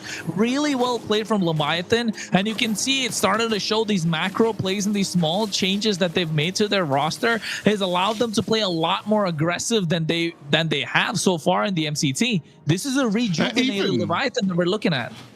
Even with Hayase on the Uranus, he was top of the damage charts there, just being a huge threat to the side of Leviathan. Leviathan able to really be able to find the maneuvering, get around that Lord Put to find the retribution and find the kill onto Bernoulli, who had, I feel like maybe pulled the trigger on the Phantom Steed just a little too early, as Leviathan really kind of backed off, let that thing tick down. And once you didn't have the Phantom Steed anymore, it was prime game for the rest of Leviathan to go in. Only a 1-0 game just yet for Leviathan. Well, at this point, Leviathan are playing super well, though. It's been clean in terms of their movements, in terms of usage of their skills, the timing of everything. Even though it's a 1-0, it's been very nice, clean, crisp play that we like to see from Leviathan. Lyon, on the other hand, going down their usual route of a slow-paced game, knowing when to pull the trigger when the time is right. But so far, you want to be a little more aggressive since you have the Leomord on your side. So I wonder if this is going to be the turtle where they are deciding to do that. Otherwise, you're just handing the game to Leviathan. Yeah, I think we're waiting. I think Promise is exactly waiting for that Phantom Steed to come out for him to go in there and be able to grab it. We do have a nice Yato comes in, able to find a kill onto Bernoulli. The rest of Lyon looking for an escape. Now you can see the damage coming on to Leonhardt. He is going to be the next one down as Raquel eating a face full of that ultimate coming out from ISO. And now you can see the pressure mounting from Leviathan. They haven't even gone for the turtle. They're immediately going to turn their attention to the purple buff of Leon. Yeah, and they take it away, leaving that small camp behind, slowing down the region of that purple buff. And not just that, Bethlehem has been looking to make these shifting skies plays a lot, and it's turning out to be a problem on the other side. I think the main problem being here, they got the crossbow of Tang unlocked just when the Divine Judgment came through. And not just that, even the Mystic Gush, everything right now is ticking for Leviathan. They're checking all their boxes. They're dotting their I's. They're crossing their T's. And Leon just don't know how to make a comeback. They don't know how to fight because they want to make sure Leonhardt gets to the point where he can scale and dish out the damage. But if you're not allowed the space to dish out the damage, if your front line's not going to be able to tank a lot, it's not looking good. And not just that, the finishing blow that should be dealt by Bernoulli on this Leomord is not going to happen because he barely has an item. Yeah, and that's going to be the big problem here. ISO already putting the finishing touches onto that bottom tower. So you're already taking out both side towers at the 6-minute mark. Little engagement comes up here with the shifting skies coming out from Bethlehem. Bernoulli is down. Whoopi finds a kill onto Raquel. Underneath the tower, ISO tries to take down POV, cannot find the damage just yet, but still at a 5-0 lead for Leviathan. And not just that, right? He popped the Purify and was still able to get 2 marks taken away. ISO is a beast on this 1-1. I mean, it was his comfort pick before. That's what, 2 years ago? But then again, right now in this meta, in this economy, you're playing a 1-1 and you're taking it to Leon in the elimination round. Yeah, I think this is a different Leviathan that we're looking at. Yeah, and you can go ahead and see the Phantom Steed is out as Leviathan dive in underneath the purple buff as well. Bernoulli wanting to the safety of his tower still gets taken out by Whoopi. Leviathan continuing their pressure. This is our jungle, they are saying, at a 6-0 lead against Leon. And Leonhardt alone against 3 members. Hayase trying his best to try to take them out. ISO gets the kill, but pays for it with his life. Oh, at this point, Leviathan's teammates are saying you got to report ISO for giving them that 1 kill that they got. They're 7-1, 6K goal lead in the hands of Leviathan. But if you're Leon right now, you want Bernoulli to get at least 1 kill. He's 0-for-0. He's struggling at this point, and it's all thanks to the gourd that's come through. Not just denying the Valentina pick in the drafting phase, but also creating so much space and stopping the Steed whenever it comes out. And it's just not working out. They're not able to close the gap. If you're getting stunned up on your way to casting the gourd, I think the game is kind of lost there if you're Leon. And now you're relying on Pav to create the space along with Raquel and Hayase. This is not the Leon that we're used to seeing. This is not the Leon that we saw in the past few weeks. But Leviathan showing the same. Yeah, you can see Wolfie is going to be able to pick up the Lord there as well. Mystic Gush in the mid lane as the rest of the team chasing down Hayase, looking for an escape. Divine Judgment catches him, and Yato putting the finishing blow down on Hayase. Well, it's a cake, man. It's a cake. It's what they're doing. They're building a cake. They're looking to put that cherry on top, and that's going to be ISO when he pops that crossbow off Tang. And at this point, the Lord, again, coming out of the top side. We're talking about 9 minutes into the game. This is where they were at in the previous one, able to get the finish and blow one in 12 minutes, 14 seconds. We could possibly see a finish soon, a quick finish in this game as well. Whoopi's level 15 and Bernoulli's 9. Yeah, this is just the overwhelming offense and the stun and the Mystic Gush. They have to expend flickers to get out of the way. Now pressure starting to mount at the high ground towers. Lord fighting for his life against some of these minions here up at the top. And now you can see the pressure starting to mount at the mid high ground tower. You can see the damage starting to mount as well. Minions down at the bottom as the Leviathans turn their attention down to the bottom tower. Raquel alone to try to defend against 5 members who make short work of the high ground tower at mid, trying to find themselves a little bit of a bait there. The rest of Leviathan wisely turn from the engagement and go to clear out enemy jungle. Well, they're looking. Oh, no, just comes out.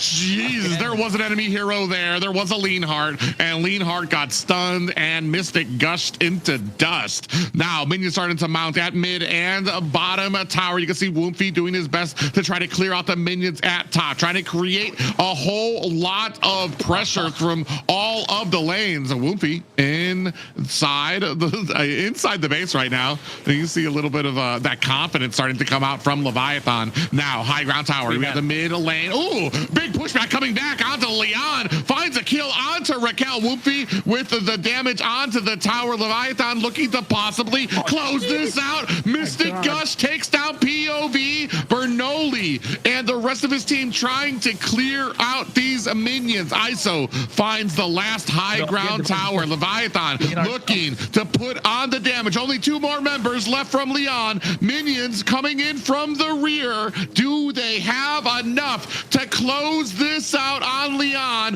at the 11-minute mark? Crossbow Tang is out. Whoopi finds a kill onto Hayase, ticking down on to the core. This is going to be game 2 for Leviathan. Hey, I don't know what you were looking at, Layla. Private and I were looking at a slaughter fest coming in from Leviathan. It was quick. That was... I don't know, somebody ordered some meat because the slaughterhouse just got everything butchered down, and that 2-0 Leviathan rejuvenated. They look like a completely different team, and Leon didn't stand a chance. I mean, they are pretty much a different team with the 2 additions in their roster, and these 2 additions have definitely made, I feel like, a difference. I'm just really interested, who is the shot caller in this team? Because clearly it might be the 2 addition, as they are definitely moving way more different compared to what they were showing in the previous tournament. I want to say Promise was never going to be he was never really a question for me. I knew he's been a call-in for a lot of the best teams in North America. When they have a player that can't make it, where all the cards are out, you're trying to make it to the playoffs or something, or you've got a big important game, Promise has always been a stalwart pillar for any team to bring on. The big thing for me is bringing on Woomfy. Is this somebody that we know in North America, or is this a brand new player? Because if it's a brand new player, that's a hats off to me, to Leviathan, for trusting somebody brand new on the scene to be able to kind of help be one of those pillars for your team. And Whoopi has shown out here, whether it was the Fanny he played in the first game, did sustain damage, was able to come in from a lot of the flanks, or whether he was playing on the Suyo here, did an excellent job. Yeah, I think the Suyo as well doing super well in this particular game. But then again, the whole composition of Leviathan doing a fantastic job. Bethlehem was on point. Promise created the space that needed. ISO just bought enough time for him to get the items and then popped off. Yato just getting the stuns on point, slowing down Bernoulli as much as possible. Technically, they never allowed Bernoulli to play the game even. I don't even know if he got a kill or an assist on the board because Lyon were just behind the 8 ball right from the start. I think Leviatan doing a fantastic job to keep the pace up of this game and able to apply the pressure where it matters and just not letting up, because you want to up the tempo as much as possible and keep the same pressure that you did in game number 1 and turn that into game number 2 as well. So well done, Leviatan. And if you're Lyon, you need to find a way to contest the early game, because if you try to play again that slow pace mid to late game finish, the early game is just taken away by Leviatan, and they're ending the game in 12 minutes. I don't know if this was less than 12 minutes. Seems like it was. Yeah, they ended it fast. They came in very, very aggressive, this game style, and being able to be aggressive with that Kaja in their team. I was gonna say I don't even remember that many divine judgments. He did an excellent job, even when you weren't depending on the divine judgments. I saw a few out there that he was able to get. The team was able to burst them down. Oh, but man, call me a believer now into the Kaja pickup, because that was especially when you mix it in with the Gord. Gord is a personal favorite of mine. I used to one-trick him in the mid lane, but to see him on the main stage and do so well, and especially into a composition like this where his bursting ability is you're really able to take advantage of it, that's a huge deal and a great job. This is what I was talking about. Promise, whenever you put him onto the team, it's unfortunate that I feel like I often see him as a replacement for a player. I would love to see him as the stalwart beginning roster for somebody. But yeah, as we take a look at here at the highlights for Promise, a nice little divine judgment there to go ahead and yank down onto Lyon, and then they finish the job. The great synergy coming from that entire team. Yeah, and for the roster change just coming into playoff, for them to be able to have that kind of team synergy is just unmatched. Have they played together before? We know that Wumpy, we're not sure who he is. We're like, who is this guy? What about Promise? Hey man, Promise? he's a new face. He's a new face around. So it's a new name, it's a new face, and I think hopefully with the performance that he's putting out, he becomes a mainstay name, because at this point, a new generation of players need to be flooding in for North America and AMER as a whole, because how long can we cling on to the names that used to be? We got to move on and get to the point where there have to be new faces. So the esports ecosystem is growing. It's not going to stop. It's just about the new players that have to step up to the plate. No, I feel like that's a huge point that a lot of people don't understand. I feel like for a long time there was almost this kind of gatekeep at the top of a lot of the regions when it comes to some of these players or who they'll play with, or you do one thing wrong and you get blackballed by a lot of these players. And I want to say, you asked if these guys had played together before. I want to say a lot, especially North America. We're still kind of a very tight community when it comes to a lot of those players way up at the top. So I guarantee at one point or another, probably a lot of these guys have played together with one another. And like I said before, I'm very impressed if Wumpy, well, even if it's not a brand new player, but if it is a new player, congrats to Leviatan for taking that risk to allow somebody who I dare say is untested in the regional scene to come up on board, and they're doing a great job. Synergy wise, I made the complaint that maybe Lyon was going to be able to overwhelm them with their synergy, but it looks almost like the opposite. I feel like Lyon have not been able to get onto the same page because of the amount of pressure that Leviatan do right from the opening bell. When either you saw from the first game when they had that early pressure when it comes to their draft. I believe it was the Khalid that they had as well. They were able to kind of really enforce that. The second game, even when they didn't, I don't think that they really had an early game composition. It's just that everybody was on the same page when it came to invading, clearing out the jungle, and then leaving. And like right from the opening bell, you already had Leviatan stealing away two jungle minions from Lyon. Leon. So it's just, like I said, this is what we initially thought when we saw Leviathan's roster before the playoffs. So before the Swiss stage, this is the type of impact that we were kind of hoping to see. And this kind of, I want to say, invigorates, I want to say, a lot of fans when it comes to what they thought might have fallen off for this team. And this team, you know, coming into playoffs and the elimination series for today, definitely a great time to take that chance and you know, change up the roster if needed, or take the chance to kind of pick the heroes that are not meta but you still somehow make it work. Hey, you know what? I did some digging, found some info about Woompy. So he's always ran with the name Woompy, all right? But the thing was, he was underage for a lot of these other tournaments. He wasn't allowed to play. So he's been grinding for quite some time, just pretty young. I think he's 17, if I'm not wrong.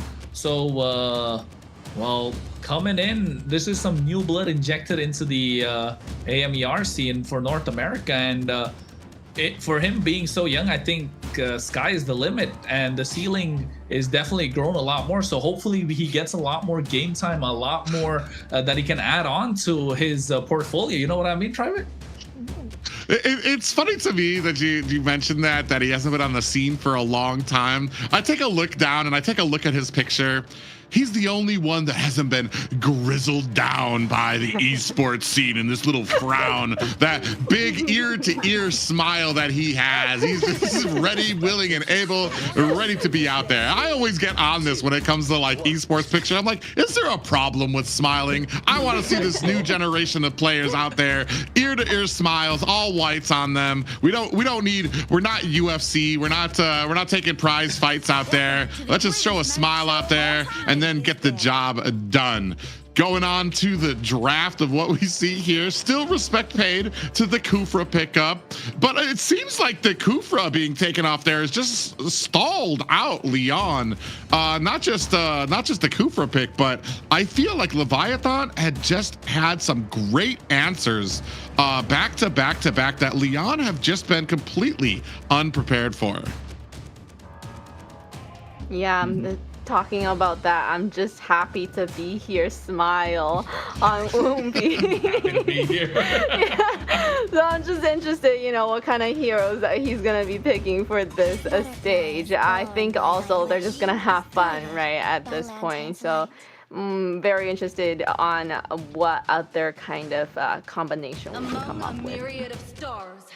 I don't know, man. When Private mentioned smiles, I was looking at ISO and it's like, yo, smile is just dead on the inside, if you ask me at this point for him, right? So, but then again, like looking at what it's there on the side of Lyon, they get themselves a Freya. So I think Leviathan oozing with confidence and they don't care. And instantly as the Freya was picked up, look at the reply, the Phoveus. It's a straight counter to the Freya.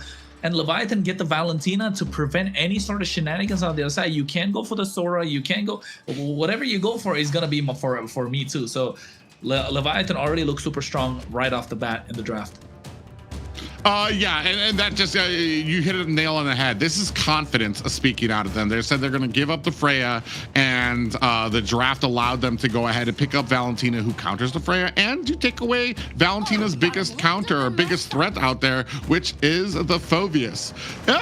It's going to be interesting. I've been saying before, I want to see how Lyon does with a good draft, and I feel like this is not a bad draft for them. The problem is their confidence kind of shot to the moment to where Leviathan have just been such a well-oiled machine from beginning to end. I don't think I remember too many opportunities in the last two games where I felt like Lyon had a leg up, or it's like, oh, they're actually turning this around. I feel like the pressure that has mounted from Leviathan, they haven't made a lot of mistakes. They have become very fast, very furious with a lot of the damage and the invades that they do.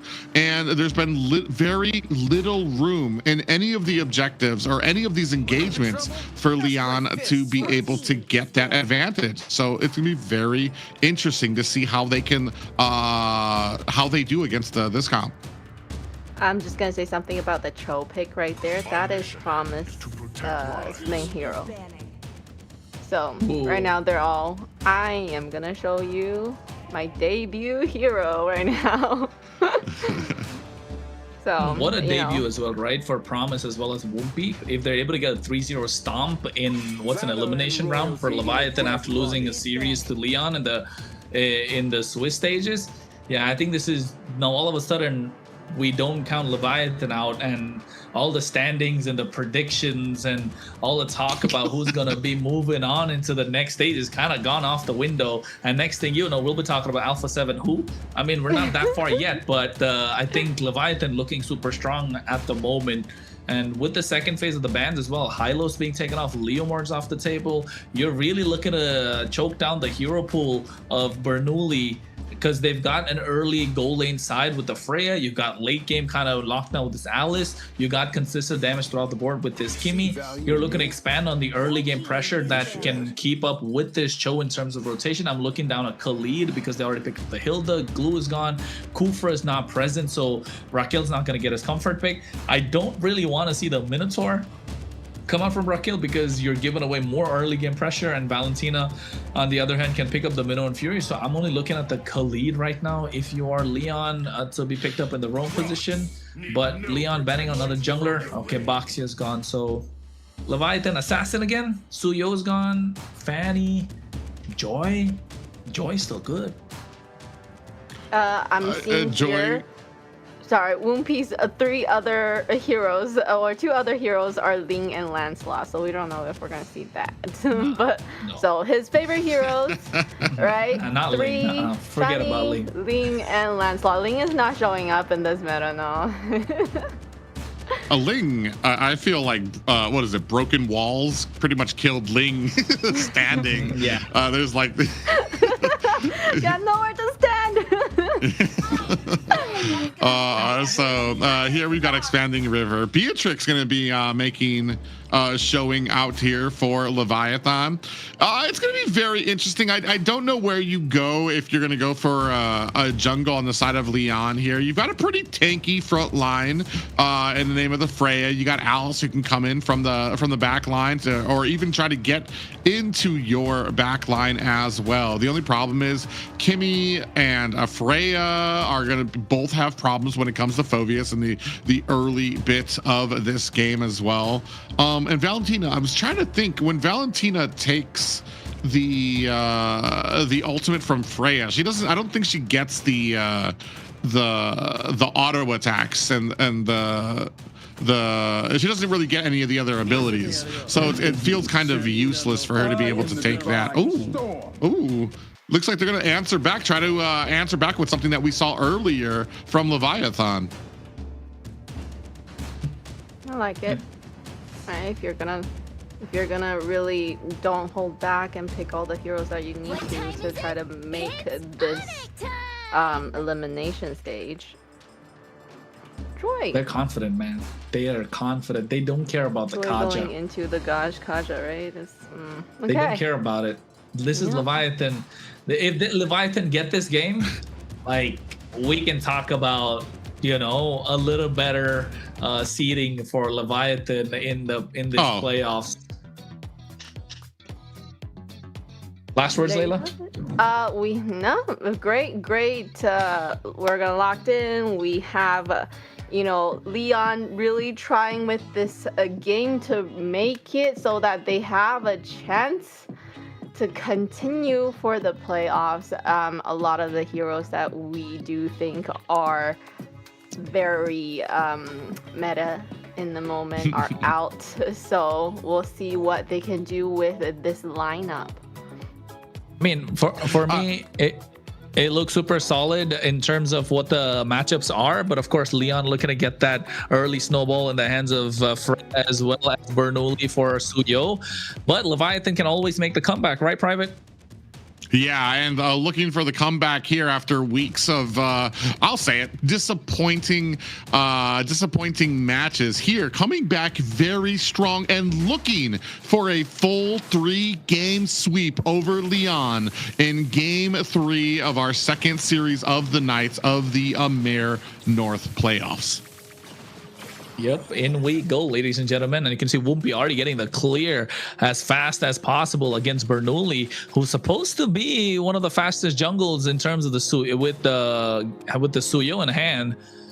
But I think in this case, again, Leviatan looking to push Leon off the edge with the early game that they have. They're able to get that EXP crab in the hands of Hayase. And you can see already Pav taking out super low. This is where Yato's at his best, right? His comfort pick, Valentina. Yeah, I have a confession to get out there. I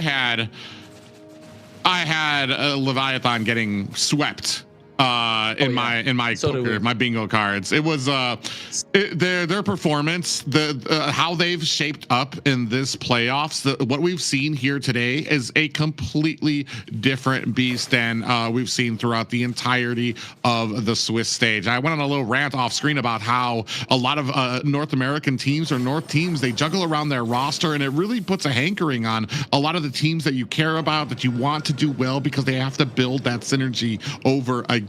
But the other edge of that sword is magical things like this, where a team like Leviathan has just found that it factor that they needed. Yato gets latched onto there by Bernoulli and is going to be able to find himself and escape toward his tower. Doesn't even use his flicker yet.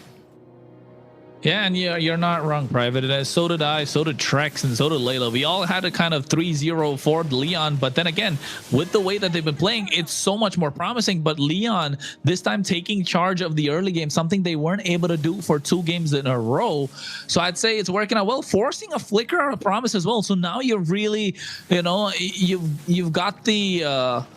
You've got an anchor tied down onto Leviathan for them not to progress so much in the early game. It all comes down to how Whoopi can pop off, probably in the EXP side of things, or maybe, oh no, ISO.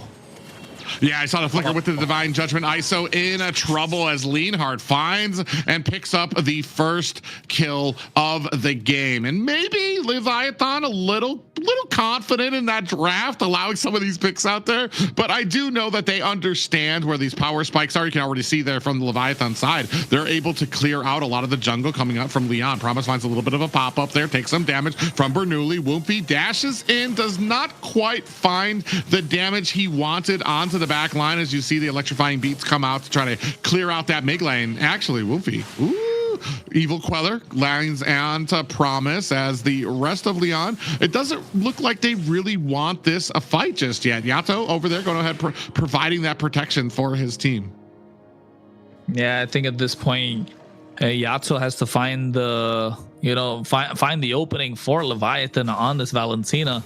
Probably take the Divine Judgment. He does have the flicker, so they have 2 possible engage tools, but they need to play it around ISO or Whoopi, because the damage is not going to be present otherwise.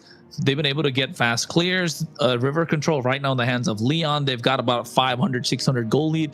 That doesn't really matter at this point, and expanding rivers should allow Bethlehem to make it back into these fights, into these neutral objective fights, just equally as fast as Hayase on this Alice. So you can see already the IMU taking away the Divine Judgment. The item power spikes are almost there. I think ISO is looking to go for a BOD early first item. Was planning to go on the Malefic Gun, but changing the routes and getting that longsword. So at this point, Leviathan looking for a play. Yeah, they immediately latch on to Raquel there as well. Going to shake him down very quickly, but now have to deal with Hayase on the back end. A big flicker comes out there as Leonhardt able to find a kill onto Bethlehem. On the backside, Whoopi able to find a kill onto POV. Bernoulli picks up the turtle, but on the back end, Promise might be in trouble against a Leonhardt who cannot close the distance.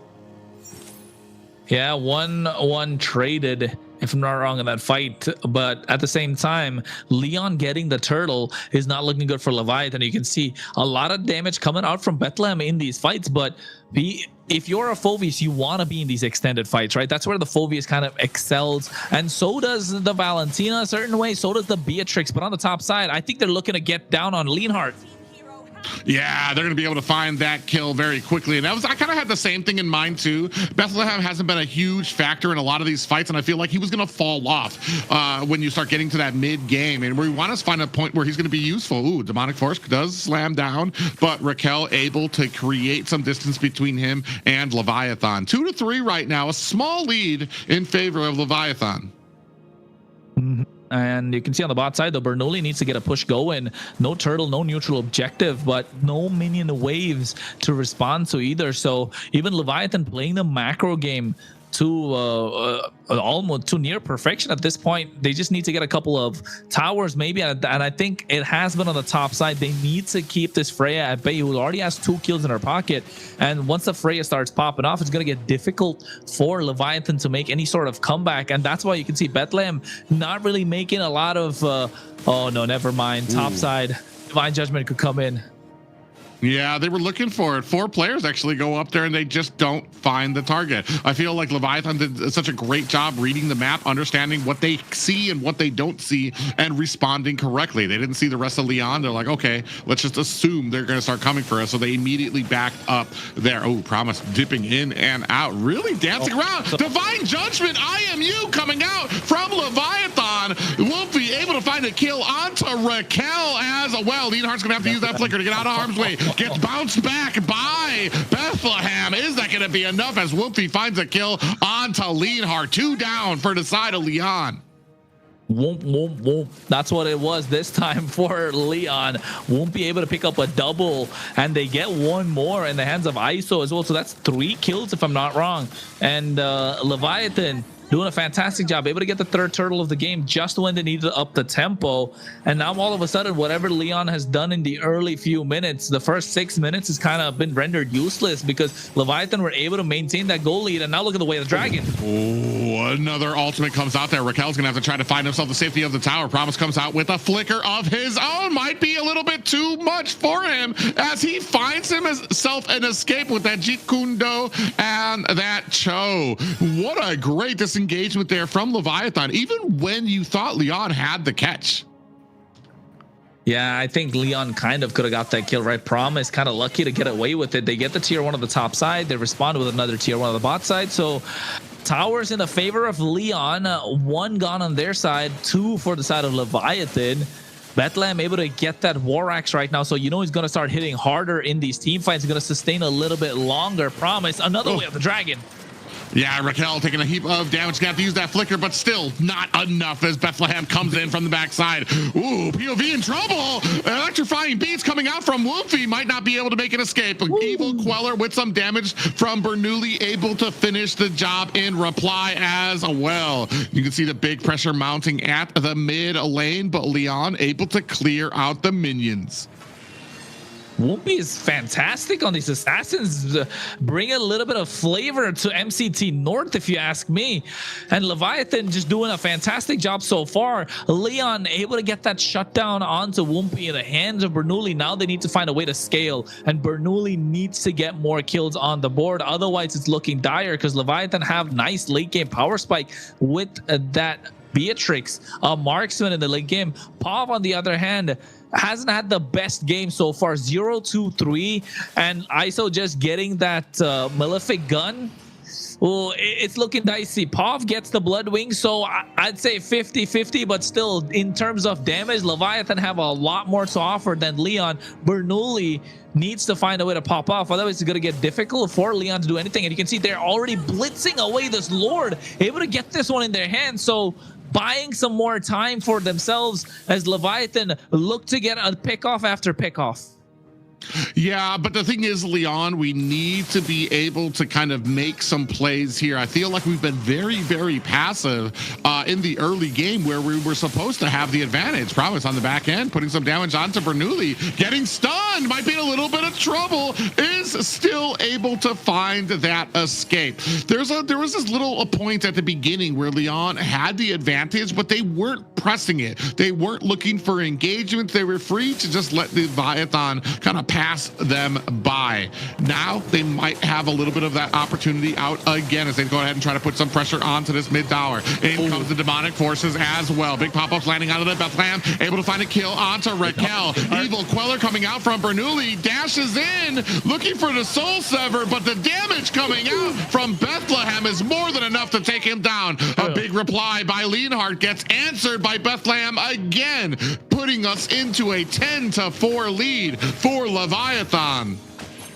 And this is why they let the Freya go, right? Knowing that they could pick up the Phoveus, which is basically a straight counter to the Freya. And the problem with for Freya against the Phoveus is when the Freya wants to pop off with a power spike, that's when the Phoveus hits his power spike too. And when he got that War Axe, you know for a fact Leviatan were looking to pick more fights around Bethlehem, who was able to sustain a lot more in these team fights. And he was taking a less than a quarter HP and was still able to make it out alive. Dreadnought armor to be able to tank quite a lot. Warrior boots even, along with the silence rope. So basically a force to be dealt with at this point.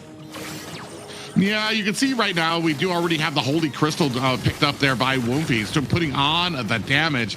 But we do see already Radiant Armors being picked up by Lyon to try to offset the damage coming out from Woompy. Respect being paid there for the new jungler from Leviathan. 4-10 still, as both of these. I feel like this isn't it. It feels like, oh, I was going to say, it's, we do have a Divine Judgment goes on to Hayase. Big pop-up lands onto him, but there is no aggro coming out from the tower. So just a wasted ability comes out from the side of Leviathan. This is definitely not out of the woods for Leviathan just yet. There's no huge gold lead here, just under, not even under a K, like 500 gold difference, despite the huge disparity when it comes to the kills. I mean, yeah, there's a massive disparity when it comes to the kills, but at the same time, Lyon have been playing the macro game really well. They've got two towers on the top side, a tier 1 in the mid lane, a tier 1 on the bot side as well, and the tier 2 on the bot side's like barely hanging by a thread. And they definitely got the first Lord doing a lot of work, and now the second Lord seems like it's gonna be in their favor too. Yato getting that Divine Judgment earlier not only burned an ultimate but also a flicker, which basically didn't lead to anything fruitful. So if you are Leon, this is the moment where you need to take down the Lord. The Freya's on the top side, so it might not be the best position, but you could get it started and find a way for Leonhardt to make it into the pit and then maximize what they can put out. Leviathan, having slowed down the pace of the game from game 1 and game 2, is helping Leon a lot, and this is the kind of pace that Leon like to play at. And you can see it's already gone past 12 minutes 45 seconds, 13 minutes, even longer than both the first and the second game went about, right? So I think getting the clear on top as well as bot side now from Leonhardt, and then they're going to convert this into a Lord after adding that lane pressure. Raquel scouting out these bushes, looking for the right pull, and getting them poked down is going to be crucial for Bernoulli to find that finish. Oh, you can see Bethlehem kind of getting baited out with some of those demonic forces. Oh, Promise goes in, even with the flicker, just misses the pop-up. Now he gets a Divine Judgment for his effort. Does have the immortality out there as well. Still going to be able to get away from the enemy team there. Big kick lands onto Raquel, putting on the damage with that dragon kick, but it's not enough. Whoopi on the back line, able to find a kick onto Bernoulli. Leviathan chasing down the rest of Lyon, who, underneath the tower, Divine Judgment comes out onto Hayase as ISO picks apart that mid lane tower. Oh, he had Renner on his hands. If it was Nibiru, that could have been a kill with the help of the Divine Judgment as well. He tried to get the Renner snipe on him, just not able to find it. They get the Lord for the side of Leon. They're trying to blitz it as fast as possible, but Leon making sure they're able to escort this Lord and maximize the macro ability on the map. They get the tier 2 on the bot side. I don't think it's going to be good for this Freya. Has to use the Valkyrie descent to get out of harm's way as well. Tier 2 in the mid lane is going to be the next target for Leon, while the Lord is still going to be marching down the top side slowly. So waiting for another set of minion waves that's going to come out in the next 10 seconds. So more super minion waves, the better for Leon. Meanwhile, Leviathan needs to find a way to capitalize, needs to find a way to turn things around, and Whoopi's doing a lot on the map.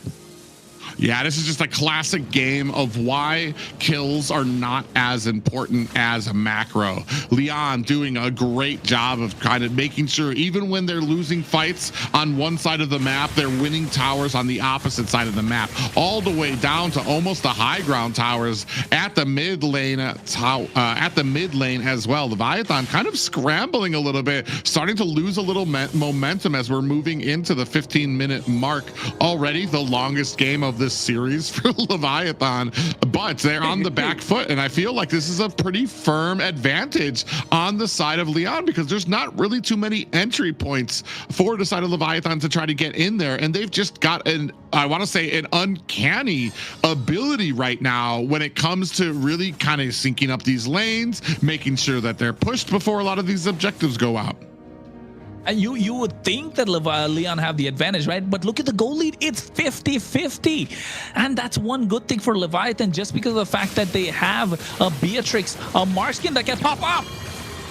Ooh, big engagement comes in under electrifying beats onto the backside, trying to put on the damage. Woofy takes a heap of damage coming out from the side of Lyon, but now being chased down by Leviathan, trying to focus down onto a target. They are not able to bring anybody down, and ooh, Bernoulli goes in against 5 members. What was that? Bernoulli, what are you thinking, man? This is not the Bernoulli that we know from Lyon. But right now, Leviathan, this is not a Leviathan we've known throughout the entire MCT record, the Swiss stage. This is a rejuvenated team.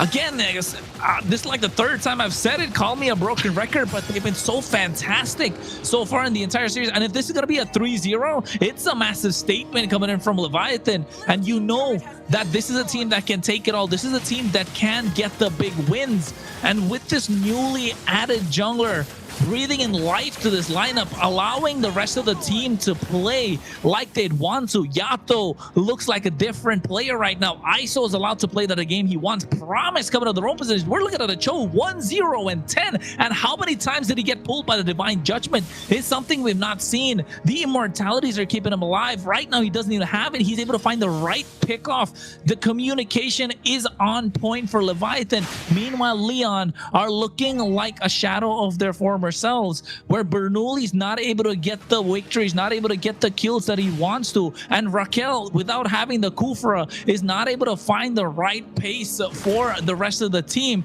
The shot calls have not been on point. They have had this Freya that could do a lot of work in the game. It's just not worked out, and I think Leviathan at this point, with the help of this Lord, will be looking to push this game to a possible end like they have done for Game 1 and Game 2.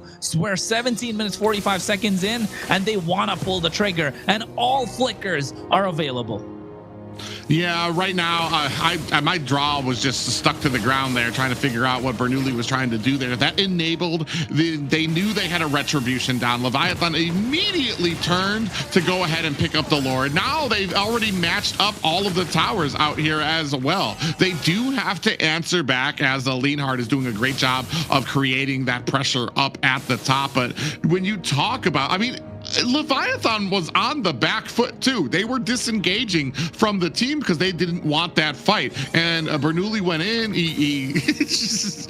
Maybe his boys rizzed him up so much he just got a head full of steam. He's like, "All right, boys," and against 5 members, which is super unfortunate for him, which allowed this for them. Now you're looking at about a 2K gold lead for the side of Leviathan. This kills are now starting to mean more and more, as you see about a 2K gold lead for Woomfy on this Joy pick. Yeah, and you can see what was an even gold standpoint for both these teams now all of a sudden is in the hands of Leviathan. Oh. Divine Judgment coming through. Yeah, I promise, but he does have that immortality out as well. Finds himself a kick. Immortality has been procced for the side of Lyon, and down goes POV. Next is Hayase on the chopping block. 3 down for the side of Lyon as Leviathan looking to close up this game. Bernoulli, or Raquel, not Bernoulli, sorry.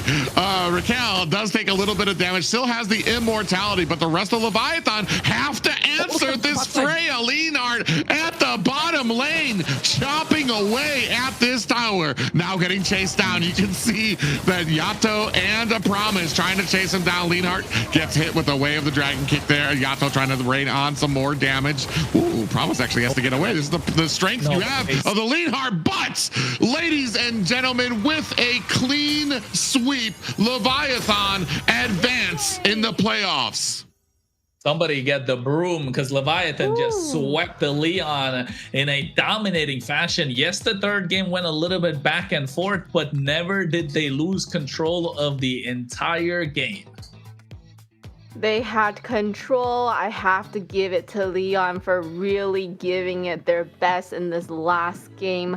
Unfortunately, they just couldn't outplay Leviathan, and they will be eliminated today. Unfortunate, but great to see Leviathan. It's a kind of new kind of team that we haven't seen this whole tournament, so really excited to see what else they can bring to the table for the rest of the playoffs. I think you guys kind of touched on it a little bit. I feel like this is kind of a statement, and this is going to change around a lot of people's predictions for how these playoffs might go, especially with this brand new Leviathan who has just steamrolled through the competition. I mean, there's synergy there, great picks.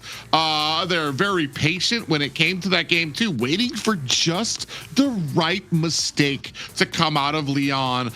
Playing passively, you saw a lot of engagements they didn't like. They backed up, they took some deaths, and they just needed that one mistake from Bernoulli to be able to turn this immediately around and find their advantage. Yeah, very unfortunate. I think that's what made the difference in that advantage that Lyon had, was the Bernoulli jumping into a whole team. Oh. Well, I mean, they tried, right? It wasn't the best performance from Lyon, but then again, they didn't really have a lot of opportunities because Leviathan just controlling the chaos in this game number 3, and also looking at game number 2's replay, they played really well, where Yato was the one that kind of really popped off on this gourd, and Woompy, a new name in North America right now, impressing on debut. Promise, yes, he debuted, but we've seen him play at the highest stages and he's played super well. But Woompy here, not just in game number 2, not just in game number 1, in game number 3 as well, on this Joy, able to lock down the right target and making sure he gets them a lot of pressure right from the early game. And you could see making his entry at the right time, finding the right target, just doing everything right. This was the only time you gave a kill onto Bernoulli, but after that, they just weren't able to capitalize. Bernoulli went down 4 times after that fight, and picking a 1v5 in that purple buff area, I mean, we're not really sure what he was thinking. Like Private said, probably got, you know, got a lot of, what do you call it, adrenaline going in his favor, hyped up by his teammates, and all of a sudden he just sees the gray screen, which was never the right idea for Lyon. But Leviathan just able, even though they lost a lot of towers in the early game, not giving away a lot of gold. That's the moment, right? That's the moment. They didn't give away a lot of the they didn't give away a lot of kills. They didn't give away a lot of gold, and were able to hold their own. And once the opportunity presented itself, hey, they never let it go. And after that, it was just a one-way push down the mid lane, even though Leonhard tried to get the split in the end. Yes. Yeah, I mean, an amazing game there. Promise, man, where has he been on these rosters? Because I want to say today he has played his heart out for the side of Leviathan. All 3 of these games, he's just been absolutely exceptional. I'm not sure if he will be getting the MVP, but I think we're about to find out. Let's have a look. MVP goes to Promise. All right, he did a lot for the team there. Break it down for us, Chrono. Yeah, I mean, he did a lot for the team, and not just that, right? On a Cho against the Kaja, didn't get picked off a single time when he ate about 4 to 5 divine judgments. Yeah, and even the itemization, I love the itemization about how he went for the Chastis Pauldron in the early game, because you're kind of negating what the Freya can do with the attack speed, and then getting yourself that anti-cuirass, the immortality, just getting the right knockups of the Jeet Kundo and latching onto the right targets with the Way of the Dragon, the Flicker Way of the Dragon, into the Bennett's Rage, into a Divine Judgment pull from Yato, just making sure everything is clean and being the initiator for every single fight. Promise, showing a lot of promise for Leviathan in this playoffs run. Yeah, and he's one of those players I've talked about before. He's always been one of those that you could depend on in some of your most important matches. I think he's even been on BTK for some of the final matches as well. He's just one of those just great players that I wonder. I stutter to wonder why he just has not been on the starting rosters for many teams. Maybe it's schedule or something like that. But when he does come, he shows out, and just a pillar for one of the pillars, the many pillars for Leviathan's success here tonight. Yes, amazing gameplay. I wonder where were they earlier, right? If Leviathan could have just started out with this roster, hey, that's a question. That's a question we gotta ask in an interview. Two, we wanna know where they could have possibly ended. All right, so with all those questions that we have, let's welcome Whoopi to the interview. All right, joining us here, we have Whoopi, the jungler from Leviathan, the new kid on the block, the kid with the smile that says, "I'm just happy to be here." Welcome and congratulations on the victory. That was a crucial playoff match for everything on the line. And your team delivered when it mattered the most to secure the win and also continuing the playoff run. My first question for you would be, coming into a high pressure elimination series like this, what do you think helped your team stay confident and composed today?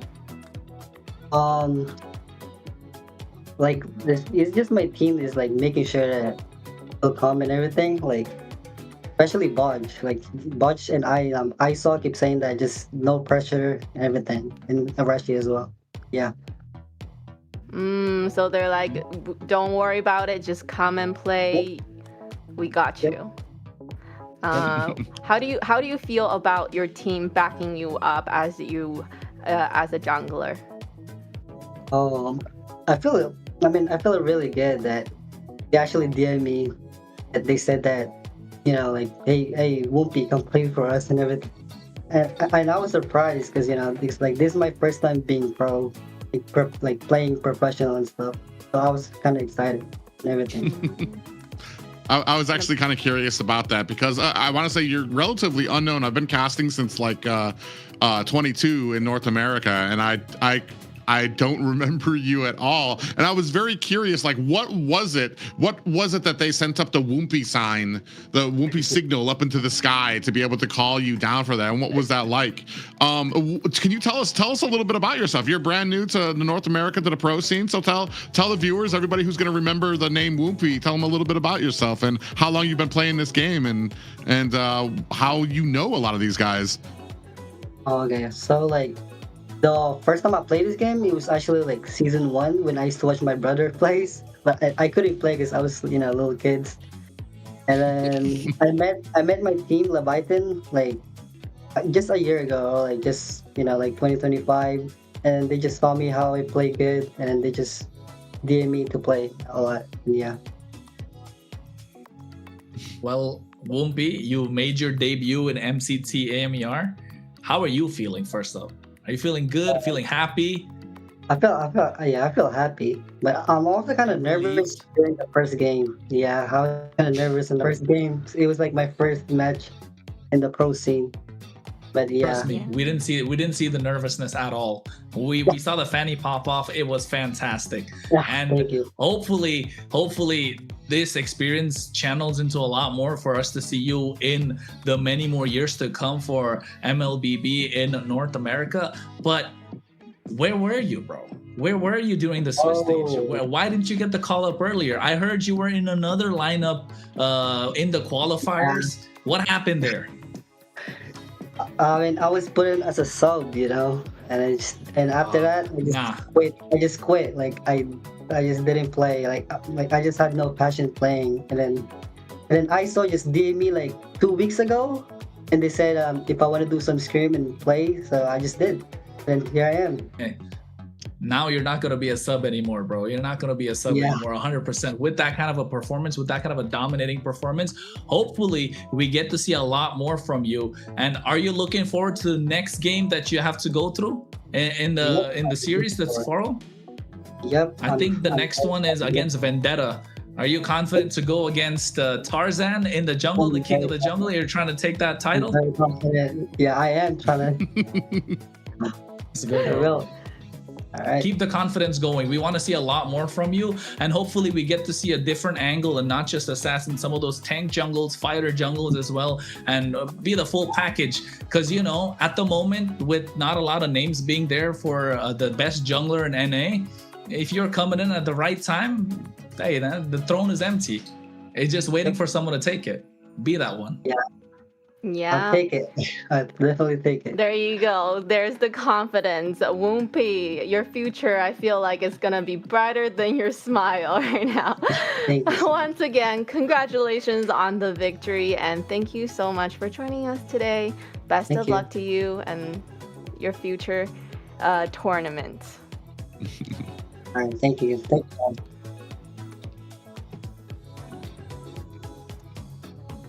Well, that was it. That was You know yes, what? Kronos, what do you want? I was What do you going to wanna say, Yeah. Woompy was born in 2009. Are you guys feeling old yet? 2009. You didn't have to throw that in our faces. Thank 2009. you. I feel, hey, it's a fact that popped up. And I'm about to say Yeah. a lot of people in the chat definitely might be impressed with Woompy. I definitely am. And hopefully Woompy can perform at the highest level, because if we need a name to get behind in the jungle for North America, Woompy could be one of those mainstay names. Hopefully he doesn't burn out too early and quit like he said he did. And he's got to continue to play and doesn't get into like bad company and stuff, like, you know, Private, you know what I'm talking about? Yeah, and I know what he's talking about. He's referring to, and especially being on the reserves for a roster instead of like being able to kind of go out there and prove yourself. So, and now he's got that opportunity, and he's made a huge impression. Yes, a huge impression on all of us, and we're definitely looking forward to what is to come from him. But first, we have a word for our sponsors. So today's broadcast is proudly supported by Runestone.gg, esports infrastructure built for the people, shaping the future for competitive gaming. From real-time data to live fan tools, Runestone works to make esports more interactive and more insightful and more rewarding for everybody involved. So make sure you go check out Runestone.gg and see how they're helping to power the next generation of esports experience. So talking about next generation, right? Woompy is definitely gonna be, you know, one of the names that to be mentioned in this next generation of jungles. And you know to what? come. I think we're gonna find out how good Woompy really is tomorrow. I think that tomorrow is gonna be when he goes up against Vendetta, right? Lyon's a different story. Lyon have their own pace in which they were playing, right? They like to go for a slow pace and extend the game as much as possible.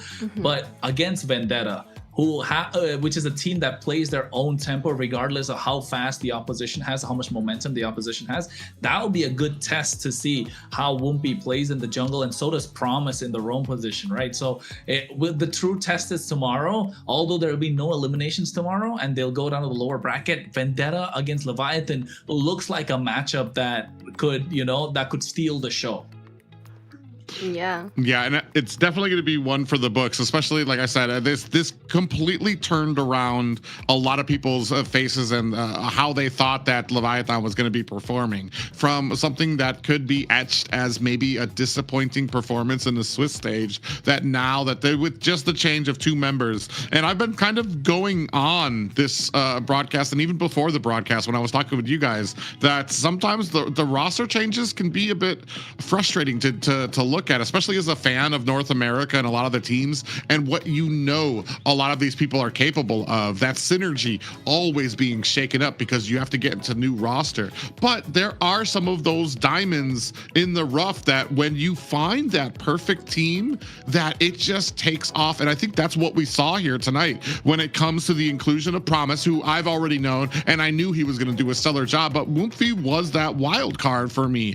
But I already knew from the first draft to see him pull out a Fanny, I was just like, oh, let's go. Let's go. Like, I've been one of the big things. If you're going to be like a Fanny's got to be to pull out a Fanny, even especially in the current meta, you just have to be so confident with your ability out there. And you could see a little bit of those nerves maybe in the first game. He wasn't great. Like, it wasn't like jaw dropping on the Fanny, but he still did very, very well. And that coupled by the rest of his team, which has been a common denominator that we've been discussing here with a lot of these teams here, especially at the bottom four right now, where synergy, team cohesion has been a huge topic. Leviatan, I feel like we don't have to talk about that. What synergy, team cohesion for these guys, they've got that in the bag. So, I mean, a great game. Great games all around here today. I am so excited for tomorrow as well. Yeah, so let's look at tomorrow's schedule, what we have coming up. All right, so tomorrow in best of 5, first match, we have Influence Rage versus Stamina, and then for the second match, we have Vendetta versus Leviathan, and that's a match that we are definitely really looking forward to now that we see what Leviathan can bring to the table, and really these two teams that we also think are really, really great North American team to battle it out. Yeah, I think Influence Rage Origins versus Stamina. Again, I think after looking at Woompi's performance, of course, we're looking forward to the second series, but also the first series, right? Influence Rage Origins have lost out to Stamina in the Swiss stage, but the way that they have found their footing, they found the groove, and this is an Influence Rage of new that's in the playoffs that can really go toe-to-toe against Stamina, and if dare I say, even sweep the floor against Stamina. So Stamina coming off of a really strong performance will be amazing. But at the same time, this is the playoff bracket that we're getting to see right now. And Stamina Esports and Leviathan do move on to the next stage. But two Mexican teams, that's U2 Esports as well as Lyon, unfortunately bow out of the competition after having a great MCT AMER run.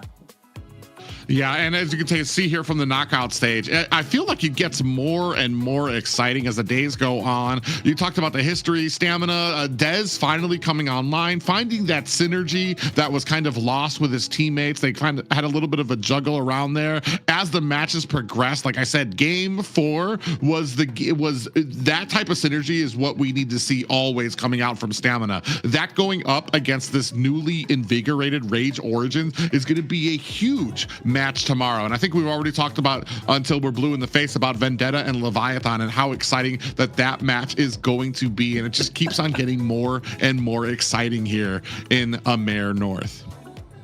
Yes, and because it's not single elimination, tomorrow it's gonna be interesting to kind of see what that first match of pretty much a brand new team going against the Vendetta, right? So we'll see how they match up, and then they kind of probably feel each other out and kind of see where they are at. And I'm really excited to see who moves on and potentially be top 2. Top 2. We'll find out. As the days go by, we will find out. But sadly, although there's a lot of excitement on the board, it's also a sad time because we lost out U2 Esports as well as Lyon to the competition. But that's the nature of the beast. That's how it goes. And sadly, we're looking forward to them in the next season. However, along with the sad news, we do have some new blood injected into the competition with Whoopi being present. So a name that we can all look out for, not just today, maybe for the many days and seasons to follow. But yes, I think the competition is getting intense, and with it being double elimination, yes, there is a second chance, but I mean, do we really want to go down to the lower bracket? All right, so that is it for today, guys. We had such an amazing matches today. Some surprising things that happened with Leviathan that we definitely did not expect. So make sure you follow our socials so that you don't miss what happened today. There's gonna be lots of highlights that are gonna be up and updates. Make sure you're following MLBB Esports across all our platforms. And I just want to mention quickly, during the diamond drops, you have to go to this one, okay? The MLBB Esports, the official channel. It will be diamond drop in the YouTube and TikTok platform. Yes, Kronos. You know what? There's like barely like 5 people watching there, to be honest. So folks, if you wanna, if 5 people are there, all 5 of them are gonna get diamonds, man. If you wanna rack up those diamonds, make sure you head to the MLBB Esports, because that's definitely gonna help the NA community grow a lot more now that we have a dedicated channel for MLBB Esports. So yes, get there. Kick, Twitch, X, Instagram, Facebook, YouTube, TikTok, all that good stuff. Right, Private? Yeah, I do want to give a little thank you out there to all the viewers and North America, everybody who's been watching us. It's been a pleasure to be back at the North American casting desk. A little bit of a break I've taken from the from casting in the South, which has been just as exciting. But you get that little cozy feeling of home sweet home when you see what's going on in the North and all the teams and all the familiar and unfamiliar faces. And the one question I have is, what surprises do we have left in store for the rest of these playoffs? Yeah. And with that, we come to the end of day 13 here at MCT AMER North playoffs. Today, we witnessed the teams fighting under pressure, battling through elimination matches, and giving everything they had to try to keep their championship dream alive. Some teams continue their playoff journey, while others see their run come to an end. So I want to give a huge thank you to our players, our team, production, and of course all of you for watching from home and being part of an incredible first day of the playoffs. And of course, I want to thank you to my amazing casters, Kronos and Private, for joining me today. I'm your host, Layla, and on behalf of everyone here at MCT AMER North, thank you so much for watching, and we'll see you tomorrow back here for some more exciting playoffs. Good night, everyone.